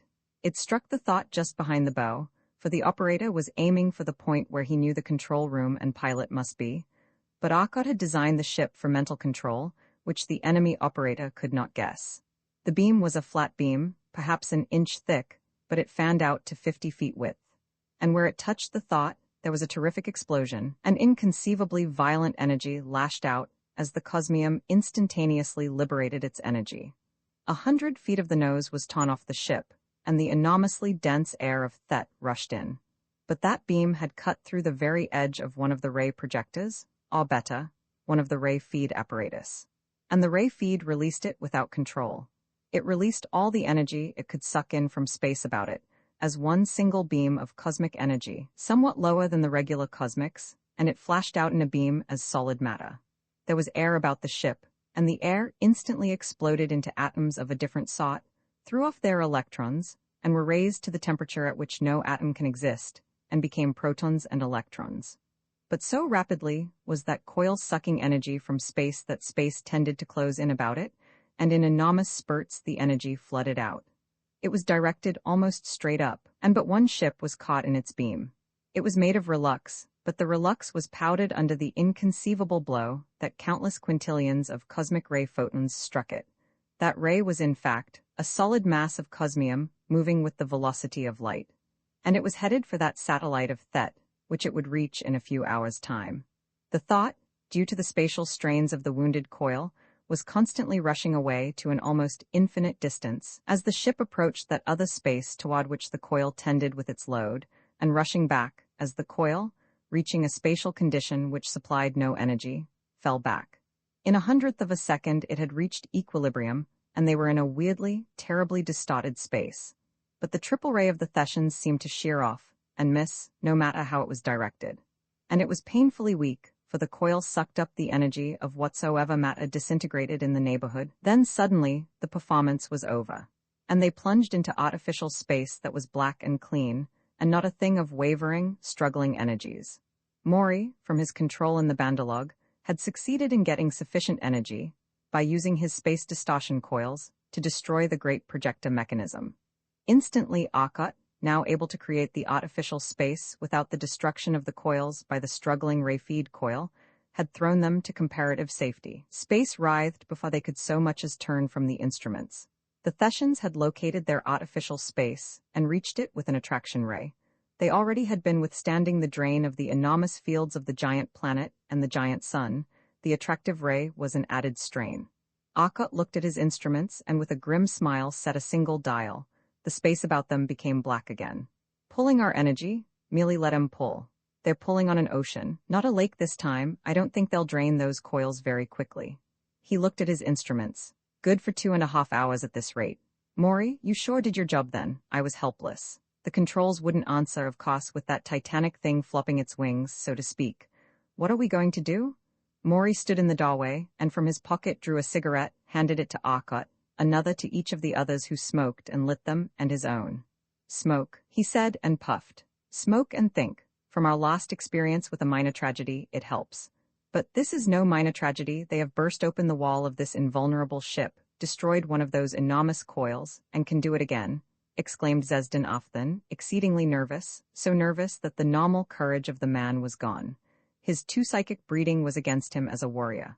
Afthan, replied Stel Felso Thew calmly, when our friends have smoked and thought, the thought will be repaired perfectly, and it will be made invulnerable to that weapon. I hope so, Stel Felso Thew, smiled Arcot. He was feeling better already. But do you know what that weapon is, Maury? Got some readings on it with the Bandalog's instruments, and I think I do. Twin Ray is right, replied Maury. HMHM, so I think. It's a superphoton. What they do is to use a field somewhat similar to the field we use in making cosmium, except that in theirs, instead of the photons lying side by side, they slide into one another, compounding. They evidently get 3 photons to go into one. Now, as we know, that size photon doesn't exist for the excellent reason that it can't in this space. Space closes in about it. Therefore, they have a projected field to accompany it that tends to open out space, and they are using that, not the attractive ray, on us now. The result is that for a distance not too great, the triple ray exists in normal space, then goes into another. Now the question is, how can we stop it? I have an idea, have you any? Yes, but my idea can't exist in this space either, grinned Maury. I think it can. If it's what I think, remember it will have a terrific electric field. It's what you think then. Come on. Arcot and Maury went to the calculating room while Wade took over the ship. But one of the ray feeds had been destroyed, and they had 3 more in action, as well as their most important weapon, artificial matter. Wade threw on the time field, and started the emergency lead burner working to recharge the coils that the Thessians were constantly draining. Being in their own peculiar space, they could not draw energy from the stars, and Arkot didn't want to return to normal space to discharge them, unless necessary. "How's the air pressure in the rest of the ship?" asked Wade. "Triple normal," replied Maury. "The Thetian atmosphere leaked in and sent it up terrifically, but when we went into our own space at the halfway point, a lot leaked out. But the ship is full of water now. It was a bit difficult coming up from the Bandalog, and I didn't want to breathe the air I wasn't sure of. But let's work." They worked. For 8 hours of the time they were now in, they continued to work. The supply of lead metal gave out before the end of the 4th hour, and the coils were nearing the end of their resistance. It would soon be necessary for Arkot to return to normal space. So they stopped, their calculations very nearly complete. Throwing all the remaining energy into the coils, they a little more than held the space about them, and moved away from Thet at a speed of about twice that of light. For an hour more Arkot worked, while the ship plowed on. Then they were ready. As Arkot took over the controls, space reeled once more, and they were alone, far from Thet. The suns of this space were flashing and glowing about them, and the unlimited energy of a universe was at Arkot's command. But all the remaining atmosphere in the ship had either gone instantaneously in the vacuum, or solidified as the chill of expansion froze it. To the amazement of the extraterrestrians, Arkot's first move was to create a titanic plane of artificial matter, and neatly bisect the thought at the middle. He had thrown all of the controls thus interrupted into neutral, and in the little more than half of the ship which contained the control cabin was also the artificial matter control. It was busy now.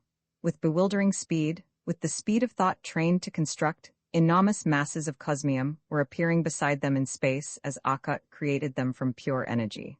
Cosmium, relux, and some clear cosmium-like lux metal. Ordinary cosmium was reflective, and he wanted something with cosmium's strength and the clearness of lux. In seconds, under Arkot's flying thought manipulation, a great tube had been welded to the original hull, and the already gigantic ship lengthened by more than 500 feet. Immediately great artificial matter tools gripped the broken nose section, clamped it into place, and welded it with cosmium flowing under the inconceivable pressure till it was again a single great hull. Then the Thetian fleet found them. The coils were charged now, and they could have escaped, but Arkot had to work. The Thetians were attacked with moleculars, cosmics, and a great twin ray. Arkot could not use his magnet, for it had been among those things severed from the control. He had 2 ray feeds and the artificial matter. There were nearly 3,000 ships attacking him with a barrage of energy that was inconceivably great, but the cosmium walls merely turned it aside. It took Arkot less than 10 seconds to wipe out that fleet of ships. He created a wall of artificial matter at 20 feet from the ship, and another at 20,000 miles. It was thin, yet it was utterly impenetrable. He swept the 2 walls together, and forced them against each other, until his instruments told him only free energy remained between them. Then he released the outer wall, and a terrific flood of energy swept out. "I don't think we'll be attacked again," said Maury softly. They were not. Thet had only one other fleet, and had no intention of losing the powers of their generators at this time when they so badly needed them. The strange ship had retired for repairs. Very well, they could attack again, and maybe Arkot was busy. In the great empty space that had been left, he installed a second collector coil as gigantic as the main artificial matter generator. Then he repaired the broken ray feed, and the companion coil which, with it, had been in the severed nose section, were now in the same relative position to the new collector coil that they had had with relation to the artificial matter coil. Next Arkot built 2 more ray feeds. Now in the gigantic central power room, there loomed 2 tremendous power collectors, and 6 smaller ray feed collectors. His next work was to reconnect the severed connectors and controls. Then he began work on the really new apparatus. Nothing he had constructed so far was more than a duplicate of existing apparatus, and he had been able to do it almost instantly, from memory. Now he must vision something new to his experience, and something that was forced to exist in part in this space, and partly in another. He tried 4 times before the apparatus had been completed correctly, and the work occupied 10 hours, but at last it was done. The thought was ready now for the battle. "Got it right at last?" asked Wade. "I hope so." "It's right, tried it a little. I don't think you noticed it. I'm going down now to give them a nice little dose," said Arkot grimly. His ship was repaired, but they had caused him plenty of trouble. "How long have we been out here, their time?" asked Wade. "About an hour and a half." The thought had been on the time field at all times save when the Thetian fleet attacked. I think, Earthman, that you are tired and should rest, lest you make a tired thought and do great harm, suggested Zesden Ofthen. I want to finish it, replied Arkot sharply. He was tired. In seconds the thought was once more over that fortified station in the mountains, and the triple ray reached out, and suddenly, about the ship, was a wall of absolute, utter blackness. The triple ray touched it and exploded into coruscating, blinding energy. It could not penetrate it. More energy lashed at the wall of blackness as the operators within the sphere fort turned in the energy of all the generators under their control. The ground about the fort was a great lake of dazzling lava as far as the eye could see, for the triple ray was releasing its energy, and the wall of black was releasing an equal and opposing energy. Stopped? Cried Arkot happily. Now here is where we give them something to think about. The magnet and the heat. He turned the two enormous fauces simultaneously on the point where he knew the fort was, though it was invisible behind the wall of black that protected him. From his side, the energy of the spot where all the system of Thet was throwing its fauces was invisible. Then he released them. Instantly, there was a terrific gout of light on that wall of blackness. The ship trembled, and space turned gray about them. The black wall dissolved into grayness in one spot, as a flood of energy beyond comprehension exploded from it.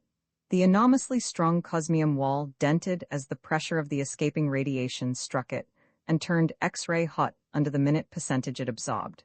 The triple ray bent away, and faded to black as the cosmic force playing about it actually twisted space beyond all power of its mechanism to overcome. Then, in the tiniest fraction of a second, it was over. And again there was blackness, and only the brilliant, blinding blue of the cosmium wall testified to its enormous temperature, cooling now far more slowly through green to red. Lord, you're right, Zesden Ofthen. I'm going to sleep, called Arkot, and the ship was suddenly far, far away from Thet. Maury took over and Arkot slept. First Maury straightened the uninjured wall and ironed out the dents. What, Maury, is the wall of blackness? Asked Stel Felsothew. It's solid matter. A thing that you never saw before. That wall of matter is made of a double layer of protons lying one against the other. It absorbs absolutely every and all radiation, and because it is solid matter, not tiny sprinklings of matter in empty space, as is the matter of even the densest star, it stops the triple ray. That matter is nothing but protons. There are no electrons there, and the positive electrical field is inconceivably great. But it is artificial matter, and that electrical field exerts its strain not in pulling and electrifying other bodies, but in holding space open, in keeping it from closing in about that concentrated matter, just as it does about a single proton, except that here the entire field energy is so absorbed. Arkot was tired and forgot. He turned his magnet and his heat against it. The heat fought the solid matter with the same energy that created it, and with an energy that had resources as great. The magnet curved space about it and about us. The result was the terrific energy release you saw, and the hole in the wall. All Thet couldn't make any impression on it. One of the rays blasted a hole in it, said Maury with a laugh, for he, too, loved this mighty thing, the almost living ideas of his friend's brain. But it is as bad as the space defense. It works both ways. We can't send through it, but neither can they. Anything we use that attacks them, attacks it, and so destroys it, and it fights. We're worse off than ever, said Maury gloomily. My friend, you too are tired. Sleep, sleep soundly, sleep till I call sleep. And Maury slept under Zesden Ofthen's will, till Talos carried him gently to his room. Then Ofthen let the sleep relax to a natural one. Wade decided he might as well follow under his own power, for now he knew he was tired, and could not overcome Zesden Ofthen, who was not. On Thet, the fort was undestroyed, and now floating on its power units in a sea of blazing lava. Within, men were working quickly to install a second set of the new tubes in the molecular motion ray screen, and other men were transmitting the orders of the Esthanto, who had come here as the place of actually greatest safety. Order all battleships to the nearest power feed station, and command that all power available be transmitted to the station attacked. I believe it will be this one. There is no limit on the power transmission lines, and we need all possible power, he commanded his son, now in charge of all land and spatial forces. And Randstad, what happened to that molecular ray screen? I do not know, I cannot understand such power. But what most worries me is his wall of darkness, said Randstad seriously, but he was forced to retire for all his wall of darkness, as you saw. He can maintain it but a short time, and it was full of holes when he fled. Old Esthanto is much too confident, I believe, said an assistant working at one of the great bods in the enemy's fought, to one of his friends. And I think he has lost his science knowledge. Any powerman could tell what happened. They tried to use their own big rays against us, and their screens stopped them from going out, just as it stopped ours on the way in. Ours had been working at it for seconds, and hadn't bothered them. Then for a bare instant their ray touched it, and they retired. That shield of blackness is absolutely new. They have many men on that ship of theirs, replied his friend, helping to lift the 300-ton load of a vacuum tube into place. For it is evident that they built new apparatus, and it is evident their ship was increased in size to contain it. Also, the nose was repaired. They probably worked under a time field, for they accomplished an impossible amount of work in the period they were gone. Randstad had come up behind them, and overheard the later part of this conversation. And what, he asked suddenly, did your meters tell you when our ray opened his ship? Counselor of Science Wisdom, they told us that our power diminished, and our generators gave off but little power when his power was exceedingly little. We still had much. Have you heard the myth of the source of his power, in the story that he gets it from all the stars of the island? We have, great counselor. And I for one believe it, for he sucked the power from our generators. So might he suck the power from the inconceivably greater generators of the suns. I believe that we should treat with them, for if they be like the peace-loving fools of Venon, we might win a respite in which to learn their secret. Randstad walked away slowly. He agreed in his heart, but he loved life too well to tell the Esthanto what to do, and he had no intention of sacrificing himself for the possible good of the race. So they prepared for another attack of the thought, and waited. Roman 26 man, creator and destroyer. What we must find, said Arkot, between contented puffs, for he had slept well, and his breakfast had been good, is some weapon which will attack them but won't attack us. The question is, what is it? And I think I know. His eyes were dreamy, his thoughts so cryptically abbreviated that not even Maury could follow them. Fine, what is it? Asked Maury after vainly striving to deduce some sense from the formulas that were chasing through Arkot's thoughts. Here and there he recognized them. Einstein's energy formula, Planck's quantum formulas, Nitsu Thansey's electron interference formulas, Stepkowski's proton interference, Williamson's electric field, and his own formulas appeared, and others so abbreviated he could not recognize them. Do you remember what Dad said about the way the Thessians made the giant thoughts out in space, hauled matter from the moon and transformed it to lux and relux? Remember, I said then I thought it might be a ray, but found it wasn't what I thought. I wanted to use the ray I was thinking of. The only question in my mind is, what is going to happen to us when I use it? What's the ray?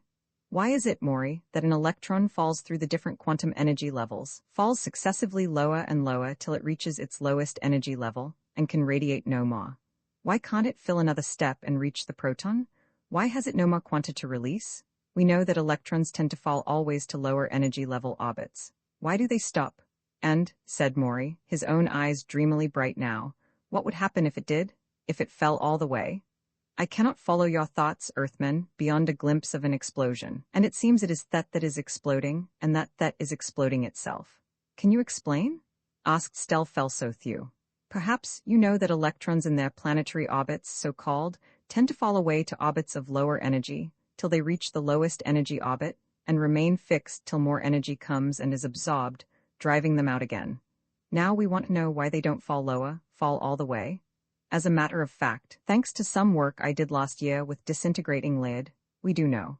And thanks to the absolute stability of artificial matter, we can handle such a condition. The thing we are interested in is this. Artificial matter has no tendency to radiate. Its electrons have no tendency to fall into the proton, for the matter is created, and remains as it was created. But natural matter does have a tendency to let the electron fall into the proton.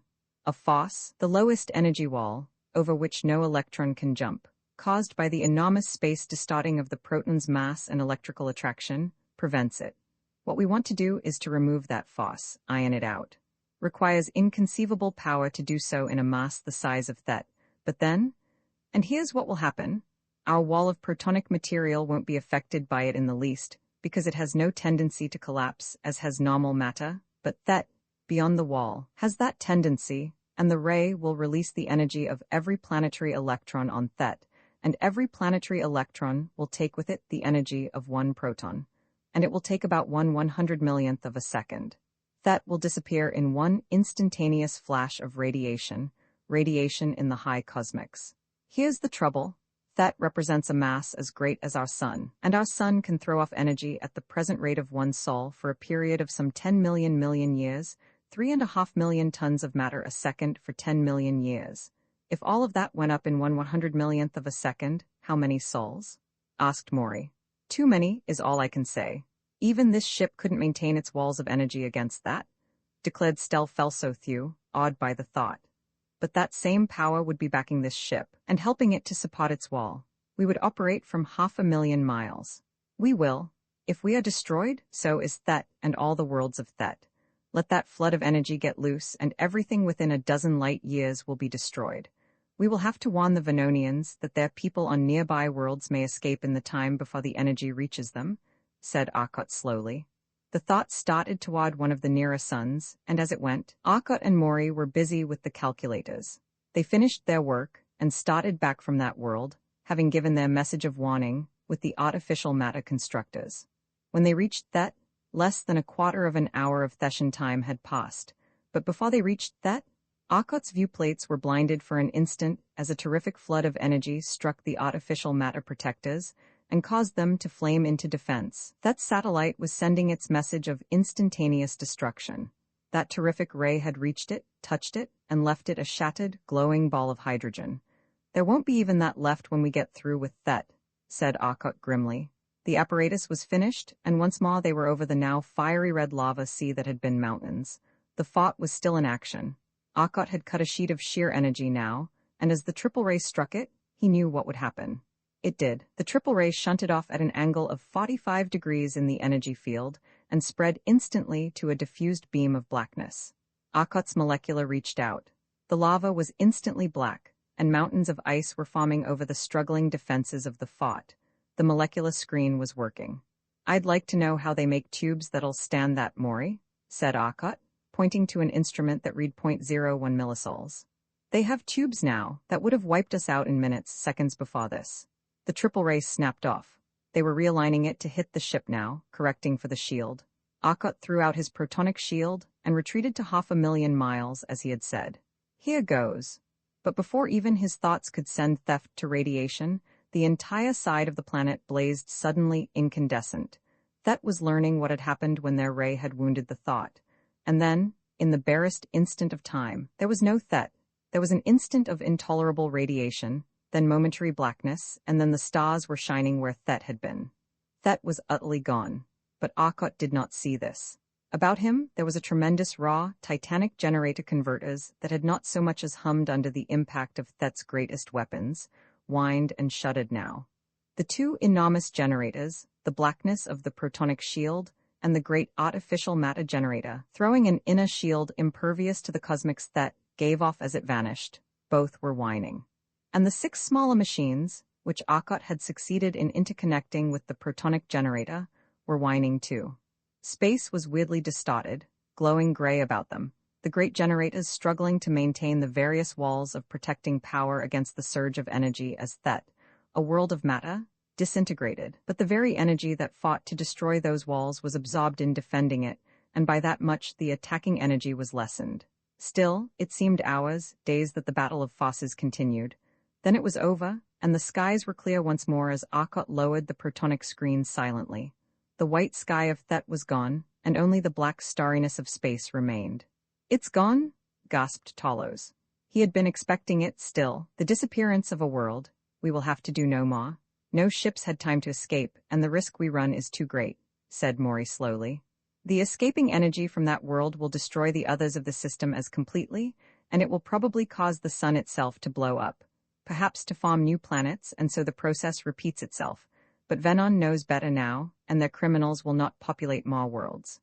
And we can go home to our little dust specks, but they are wonderfully welcome dust specks and utterly important to us, Earthmen," reminded Zesden Afthan. "Let us go then," said Arkot. It was dusk, and the rose tints of the recently set sun still hung on the clouds that floated like white bits of cotton in the darkening blue sky. The dark waters of the little lake and the shadowy tree-clad hills seemed very beautiful, and there was a little group of buildings down there, and a broad, cleared field. On the field rested a shining, slim shape 75 feet long, 10 feet in diameter. But all the lake, the mountains even, were dwarfed by the silent, glistening ruby of a gigantic machine that settled very, very slowly and very, very gently downward. It touched the rippled surface of the lake with scarcely a splash, then hung, a quata submerged in that lake.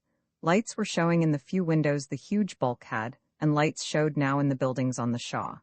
Through an open door, light was streaming, casting silhouettes of two men, and now a tiny door opened in the enormous bulk that occupied the lake, and from it came 5 figures that floated up and away, and toward the cottage. "Hello, son, you have been gone long," said Arcot Sr. gravely, as his son landed lightly before him.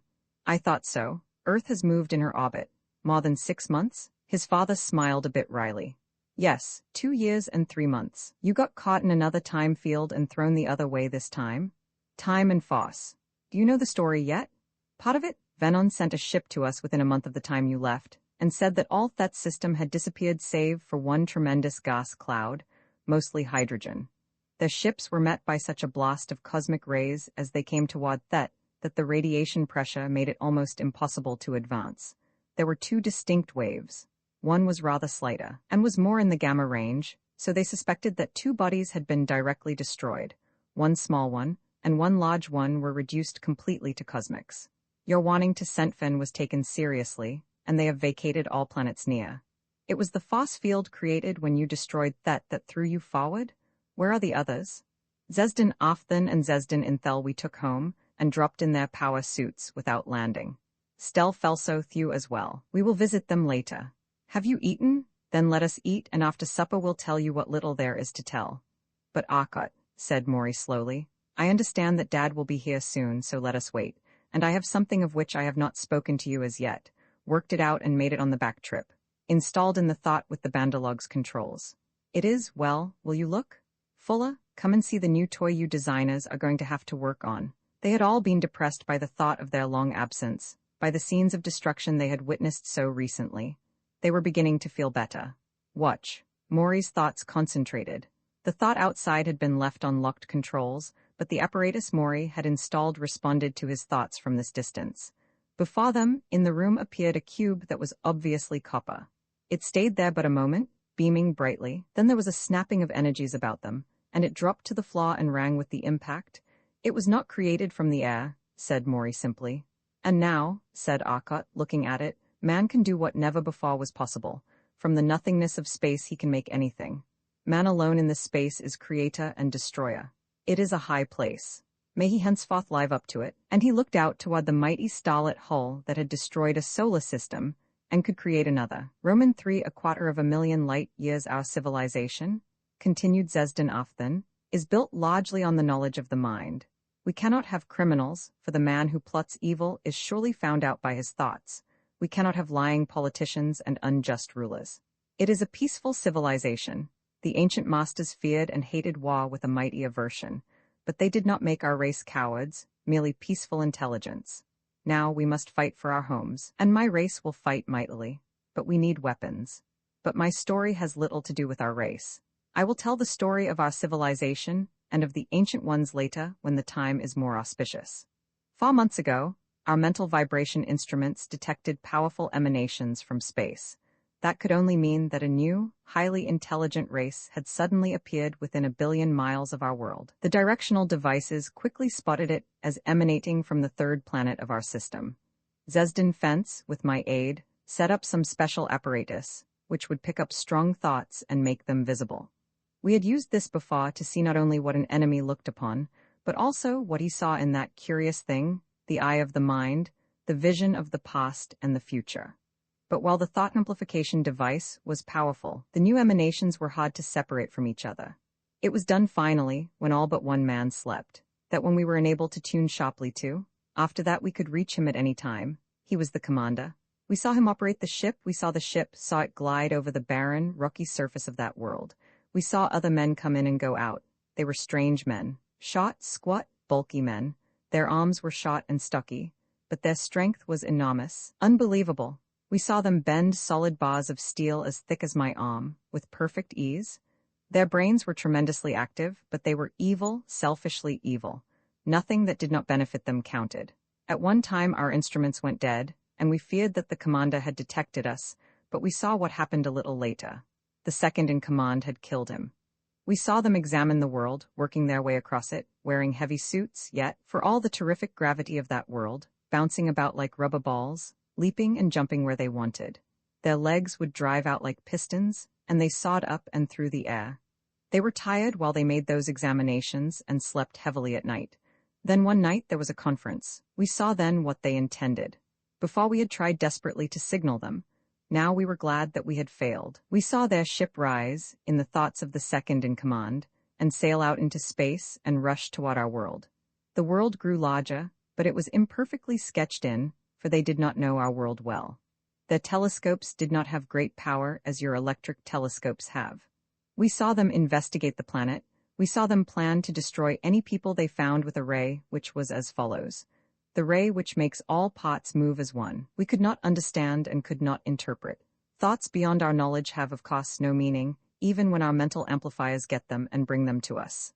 The molecular ray? Gasped Maury in surprise. They will be an enemy. You know it? It is familiar to you? You have it? You can fight it?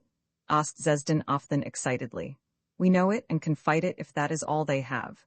They have much more I fear, replied Zesden Ofthen. At any rate, we saw what they intended. If our world was inhabited, they would destroy everyone on it, and then other men of their race were to float in on their great ships, and settle on that largest of our worlds. We had to stop them, so we did what we could. We had powerful machines, which would amplify and broadcast our thoughts. So we broadcast our thought waves, and implanted in the mind of their leader that it would be wise to land, and learn the extent of the civilization, and the weapons to be met. Also, as the ship drew nearer, we made him decide on a certain spot we had prepared for him. He never guessed that the thoughts were not his own. Only the ideas came to him, seeming to spring from his own mind. He landed, and we used our one weapon. It was a thing left to one group of rulers when the ancient masters left us to care for ourselves. What it was, we never knew. We had never used it in the 15,000 years since the great masters had passed. Never had to. But now it was brought out, and concealed behind great piles of rock in a deep canyon where the ship of the enemy would land. When it landed, we turned the beam of the machine on it, and the apparatus rotated it swiftly, and a cone of the beam's ray was formed as the beam was swung through a small circle in the vertical plane. The machine leaped backward, and though it was so massive that a tremendous amount of labor had been required to bring it there, the push of the pencil of force we sent out hurled it back against a rocky cliff behind it, as though it were some child's toy. It continued to operate for perhaps a second, perhaps two. In that time, 2 great holes had been cut in the enemy ship, holes 15 feet across, that ran completely through the hull, as though a die had cut through the metal of the ship, cutting out a disk of metal. There was a terrific concussion, and a roar as the air blasted out of the ship. It did not take us long to discover that the enemy were dead. Their terrible, bloated corpses lay everywhere in the ship. Most of the men we were able to recognize, having seen them in the mentavisor. But the colors were distorted, and their forms were peculiar. Indeed, the whole ship seemed strange. The only time that things ever did seem normal about that strange thing, when the angles of it seemed what they were, when the machines did not seem out of proportion, out of shape, twisted, was when on a trial trip we ventured very close to our sun. Arcot whistled softly and looked at Maury. Maury nodded. Probably right, don't interrupt. That you thought something I understood, but the thoughts themselves were hopelessly unintelligible to me. You know the explanation? Asked Zesden Ofthen eagerly. We think so. The ship was evidently made on a world of huge size. Those men, their stocky, block legs and arms, their entire build and their desire for the largest of your planets, would indicate that. Their own world was probably even larger. They were forced to wear precious suits even on that large world, and could jump all over, you said. On so huge a sphere as their native world seems to be, the gravity would be so intense as to distort space. Geometry, such as yours seems to be, and such as ours was, could never be developed, for you assume the existence of a straight line and of an absolute plane surface. These things cannot exist in space, but on small worlds, far from the central sun's mass, the conditions approach that without sufficient discrepancy to make the error obvious. On so huge a globe as their world, the space is so curved that it is at once obvious that no straight line exists, and that no plane exists. Their geometry would never be like ours. When you went close to your sun, the attraction was sufficient to curve space into a semblance of the natural conditions on their home planet. Then your senses and the ship met a compromise condition which made it seem more or less normal, not so obviously strange to you. But continue. Arcot looked at Athen interestedly. There were none left in their ship now, and we had been careful in locating the first hole, that it should not damage the propulsive machinery. The second hole was accidental, due to the shift of the machine. The machine itself was wrecked now, crushed by its own reaction. We forgot that any pencil of force powerful enough to do what we wanted would tear the machine from its moorings unless fastened with great steel bolts into the solid rock. The second hole had been far to the rear, and had, by ill luck, cut out a portion of the driving apparatus. We could not repair that, though we did succeed at last in lifting the great discs into place. We attempted to cut them and put them back in sections. Our finest saws and machines did not nick them. Their weight was unbelievable, and yet we finally succeeded in lifting the things into the wall of the ship. The actual missing material did not represent more than a tiny cut, perhaps as wide as one of your credit discs. You could slip the thin piece of metal in between them, but not so much as your finger. Those slots we welded tight with our best steel, letting a flap hang over on each side of the cut, and as the hot metal cooled, it was drawn against the shining walls with terrific force. The joints were perfectly airtight. The machines proper were repaired to the greatest possible extent. It was a heart-breaking task, for we must only guess at what machines should be connected together. Much damage had been done by the rushing air as it left, for it filled the machines too, and they were not designed to resist the terrific air pressure that was on them when the pressure in the ship escaped. Many of the machines had been burst open, and these we could repair when we had the necessary elements and knew their construction from the remnants, or could find unbroken duplicates in the stockrooms. Once we connected the wrong things. This will show you what we dealt with. They were the wrong poles, 2 generators, connected together in the wrong way. There was a terrific crash when the switch was thrown, and huge sheets of electric flame leaped from one of them. 2 men were killed, incinerated in an instant. Even the Odas one might expect were killed in that flash of heat. Everything save the shining metal and clear glass within 10 feet of it was instantly wiped out, and there was a fuse link that gave. The generator was ruined. One was left, and several small auxiliary generators. Eventually, we did the job. We made the machine work, and we are here. We have come to warn you and to ask aid. Your system also has a large planet, slightly smaller than the largest of our system, but yet attractive. There are approximately 50,000 planetary systems in this universe, according to the records of the Invaders. Their world is not of this system. It is the world that, Sun Ansek, Universe Venon, where that is, or even what it means, we do not know. Perhaps you understand, but they investigated your world, and its address, according to their records, was World 3769, 8,482,733. This, I believe, means Universe 3769, Sun 8,482,730, World 3. They have been investigating this system now for nearly 3 centuries. It was close to 200 years ago that they visited your world, 200 years of your time. This is 2129, which makes it about the year 1929-30 that they floated around here investigating. Why haven't they done anything? Arcot asked him. They waited for an auspicious time. They are afraid now, for recently they visited your world, and were utterly amazed to find the unbelievable progress your people have made. They intend to make an immediate attack on all worlds known to be intelligently populated. They had made the mistake of letting one race learn too much. They cannot afford to let it happen again. There are only 21 inhabited worlds known, and their thousands of scouts have already investigated nearly all the central mass of this universe, and much of the outer rings. They have established a base in this universe, where I do not know. That, alone, was never mentioned in the records, but of all peoples they feared only your world. There is one race in the universe far older than yours, but they are a sleeping people. Long ago their culture decayed. Still, now they are not far from you, and perhaps it will be worth the few days needed to learn more about them. We have their location and can take you there. Their world circles a dead star. Not anymore, laughed Maury grimly. That's another surprise for the enemy. They had a little jog, and they certainly are wide awake now. They are headed for big things, and they are going to do a lot. But how do you know these things? You have ships that can go from planet to planet, I know, but the records of the enemy said you could not leave the system of your sun. They alone knew that secret. Another surprise for them, said Maury. We can, and we can move faster than your ship, if not faster than they. The people of the dead star have moved to a very live star, Sirius, the brightest in our heavens, and they are as much alive now as their new sun. They can move faster than light also. We had a little misunderstanding a while back when their star passed close to ours. They came off second best, and we haven't spoken to them since, but I think we can make valuable allies there. For all Maury's jocular manner, he realized the terrible import of this announcement. A race which had been able to cross the vast gulf of intergalactic space in the days when terrestrians were still developing the airplane, and already they had mapped Jupiter and planned their colonies. What developments had come? They had molecular rays, cosmic rays, the energy of matter then. What else had they now? Lux and relux, the two artificial metals, made of solidified light, far stronger than anything of molecular structure in nature, absolutely infusible, totally inert chemically, one a perfect conductor of light and of all radiation in space, the other a perfect reflector of all radiations, save molecular rays. Made into the condition of reflection by the action of special frequencies in its formation from light, molecular frequencies were, unfortunately, able to convert it into perfectly transparent lux metal when the protective value was gone. They had that.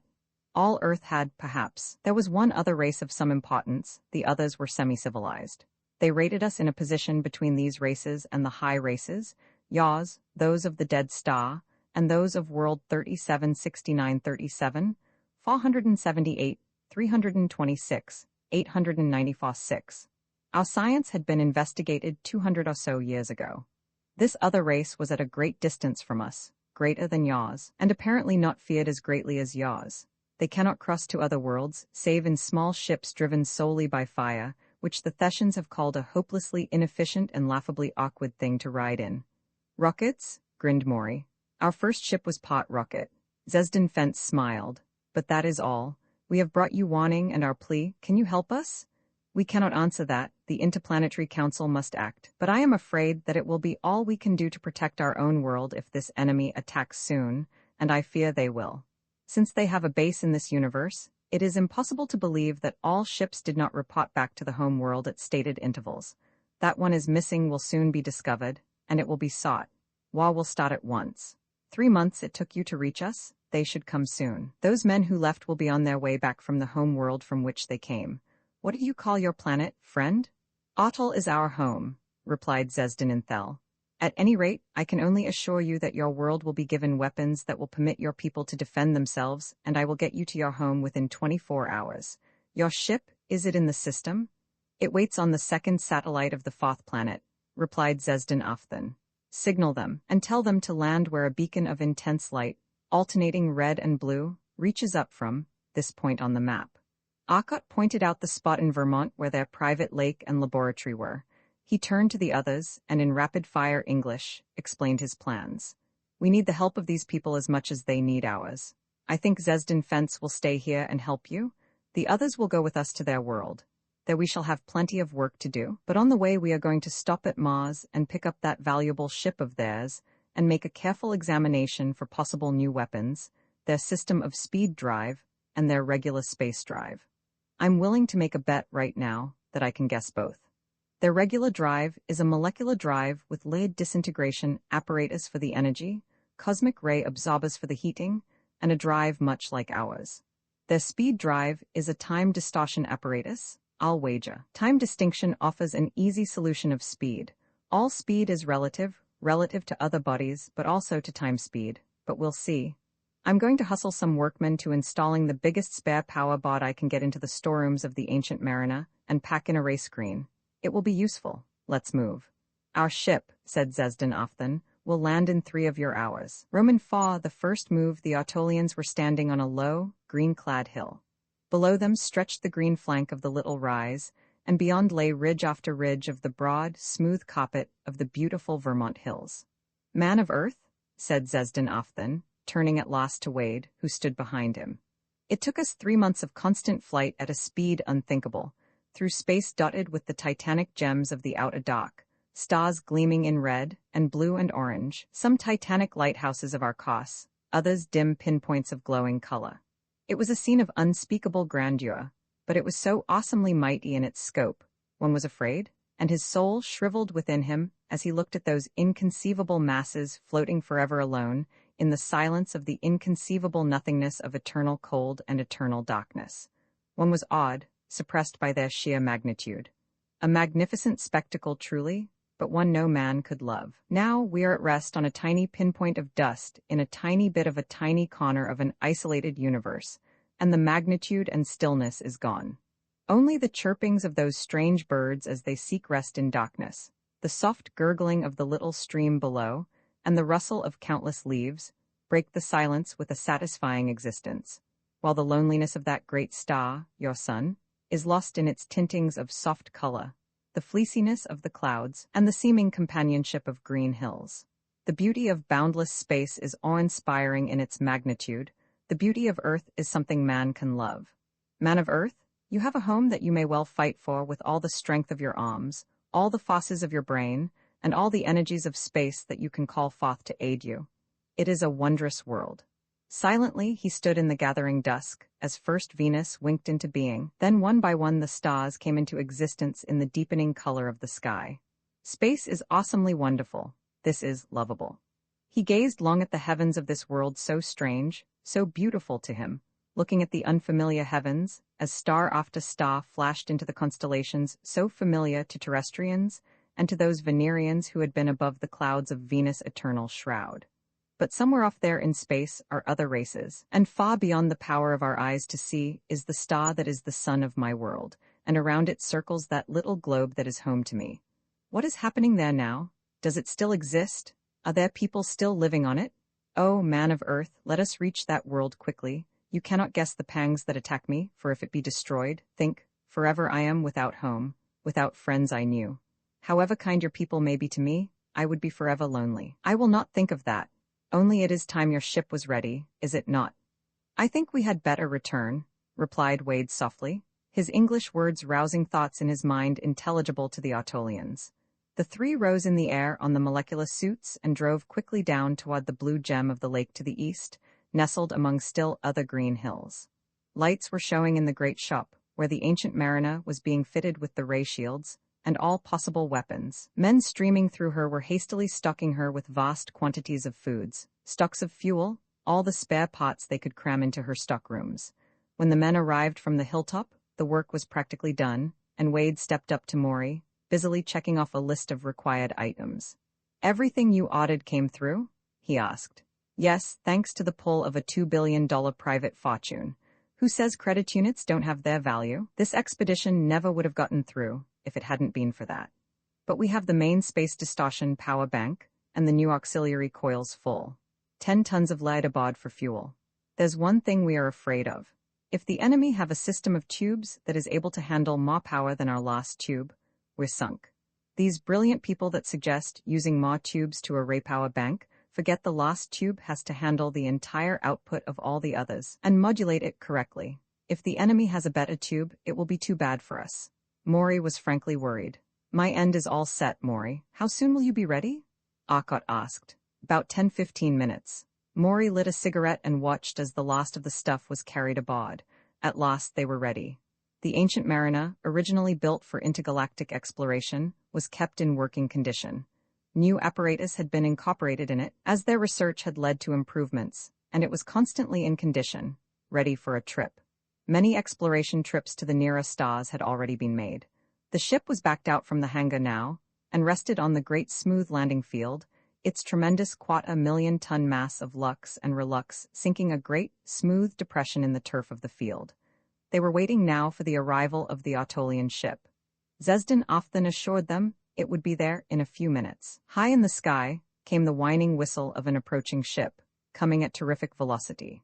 It came near the field, darting toward the ground at an unheard of speed, flashing down at a speed of well over 3,000 miles an hour, and only in the last 50 feet slowed with a sickening deceleration. Even so, it landed with a crash of fully 200 miles of speed. Arkot gasped at the terrible landing the pilot had made, fully expecting to see the great hull dent somewhat, even though made of solid relux. And certainly the jaw would kill every man on board.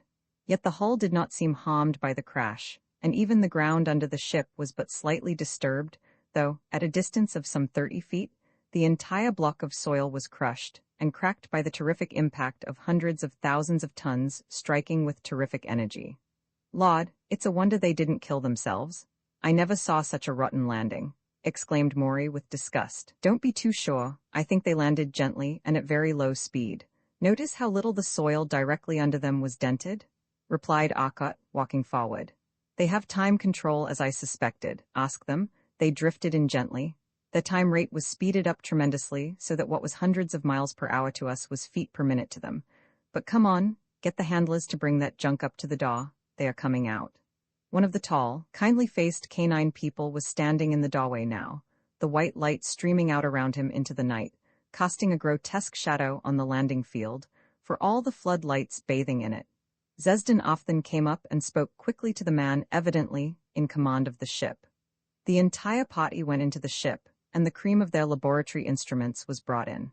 For hours Arkot, Maury and Wade worked at the apparatus in the ship, measuring, calculating, following electrical and magnetic and shear force hookups of staggering complexity. They were not trying to find the exact method of construction, only the principles involved, so that they could perform calculations of their own and duplicate the results of the enemy. Thus, they would be far more thoroughly familiar with the machinery when done. Little attention was paid to the actual driving plant, for it was a molecular drive with the same type of lead fuel burner they used in their own ship. The tubes of the power bank were, however, a puzzle to them. They were made of relux, so that it was impossible to see the interior of the tube. To open one was to destroy it, but calculations made from readings of their instruments showed that they were more efficient and could readily carry nearly half again the load that the best terrestrian tubes could sustain. This meant the enemy could send heavier rays and heavier ray screens. But finally, they returned to the Ancient Mariner, and as the Autolian ship wound its way out to space, the Ancient Mariner started, rising faster and faster through the atmosphere till it was in the night of space. Then the molecular power was shut off.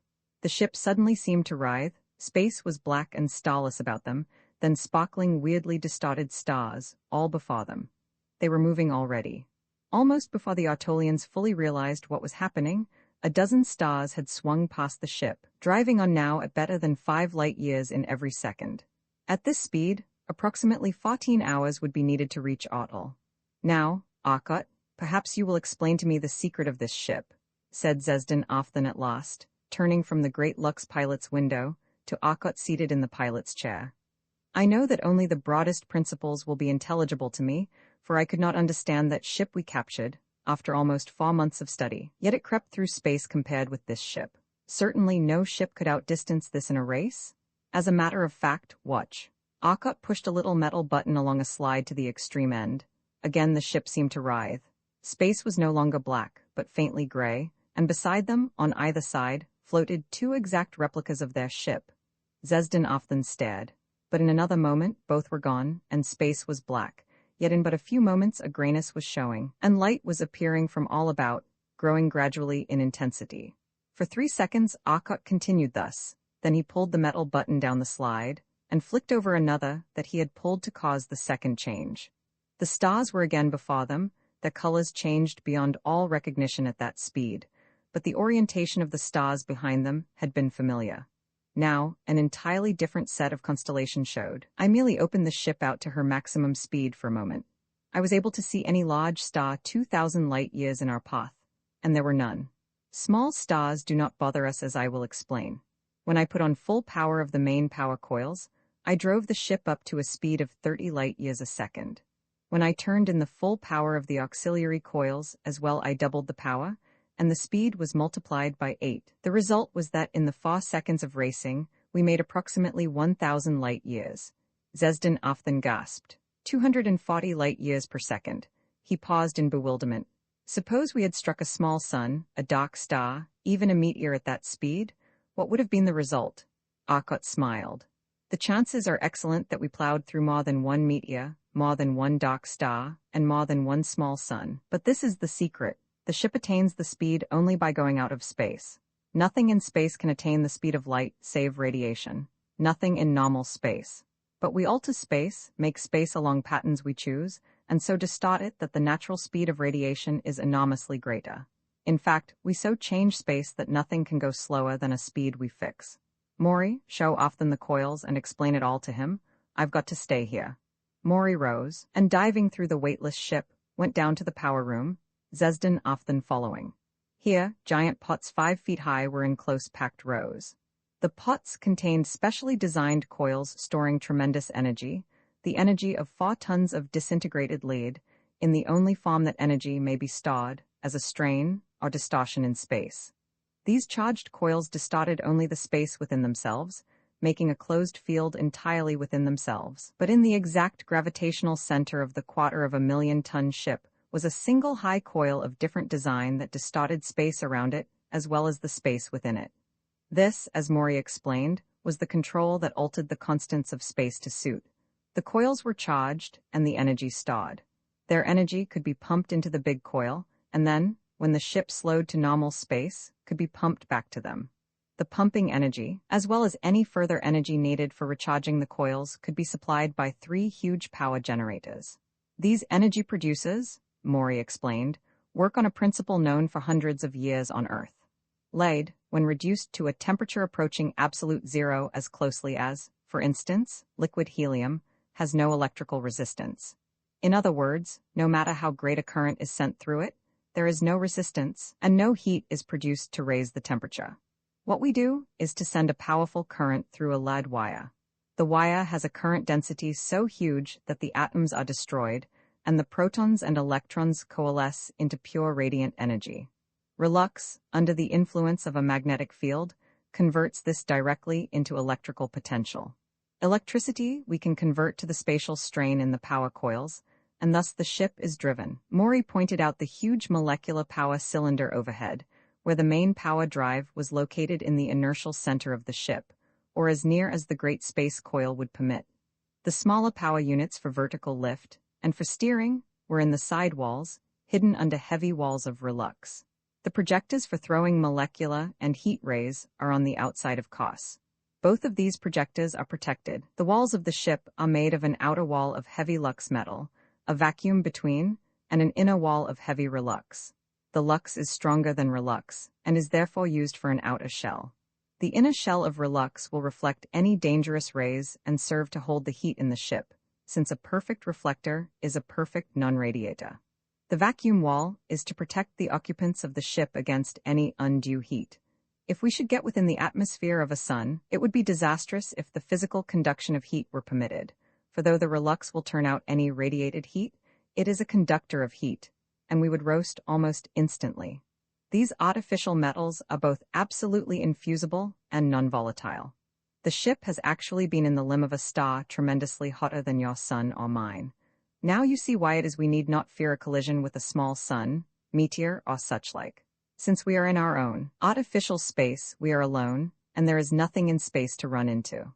But if we enter a huge sun, the terrific gravitational field of the mass of matter would be enough to pull the energy of our coil away from us. That actually happened the time we made our first intergalactic exploration. But it is almost impossible to fall into a large star. They are too brilliant. We won't be worrying about it, grinned Maury. But how did the ship we captured operate? Asked Zesden Afton. It was a very ingenious system, very closely related to ours, really. We distort space and change the velocity characteristics. In other words, we distort the rate of motion through distance characteristics of normal space. The Thetan ships work on the principle of distorting the rate of progress through time instead of through space. Velocity is really units of travel through space per unit of travel through time. Now, if we make the time unit twice as great, and the units traveled through space are not changed, the velocity is twice as great. That is, if we are moving 5 light years per second, make the second twice as long and we are moving 10 light years per double second. Make it 10,000 times as long, and we are traveling 50,000 light years per 10,000 seconds. This is the principle, but there is a drawback. We might increase the velocity by slowing time passage. That is, if it takes me a year for one heartbeat, 2 years to raise my arm thus, and 6 months to turn my head, if all my body processes are slowed down in this way, I will be able to live a tremendous length of time, and though it takes me 200 years to go from one star to another, so low is my time rate that the 200 years will seem but a few minutes. I can then make a trip to a distant star, 15 light years distant, let us say, in 3 minutes to me, I then will say, looking at my chronometer, which has been similarly slowed, I have gone 5 light years in 3 minutes, or 5/3 light years per minute. I have exceeded the speed of light. But people back on Earth would say, he has taken 200 years to go 5 light years, therefore he has gone at a speed 1/40th of that of light, which would be true for their time rate. But suppose I can also speed up time, that is, I can live a year in a minute or two, then everyone else will be exceedingly slow. The ideal thing would be to combine these two effects, arranging that space about your ship will have a very rapid time rate, 10,000 times that of normal space. Then the speed of radiation through that space will be 1,860,000,000 miles per second, and a speed of 1 billion miles per second would be possible, but still you, too, will be affected, so that though the people back home will say you are going far faster than light, you will say no, I am going only 100,000 miles per second. But now imagine that your ship and surrounding space for 1 mile is at a time rate 10,000 times normal, and you, in a space of 100 feet within your ship, are affected by a time rate 1/10,000 that, are normal, due to a second, reversing field. The two fields will not fight or be mutually antagonistic, they will merely compound their effects. Result, you will agree that you are exceeding the speed of light. Do you understand? That is the principle on which your ship operated. There were 2 time fields, overlapping time fields. Remember the terrible speed with which your ship landed, and yet there was no appreciable jar according to the men. The answer of course was that their time rate had been speeded enough, due to the fact that one field had been completely shut off, the other had not. That is the principle. The system is so complex, naturally, that we have not yet learned the actual method of working the process. We must do a great deal of mathematical and physical research. Wish we had it done, we could use it now, mused the Terrestrian. We have some other weapons, none as important, of course, as the molecular ray and the heat ray, or none that have been. But if the enemy have ray shields, then perhaps these others also will be important. There are molecular motion guns, metal tubes, with molecular director apparatus at one end. A metal shell is pulling the power turned on, and the shell leaps out at a speed of about 10 miles per second, since it has been superheated, and is very accurately aimed, as there is no terrific shock of recoil to be taken up by the gun. But a more effective weapon, if these men are as I expect them to be, will be a peculiarly effective magnetic field concentrated device, which will project a magnetic field as a beam for a mile or more. How useful it will be, I don't know. We don't know what the enemy will turn against us. After Maury's explanation of the ship was completed, Wade took Arcott's place at the controls, while Maury and Arcott retired to the calculating room to do some of the needed mathematics on the time field investigation. Their work continued here, while the Autolians prepared a meal and brought it to them, and to Wade. When at last the sun of Autol was growing before them, Arcott took over controls from Wade once more. Slowing their speed to less than 50 times that of light, they drove on. The attraction of the giant sun was draining the energy from the coils so rapidly now that at last Arcott was forced to get into normal space, while the planet was still closed to 1,000,000 miles from them.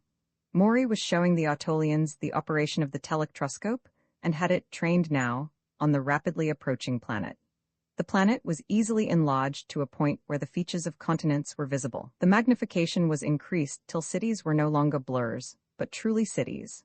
Suddenly, as city after city was brought under the action of the machine, the Autolians recognizing them with glad exclamations, one swept into view, and as they watched it leapt into the air, a vast column of dust, then twisting, whirling, it fell back in utter, chaotic ruin. Zesden Fence staggered back from the screen in horror. Arcott, drive down, increase your speed. The Thessians are there already and have destroyed one city, called Maury sharply. The men secured themselves with heavy belts as the deep-toned hum of the warning echoed through the ship. A moment later, they staggered under an acceleration of 4 gravities. Space was dark for the barest instant of time, and then there was the scream of atmosphere as the ship rocketed through the air of the planet at nearly 1,500 miles per second. The outer wall was blazing in incandescence in a moment, and the heavy Relux screens seemed to leap into place over the windows as the blasting heat, radiated from the incandescent walls, flooded in. The millions of tons pressure of the air on the nose of the ship would have brought it to a stop in an instant, and had it not been that the molecular drive was on at full power, driving the ship against the air resistance, and still losing. The ship slowed swiftly, but was shrieking toward the destroyed city at terrific speed. Hesthys, to the right and ahead. That would be their next attack, said the Autolian. Akkot altered the ship's course and they shot toward the distant city of Hesthys. They were slowing perceptibly, and yet, though the city was half around the world, they reached it in half a minute. Now Akkot's wizardry at the controls came into play, for by altering his space field constants, he succeeded in reaching a condition that slowed the ship almost instantly to a speed of but a mile a second, yet without apparent deceleration. High in the white Autolian sky was a shining point bearing down on the now visible city. Akkot slanted toward it, and the approaching ship grew like an expanding rubber balloon.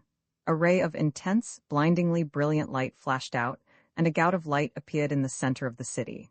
A huge flame, bright blue, shot heavenward in roaring heat. Seeing that a strange ship had arrived was enough for the Thessians, and they turned, and drove at Akkot instantly.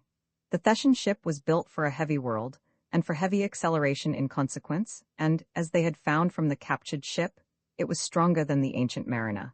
Now the Thessians were driving at Akkot with an acceleration and speed that convinced him dodging was useless.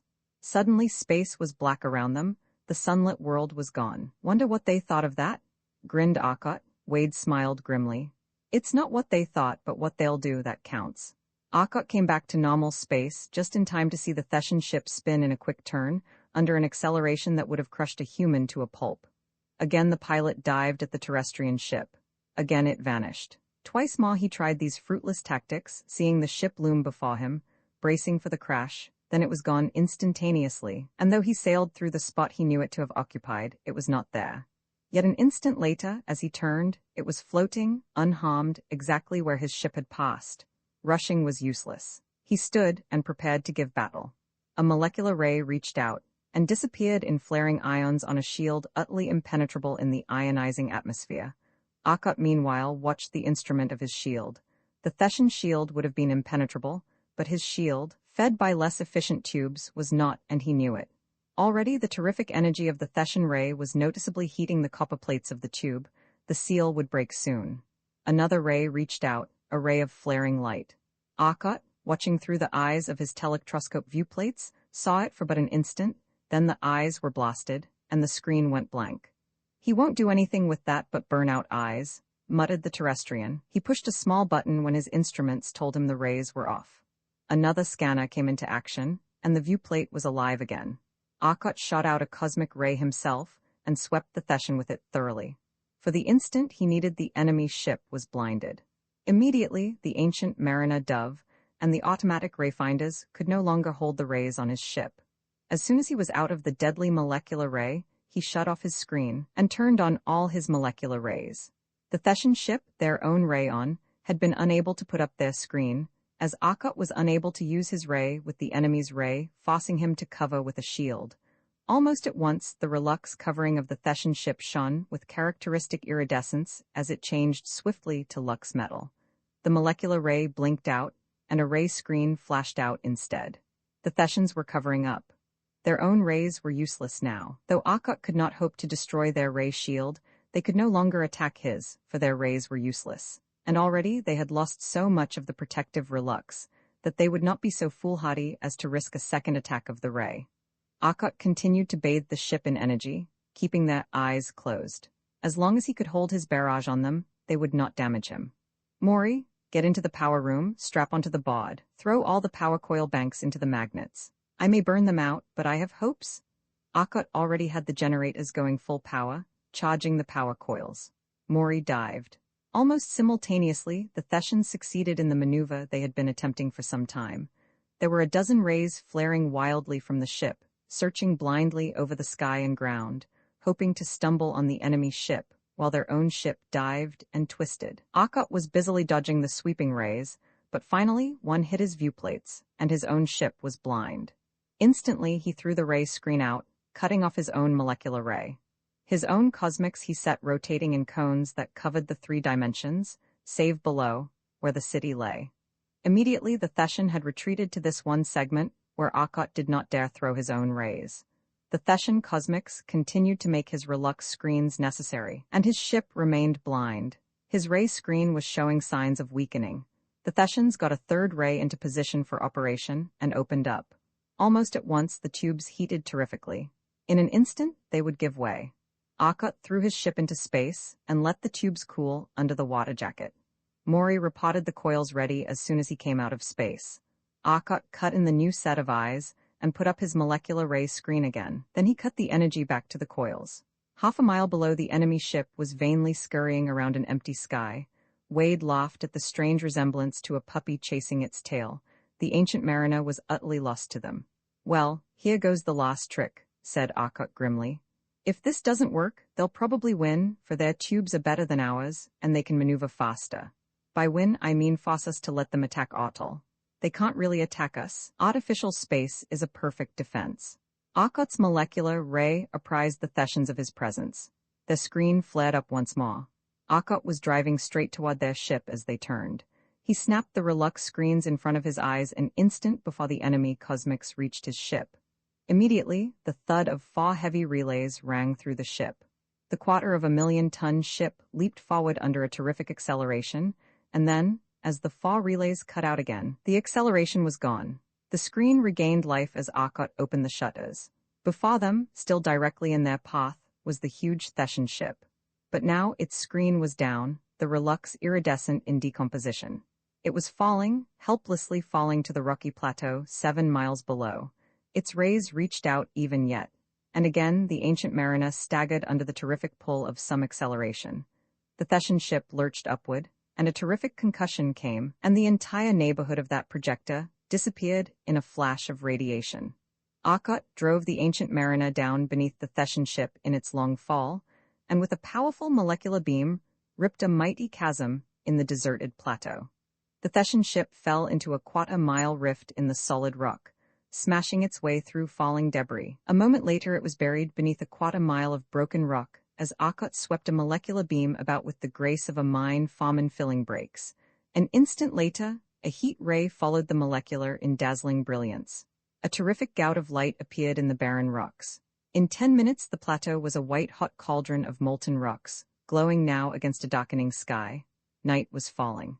"That ship," said Arkot with an air of finality, "will never rise again." "Vi the second move, what happened to him, though?" asked Wade, bewildered. "I haven't yet figured it out. He went down in a heap and he didn't have any power. Of course, if he had his power, he could have pulled out again. He could just melt and burn all the excess rock off and he would be all set. But his rays all went dead. And why the explosion? The magnetic beam is the answer. In our boat, we have everything magnetically shielded because of the enormous magnetic flux set up by the current flowing from the storage coils to the main coil. But, with so many wires heavily charged with current, what would have happened if they had not been shielded? If a current cuts across a magnetic field, a side thrust is developed. What do you suppose happened when the terrific magnetic field of the beam and the currents in the wires of their power board were mutually opposed? Lord, it must have ripped away everything in the ship. It'd tear loose even the lighting wires? Gasped Wade in amazement. But if all the power of the ship was destroyed in this way, how was it that one of their rays was operating as they fell? Asked Zesden Afthan. Each ray is a power plant in itself, explained Arkot, and so it was able to function. I do not know the cause of the explosion, though it might well have been that they had light bombs such as the Caxorians of Venus have, he added, thoughtfully. They landed, at Zesden's advice, in the city that their arrival had been able to save. This was Atoll's largest city and their industrial capital. Here, too, was the university at which Afthan taught. They landed, and Arkot, Maury, and Wade, with the aid of Zesden Afthan and Zesden Fence, worked steadily for 2 of their days of 50 hours each, teaching men how to make and use the molecular ships, and the rays and screens, heat beams, and Relux. But Arkot promised that when he returned, he would have some weapon that would bring them certain and easy salvation. In the meantime, other terrestrians would follow him. They left the morning of their 3rd day on the planet. A huge crowd had come to cheer them on their way as they left, but it was the silent cheer of Atoll, a telepathic well-wishing. "Now," said Arkot as their ship left the planet behind, "we will have to make the next move. It certainly looks as though that next move would be to the still unknown race that lives on world 376937, 478, 326, 894-6. Evidently, we will have to have some weapon they haven't, and I think that I know what it will be. thanks to our trip out to the islands of space. Shall we go? I think it would be wise, agreed Maury. And I, said Wade. The Autolians agreed, and so, with the aid of the photographic copies of the Theshan charts that Arcot had made, they started for World 376937, 478, 326, 894.6. It will take approximately 22 hours, and as we have been putting off our sleep with drugs, I think that we had better catch up. Wade, I wish you'd take the ship again, while Maury and I do a little concentrated sleeping. We have by no means finished that calculation, and I'd very much like to. We'll relieve you in 5 hours. Wade took the ship, and following the course Arcot laid out, they sped through the void at the greatest safe speed. Wade had only to watch the view screen carefully, and if a star showed as growing rapidly, it was proof that they were near, and nearing rapidly. If large, a touch of a switch and they dodged to one side; if small, they were suddenly plunged into an instant of unbelievable radiation as they swept through it, in a different space, yet linked to it by radiation, not light, that were permitted in. Zesden Ofthen had elected to stay with him, which gave him an opportunity he had been waiting for. If it's none of my business, just say so, he began. But that first city we saw the Theshans destroy, it was Zesden Fent's home, wasn't it?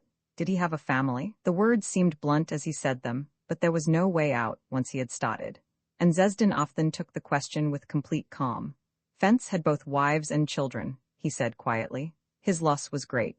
Wade concentrated on the screen for a moment, trying to absorb the shock. Then, fearing Zesden Ofthen might misinterpret his silence, he plunged on.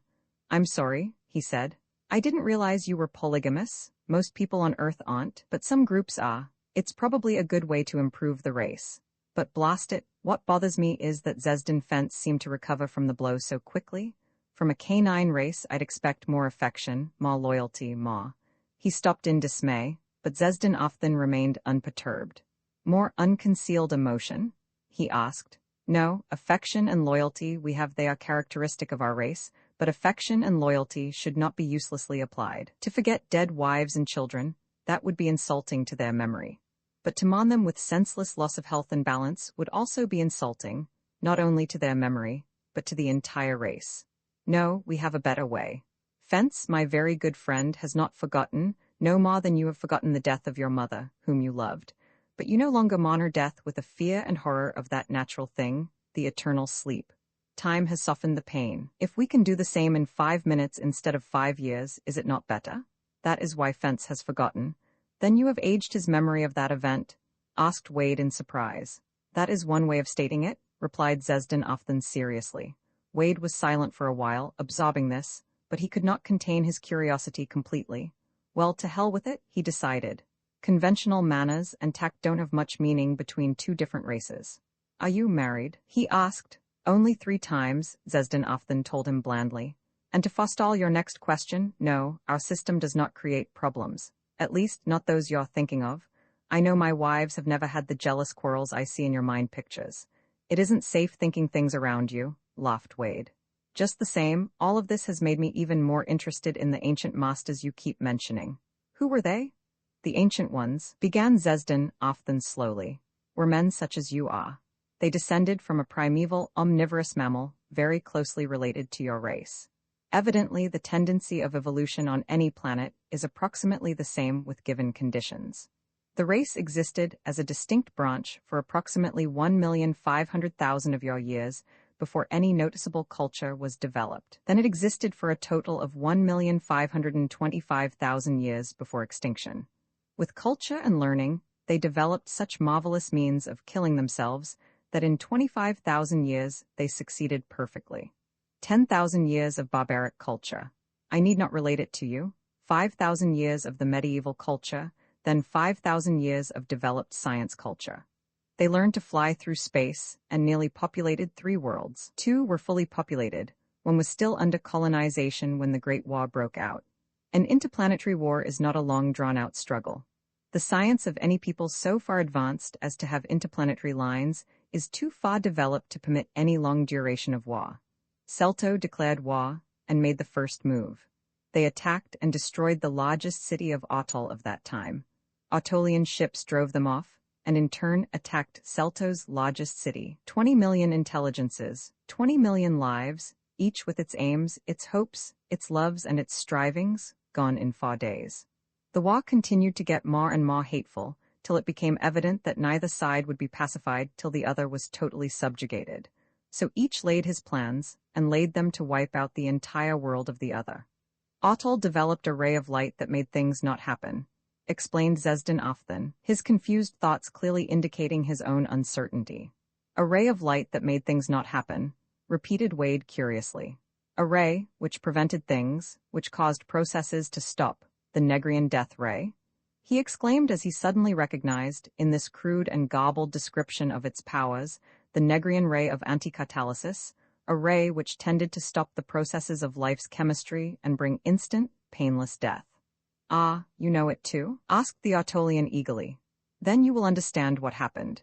The ray was turned first on Celto, and as the whirling planet spun under it, every square foot of it was wiped clean of every living thing, from gigantic Wellston to microscopic Ascoptal, and every man, woman, and child was killed, painlessly, but instantly. Then Thenton spun under it, and all were killed, but many who had fled the planets were still safe. Many, a few thousand. The day that Thenton spun under that ray, men of Ottal began to complain of disease, men by the thousands, hundreds of thousands. Every man, every woman, every child was afflicted in some way. The diseases did not seem all the same. Some seemingly died of a disease of the lungs, some went insane, some were paralyzed, and lay helplessly inactive.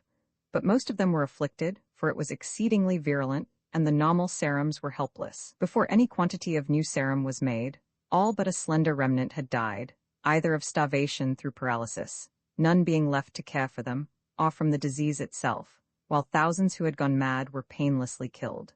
The Sultonians came to Ottal, and the remaining Ottolians, with their aid, tried to rebuild the civilization. But what a sorry thing! The cities were gigantic, stinking, plague-ridden mogs, and the plague broke among those few remaining people. The Ottolians had done everything in their power with the serums, but too late. The Sultonians had been protected with it on landing, but even that was not enough. Again the wild fires of that loathsome disease broke out. Since first those men had developed from their hairy forebears, they had found their eternal friends were the dogs, and to them they turned in their last extremity, breeding them for intelligence, hairlessness, and resemblance to themselves. The deathless ones alone remained after 3 generations of my people, but with the aid of certain rays, the rays capable of penetrating lead for a short distance, and most other substances for considerable distances. X-rays, thought Wade. Great changes had been wrought. Already they had developed startling intelligence, and were able to understand the scheme of their masters. Their feet and hands were being modified rapidly, and their vocal apparatus was changing. Their jaws shortened, their chins developed, the nose retreated. Generation after generation the process went on, while the deathless ancient ones worked with their helpers, for soon my race was a real helping organization. But it was done. The successful arousing of true love emotion followed, and the unhappy days were gone. Quickly development followed.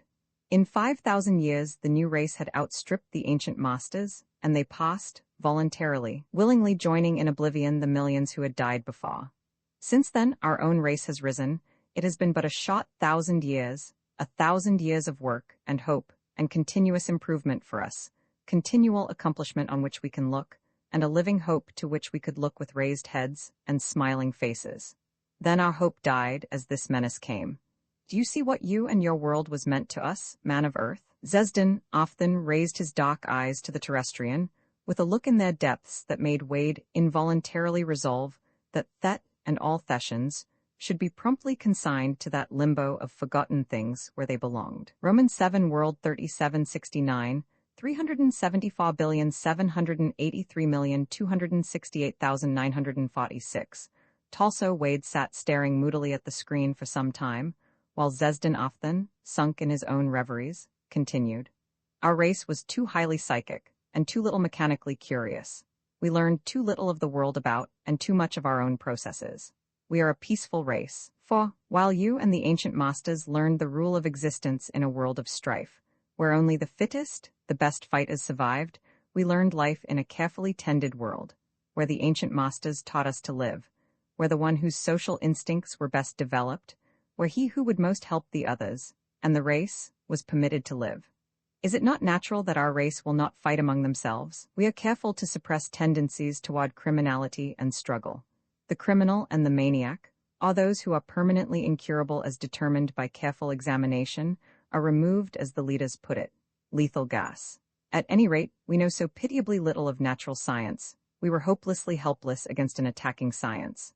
I promise you, Afthan, that if Earth survives, all shall survive, for we have given you all the weapons we know of, and we will give your people all the weapons we shall learn of. Maury spoke from the doorway. Akkot was directly behind him. They talked for a short while, then Wade retired for some needed sleep, while Maury and Akkot started further work on the time fields. Hour after hour, the ship sped on through the dark of space, weirdly distorted, glowing spots of light before them, wheeling suns that moved and flashed as their awesome speed whirled them on. They had to move slower soon, as the changing stars showed them near the space marks of certain locating suns. Finally, still moving close to 15,000 miles per second, they saw the sun they knew was Sun 3769 37,478, minus 326,894, twice as large as Sol, 2.5 times as massive and 26 times as brilliant. 13 major planets they counted as they searched the system with their powerful telectroscope, the outmost more than 10 billion miles from the parent sun, while Planet 6, the one indicated by the world number, was at a distance of 500 million miles, nearly as far from the sun as Jupiter is from ours, yet the giant sun, giving more than 25 times as much heat and light in the blue-white range, heated the planet to approximately the same temperature Earth enjoys.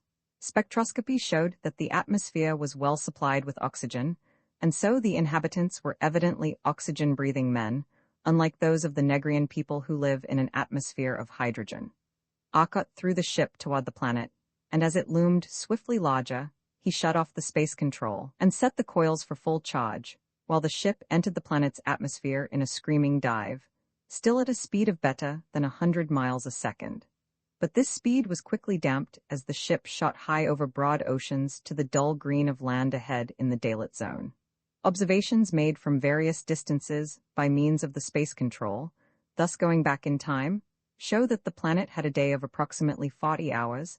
The diameter was nearly 9,000 miles, which would probably mean an inconveniently high gravity for the terrestrians and a distressingly high gravity for the Autolians, used to their world even smaller than Earth, with scarcely 80% of Earth's gravity. Wade made some volumetric analysis of the atmosphere, and with the aid of a mouse, pronounced it QAA. Quite all right for human beings. It had not killed the mouse, so probably humans would find it quite all right. We'll land at the first city that comes into view, suggested Akkot. Afthan, you be the spokesman. You have a very considerable ability with the mental communication, and have a better understanding of the physics we need to explain than has Zesden Fence. They were over land, a rocky coast that shot behind them as great jagged mountains, tipped with snow, rose beneath. Suddenly, a shining apparition appeared from behind one of the neighboring hills, and drove down at them with an unearthly acceleration. Akkot moved just enough to dodge the blow, and turned to meet the ship. Instantly, now that he had a good view of it, he was certain it was a Theshan ship. Waiting no longer to determine that it was not a ship of this world, he shot a molecular beam at it. The beam exploded into a coruscating panoply of pyrotechnics on the Theshan shield. The Theshan replied with all beams he had available, including an induction beam, an intensely brilliant light beam, and several molecular cannons with shells loaded with an explosive that was very evidently condensed light. This was no exploration ship, but a full-fledged battleship. The ancient mariner was blinded instantly.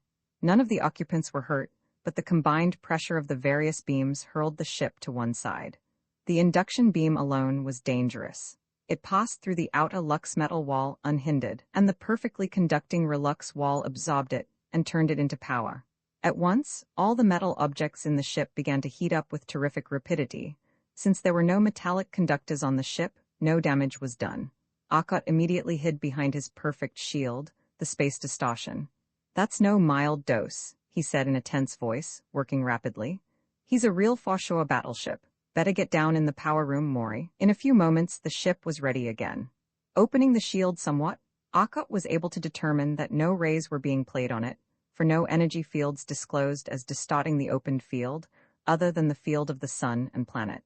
Akkot opened it. The battleship was searching vainly about the mountains, and was now some miles distant. His last view of Akkot's ship had been a suddenly contracting ship, one that vanished in infinite distance, the infinite distance of another space, though he did not know it. Akkot turned 3 powerful heat beams on the Theshan ship, and drove down toward it, accompanying them with molecular rays. The Theshan shield stopped the moleculars, but the heat had already destroyed the eyes of the ship.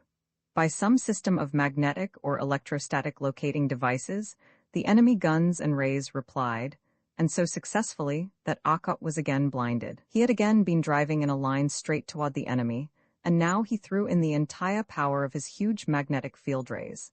The induction ray disappeared, and the heat, light, and cannons stopped. Worked again, grinned Akkot. A new set of eyes was inserted automatically, and the screen again lighted. The Theshan ship was spinning end over end toward the ground. It landed with a tremendous crash. Simultaneously, from the rear of the Ancient Mariner came a terrific crash, an explosion that drove the terrestrian ship forward, as though a giant hand had pushed it from behind. The Ancient Mariner spun like a top, facing the direction of the explosion, though still traveling in the direction it had been pursuing, but backward now. Behind them, the air was a gigantic pool of ionization. Tremendous fragments of what obviously had been a ship were drifting down, turning end over end, and those fragments of the wall showed them to be fully 4 feet of solid relux. Enemy got up behind somehow while the eyes were out, and was ready to raise merry hell. Somebody blew them up beautifully. Look at the ground down there, it's red hot. That's from the radiated heat of our recent encounter. Heat rays reflected, light bombs turned off, heat escaping from ions, nice little workout, and it didn't seriously bother our defenses of 2-inch relux. Now tell me, what will blow up 4-foot relux? Asked Akkot, looking at the fragments. It seems to me those fellows don't need any help from us, they may decline it with thanks. But they may be willing to help us, replied Ofthen, and we certainly need such help. I didn't expect to come out alive from that battleship there. It was luck. If they knew what we had, they could insulate against it in an hour, added Akkot. Let's finish those fellows over there, look. From the wreck of the ship they had downed, a stream of men in glistening relux suits were filing. Any men comparable to humans would have been killed by the fall, but not Theshans. They carried peculiar machines, and as they drove out of the ship in dive that looked as though they had been shot from a cannon, they turned and landed on the ground and proceeded to jump back, leaping at a speed that was bewildering, seemingly impossible in any living creature. They busied themselves quickly. It took less than 30 seconds, and they had a large relux disk laid under the entire group and machines. Akkot turned a molecular ray down. The rock and soil shot up all about them, even the ship shot up, to fall back into the great pit its ray had formed. But the ionization told of the ray shield over the little group of men. A heat ray reached down, while the men still frantically worked at their stubby projectors. The relux disk now showed its purpose. In an instant, the soil about them was white-hot, bubbling lava. It was liquid, boiling furiously, but the deep relux disk simply floated on it. The enemy ship began sinking, and in a moment had fallen almost completely beneath the white-hot rock. A fountain of the melted lava sprung up, and under Akkot's skillful direction, fell in a cloud of molten rock on the men working. The suits protected, and the white-hot stuff simply rolled off. But it was sinking their boat. Akkot continued hopefully. Meanwhile, a signaling machine was frantically calling for help, and sending out information of their plight and position. Then, all was instantly wiped out in a single terrific jolt of the magnetic beam. The machines jumped a little, despite their weight, and the ray shield apparatus slumped suddenly in blazing white heat. The interior mechanism fused. But the men were still active, and rapidly spreading from the spot, each protected by a ray shield pack. A brilliant stab of molecular rays shot at each from either of 2 of the Ancient Mariner's projectors as Maury aided Akkot.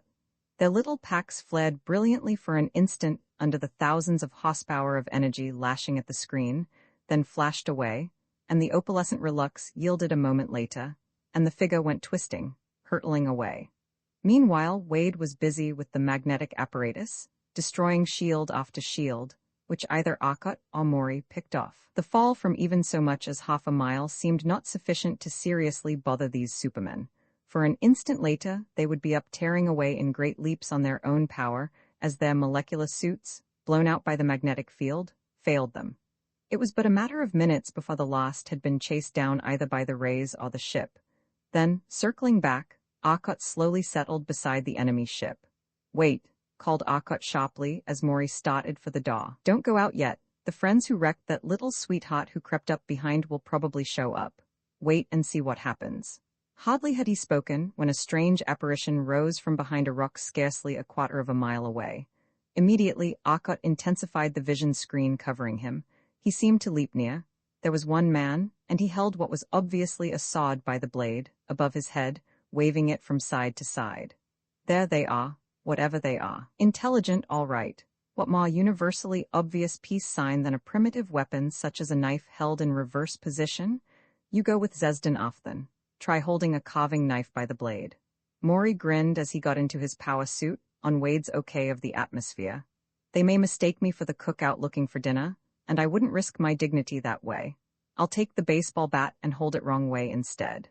Nevertheless, as he stepped from the ship, with Ofthen close behind, he held the long knife by the blade, and Ofthen, very awkwardly operating his still rather unfamiliar power suit, followed. Into the intensely blue sunlight the men stepped. Their skin and clothing took on a peculiar tint under the strange sunlight. The single stranger was joined by a second, also holding a reversed weapon, and together they threw them down. Maury and Zesden Ofthen followed suit. The two parties advanced toward each other. The strangers advanced with a swift, light step, jumping from rock to rock, while Maury and Ofthen flew part way toward them. The men of this world were totally unlike any intelligent race Maury had conceived of. Their head and brain case was so small as to be almost animalish. The nose was small and well-formed, the ears more or less cup-shaped with a remarkable power of motion. Their eyes were seemingly huge, probably no larger than a terrestrian's, though in the tiny head they were necessarily closely placed, protected by heavy bony ridges that actually projected from the skull to enclose them. Tiny, childlike chins completed the head, running down to a scrawny neck. They were short, scarcely 5 feet, yet evidently of tremendous strength for their short, heavy arms, the muscle bulging plainly under the tight rubber-like composition garments, and the short legs whose stocky girth proclaimed equal strength were members of a body in keeping with them. The deep, broad chest, wide, square shoulders, heavy broad hips, combined with the tiny head, seemed to indicate a perfect incarnation of brainless, brute strength. Strangers from another planet, enemies of our enemies. What brings you here at this time of troubles? The thoughts came clearly from the stocky individual before them. We seek to aid, and to find aid. The menace that you face attacks not alone your world, but all this star cluster, replied Zesden Ofthen steadily. The stranger shook his head with an evident expression of hopelessness. The menace is even greater than we feared. It was just fortune that permitted us to have our weapon in workable condition at the time your ship was attacked.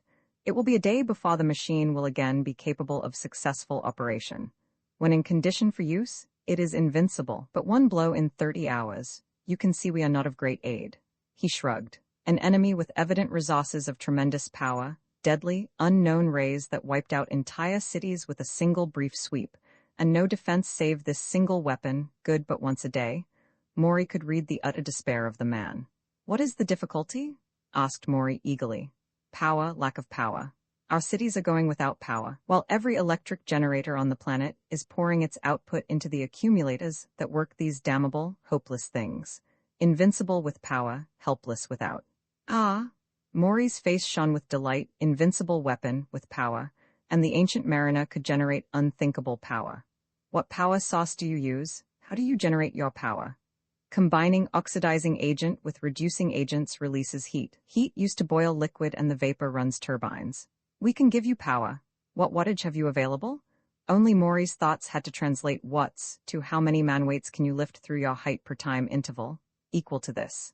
He gave the man some impression of a second by counting. The man figured rapidly. His answer indicated that approximately a total of 2 billion kilowatts were available. Then the weapon is invincible hereafter, if what you say is true. Our ship alone can easily generate 10,000 times that power. Come, get in the ship, accompany us to your capital. The men turned and retreated to their position behind the rocks, while Maury and Zesden Ofthen waited for them. Soon they returned and entered the ship. Our world, explained the leader rapidly, is a single unified colony. The capital is Shesto, our world we call Talso. His directions were explicit, and Arkot started for Shesto, on Talso. Roman 8 undefeatable or uncontrollable? 15 minutes after they started, they came to Shesto. They were forced to land and explain, for their Relux ship was decidedly not the popular Tolsonian idea of a lifesaver. Shesto was defended by 2 of the machines, and each machine had been equipped with 2 fully charged accumulators. Their 4 possible shots were hoped to be sufficient protection, and, so far, had been. The city had been attacked twice, according to those Standrel, the Tolsonian, once by a single ship which had been instantly destroyed, and once by a fleet of 6 ships. The interval had permitted time to recharge the discharged accumulator, and the fleet had been badly treated. Of the 6 ships, 4 had been brought down in rapid succession, and the remaining 2 ships had fled. When the first city had been wiped out, with a loss of life well in the hundreds of thousands, the other cities had, to limit of their abilities, set up the protective apparatus. Apparently the Thessians were holding off for the present. In a way, said Maury seriously, it was distinctly fortunate that we were attacked almost at once. Their instantaneous system of destruction would have worked for the one shot needed to send the ancient mariner to eternal blazes. He laughed, but it was a slightly nervous laugh. The terrestrial ship landed in a great grassy cot, and out of respect for the park-like smoothness of the turf, Arkot left the ship on its power units, suspended a bit above the surface. Then he, Maury and the Tolsonian left the ship. Zesden Ofthen was left with the ship and with Wade in charge, for if some difficulties were encountered, Wade would be able to help them with the ship, and Zesden Ofthen, with the tremendous power of his thought-locating apparatus, was busy seeking out the Thessian stronghold. A party of men of Talso met the terrestrians outside the ship. "Welcome, men of another world, and to you go our thanks for the destruction of one of our enemies." The clear thoughts of the spokesman evinced his ability to concentrate. "And to your world must go our thanks for saving of our lives, and more important, our ship," replied Arkot. "For the ship represents a thing of enormous value to this entire star system. I understand, your thoughts that you wish to learn more of this weapon we use. You understand that it is a question among us as to whether it is undefeatable, uncontrollable, or just ununderstandable. We have had fair success with it. It is not a weapon, was not developed as such, it was an experiment in the line of electric waves. How it works, what it is, what happens, we do not know. But men who can create so marvelous a ship as this of yours, capable of destroying a ship of the Thessians with their own weapons, must certainly be able to understand any machine we may make, and you have power." He finished eagerly. "Practically infinite power. I will throw into any power line you suggest, all the direct current you wish." Arkot's thoughts were pure reflection, but the Tolsonian brightened at once. "I feared it might be alternating, but we can handle direct current. All our transmission is done at high voltage direct current. What potential do you generate? Will we have to install changes?" "We generate DC at any voltage up to 50 million, any power up to that needed to lift 10 trillion men through their own height in this time a second." The power represented approximately 20 trillion horsepower. The Tolsonian's face went blank with amazement as he looked at the ship. "In that tiny thing you generate such power?" he asked in amazement. "In that tiny ship we generate more than 1 million times that power," Arkot said. "Our power troubles are over," declared the military man emphatically. "Our troubles are not over," replied a civilian who had joined the party, with equal emphasis. "As a matter of fact, they are worse than ever, more tantalizing. What he says means that we have a tremendous power source, but it is in one spot. How are you going to transmit the power? We can't possibly move any power anywhere near that amount. We couldn't touch it to our lines without having them all go up in one instantaneous blaze of glory. We cannot drain such a lake of power through our tiny power pipes of silver." "This man is Stel Felsothew," said Standrel. "The greatest of our scientists, the man who has invented this weapon, which alone seems to offer us hope. And I am afraid he is right. See, there is the university. For the power requirements of their laboratories, a heavy power line has been installed, and it was hoped that you could carry leads into it." His face showed evident despair greater than ever. "We can always feed some power into the lines. Let us see just what hope there is. I think that it would be wiser to investigate the power lines at once," suggested Maury. 10 minutes later, with but a single officer now accompanying them, though Standrel, the terrestrial scientist, and the Tolsonian scientist were inspecting the power installation. They had entered a large stone building, into which led numerous very heavy silver wires. The insulators were silicate glass. Their height suggested a voltage of well over 100,000, and such heavy cables suggested a very heavy amperage, so that a tremendous load was expected. Within the building were a series of gigantic glass tubes, their walls fully 3 inches thick, and even so, braced with heavy platinum rods. Inside the tubes were tremendous elements such as the tiny tubes of their machine carried. Great cables led into them, and now their heating coils were glowing a sommely deep red.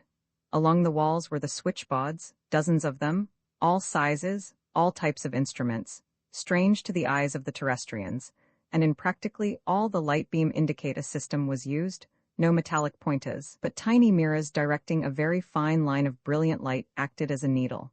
The system thus had practically no inertia. "Are these the changes?" asked Arkot, gazing at the gigantic tubes. "They are. Each tube will handle up to 100,000 volts, said Stelfelsothew. "But I fear, Stelfelsothew, that these tubes will carry power only one way. That is, it would be impossible for power to be pumped from here into the powerhouse, though the process can be reversed," pointed out Arkot. "Radio tubes work only one way, which is why they can act as rectifiers. The same was true of these tubes. They could carry power one way only." "True of tubes in general," replied the Talsonian, "and I see by that you know the entire theory of our tubes, which is rather abstruse."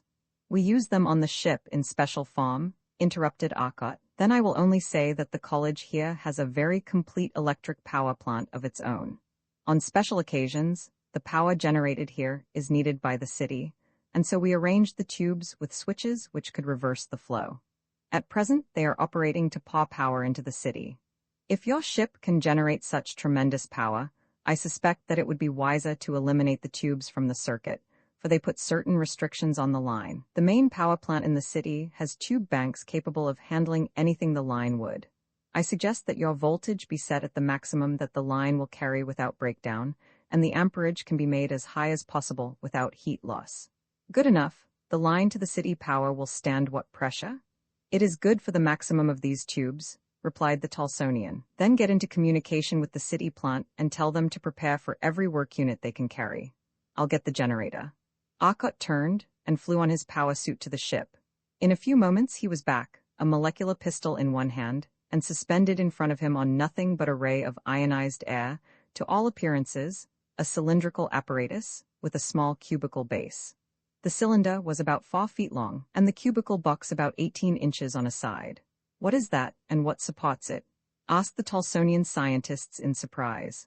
"The thing is supported by a ray which directs the molecules of a small bar in the top clamp, driving it up," explained Maury, "and that is the generator." "That, why it is hardly as big as a man," exclaimed the Talsonian. "Nevertheless, it can generate 1 billion horsepower, but you couldn't get the power away if you did generate it." He turned toward Arkot and called to him. "Arkot, set it down and let her rip on about 500,000 horsepower for a second or so. Air arc, won't hurt it, she's made of lux and relux." Arkot grinned and set it on the ground. "Make an awful hole in the ground." "Oh, go ahead, it will satisfy this fellow, I think," replied Maury. Arkot pulled a very thin lux metal card from his pocket and attached one end of a long loop to one tiny switch, and the other to a second. Then he adjusted 3 small dials. The wire in hand, he retreated to a distance of nearly 200 feet, while Maury wound the Talsonians back. Arkot pulled one end of his card. Instantly, a terrific roar nearly deafened the men. A solid sheet of blinding flame reached in a flaming cone into the air for nearly 50 feet. The screeching roar continued for a moment, then the heat was so intense that Arkot could stand no more, and pulled the cord. The flame died instantly, though a slight ionization clung briefly. In a moment it had cooled to white, and was cooling slowly through orange, red, deep red. The grass for 30 feet about was gone, the soil for 10 feet about was molten, boiling. The machine itself was in a little crater, half sunk in boiling rock. The Talsonians stared in amazement, then a sort of sigh escaped them and they started forward. Arkot raised his molecular pistol, a blue-green ray reached out, and the rock suddenly was black. It settled swiftly down, and a slight depression was the only evidence of the terrific action. Arkot walked over the now cool rock, cooled by the action of the molecular ray. In driving the molecules downward, the work was done by the heat of these molecules. The machine was frozen in the solid lava. "Brilliant idea, Maury," said Arkot disgustedly. "It'll be a nice job breaking it loose." Maury stuck the lux metal bar in the top clamp, walked off some distance, and snapped on the power. The rock immediately about the machine was molten again. A touch of the molecular pistol to the lux metal bar, and the machine jumped free of the molten rock.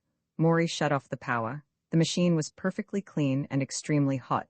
"And your ship is made of that stuff?" exclaimed the Talsonian scientist. "What will destroy it?" "Your weapon will, apparently. But do you believe that we have power enough?" asked Maury with a smile. "No, it's entirely too much. Can you tone that condensed lightning bolt down to a workable level?" Roman 9, the irresistible and the immovable, the generator Akot had brought was one of the 2 spare generators used for laboratory work. He took it now into the substation and directed the Talsonian students and the scientist in the task of connecting it into the lines. Though they knew where it belonged, he knew how it belonged. Then the Terrestrian turned on the power and gradually increased it until the power authorities were afraid of breakdowns. The accumulators were charged in the city, and the power was being shipped to other cities whose accumulators were not completely charged. But after giving simple operating instructions to the students, Akot and Maury went with Stel Felso-Thew to his laboratory. "Here," Stel Felso-Thew explained, "is the original apparatus. All these other machines you see are but replicas of this. How it works, why it works, even what it does, I am not sure of. Perhaps you will understand it. The thing is fully charged now, for it is, in part, one of the defenses of the city. Examine it now, and then I will show its power." Akot looked it over in silence, following the great silver leads with keen interest. Finally he straightened and returned to the Talsonian. In a moment Maury joined them. The Talsonian then threw a switch, and an intense ionization appeared within the tube. Then a minute spot of light was visible within the sphere of light. The minute spot of radiance is the real secret of the weapon. The ball of fire around it is merely wasted energy. Now, I will bring it out of the tube. There were 3 dials on the control panel from which he worked, and now he adjusted one of these. The ball of fire moved steadily toward the glass wall of the tube, and with a crash the glass exploded inward. It had been highly evacuated. Instantly the tiny ball of fire about the point of light expanded to a large globe. It is now in the outer air. We make the thing in an evacuated glass tube, but as they are cheap, it is not an expensive procedure. The ball will last in its present condition for approximately 3 hours. Feel the exceedingly intense heat? It is radiating away its vast energy. Now here is the point of greatest interest. Again the Talsonian fell to work on his dials, watching the ball of fire. It seemed far more brilliant in the air now. It moved and headed toward a great slab of steel off to one side of the laboratory. It shifted about until it was directly over the center of the great slab. The slab rested on a scale of some sort, and as the ball of fire touched it, the scale showed a sudden increase in load. The ball sank into the slab of steel, and the scale showed a steady, enormous load. Evidently the little ball was pressing its way through as though it were a solid body. In a moment it was through the steel slab and out on the other side. It will pass through any body with equal ease. It seems to answer only these controls, and these it answers perfectly, and without difficulty. One other thing we can do with it. I can increase its rate of energy discharge. The Talsonian turned a 4th dial, well off to one side, and the brilliance of the spot increased enormously. The heat was unbearable. Almost at once he shut it off. That is the principle we use in making it a weapon. Watch the actual operation. The ball of fire shot toward an open window, out the window, and vanished in the sky above. The Talsonian stopped the rotation of the dials. It is motionless now, but scarcely visible. I will now release all the energy. He twirled the 4th dial, and instantly there was a flash of light, and a moment later a terrific concussion. It is gone. He left the controls and went over to his apparatus. He set a heavy silver-bladed switch and placed a new tube in the apparatus. A second switch arced a bit as he drove it home. Your generator is recharging the accumulators. Stel Felso-Thew took the backplate of the control cabinet off, and the Terrestrians looked at the control with interest. Got it, Maury? Asked Akot after a time. Think so. Want to try making it up? We can do so out of spare junk about the ship, I think. We won't need the tube if what I believe of it is true. Akot turned to the Talsonian. We wish you to accompany us to the ship. We have apparatus there which we wish to set up. Back to the ship they went. There Akot, Maury, and Wade worked rapidly. It was about 3/4 of an hour later when Akot and his friends called the others to the laboratory. They had a maze of apparatus on the power bench, and the shining relux conductors ran all over the ship apparently. One huge bar ran into the power room itself and plugged into the huge power coil power supply. They were still working at it, but looked up as the others entered. Guess it will work, said Akot with a grin. There were 4 dials and 3 huge switches. Akot set all 4 dials and threw one of the switches. Then he started slowly turning the fourth dial. In the center of the room a dim, shining mist a foot in diameter began to appear. It condensed, solidified without shrinking, a solid ball of matter a foot in diameter. It seemed black but was a perfectly reflective surface and luminous. Then you had already known of this thing. Then why did you not tell me when I tried to show it? Demanded the Talsonian. Arkot was sending the globe, now perfectly non-luminous, about the room. It flattened out suddenly and was a disk. He tossed a small weight on it, and it remained fixed but began to radiate slightly. Arkot readjusted his dials and it ceased radiating, held perfectly motionless. The sphere returned and the weight dropped to the floor. Arkot maneuvered it about for a moment more. Then he placed his friends behind a screen of relux and increased the radiation of the globe tremendously. The heat became intense and he stopped the radiation. No, Stel Felso Thew, we do not have this on our world. Arkot said, you do not have it. You look at my apparatus 15 minutes and then work for an hour, and you have apparatus far more effective than ours, which required years of development, exclaimed the Talsonian. Ah, but it was not wholly new to me. This ship is driven by curving space into peculiar coordinates. Even so, we didn't do such a hot job, did we, Maury? No, we should have. What, it was not a good job? Interrupted the Talsonian. You succeeded in creating it in air, in making it stop radiating, in making a ball a foot in diameter, made it change to a disk, made it carry a load. What do you want? We want the full possibilities, the only thing that can save us in this war, Maury said. What you learned how to do was the reverse of the process we learned. How you did it is a wonder, but you did. Very well, matter is energy. Does your physics know that? Asked Arkot. It does. Matter contains vast energy, replied the Talsonian. Matter has mass and energy because of that. Mass is energy. Energy in any known form is a field of force in space, so matter is ordinarily a combination of magnetic, electrostatic, and gravitational fields. Your apparatus combined the three and put them together. The result was matter? You created matter. We can destroy it, but we cannot create it. What we ordinarily call matter is just a marker, a sign that there are those energy fields. Each bit is surrounded by a gravitational field. The bit is just the marker of that gravitational field. But that seems to be wrong. This artificial matter of yours seems also a sort of knot, for you make all three fields, combine them, and have the matter, but not, very apparently, like normal matter. Normal matter also holds the fields that make it. The artificial matter is surrounded by the right fields, but it is evidently not able to hold the fields, as normal matter does. That was why your matter continually disintegrated to ordinary energy. The energy was not bound properly. But the reason why it would blow up so was obvious. It did not take much to destroy the slight hold that the artificial matter had on its field, and then it instantly proceeded to release all its energy at once. And as you poured millions of horsepower into it all day to fill it, it naturally raised merry hell when it let loose. Arkot was speaking eagerly, excitedly. But here is the great fact, the important thing. It is artificially created in a given place. It is made and exists at the point determined by these three coordinated dials. It is not natural and can exist only where it is made and nowhere else. Obvious, but important. It cannot exist save at the point designated. Then, if that point moves along a line, the artificial matter must follow that moving point and be always at that point. Suppose now that a slab of steel is on that line. The point moves to it through it. To exist, that artificial matter must follow it through the steel. If not, it is destroyed.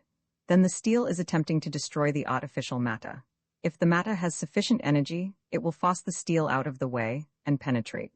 The same is true of any other matter, lux metal or relux. It will penetrate. To continue in existence it must. And it has great energy, and will expend every erg of that energy of existence to continue existence. It is, as long as its energy holds out, absolutely irresistible. But similarly, if it is at a given point, it must stay there, and will expend every erg staying there. It is then immovable. It is either irresistible in motion or immovable in static condition. It is the irresistible and the immovable. What happens if the irresistible meets the immovable? It can only fight with its energy of existence, and the more energetic prevails.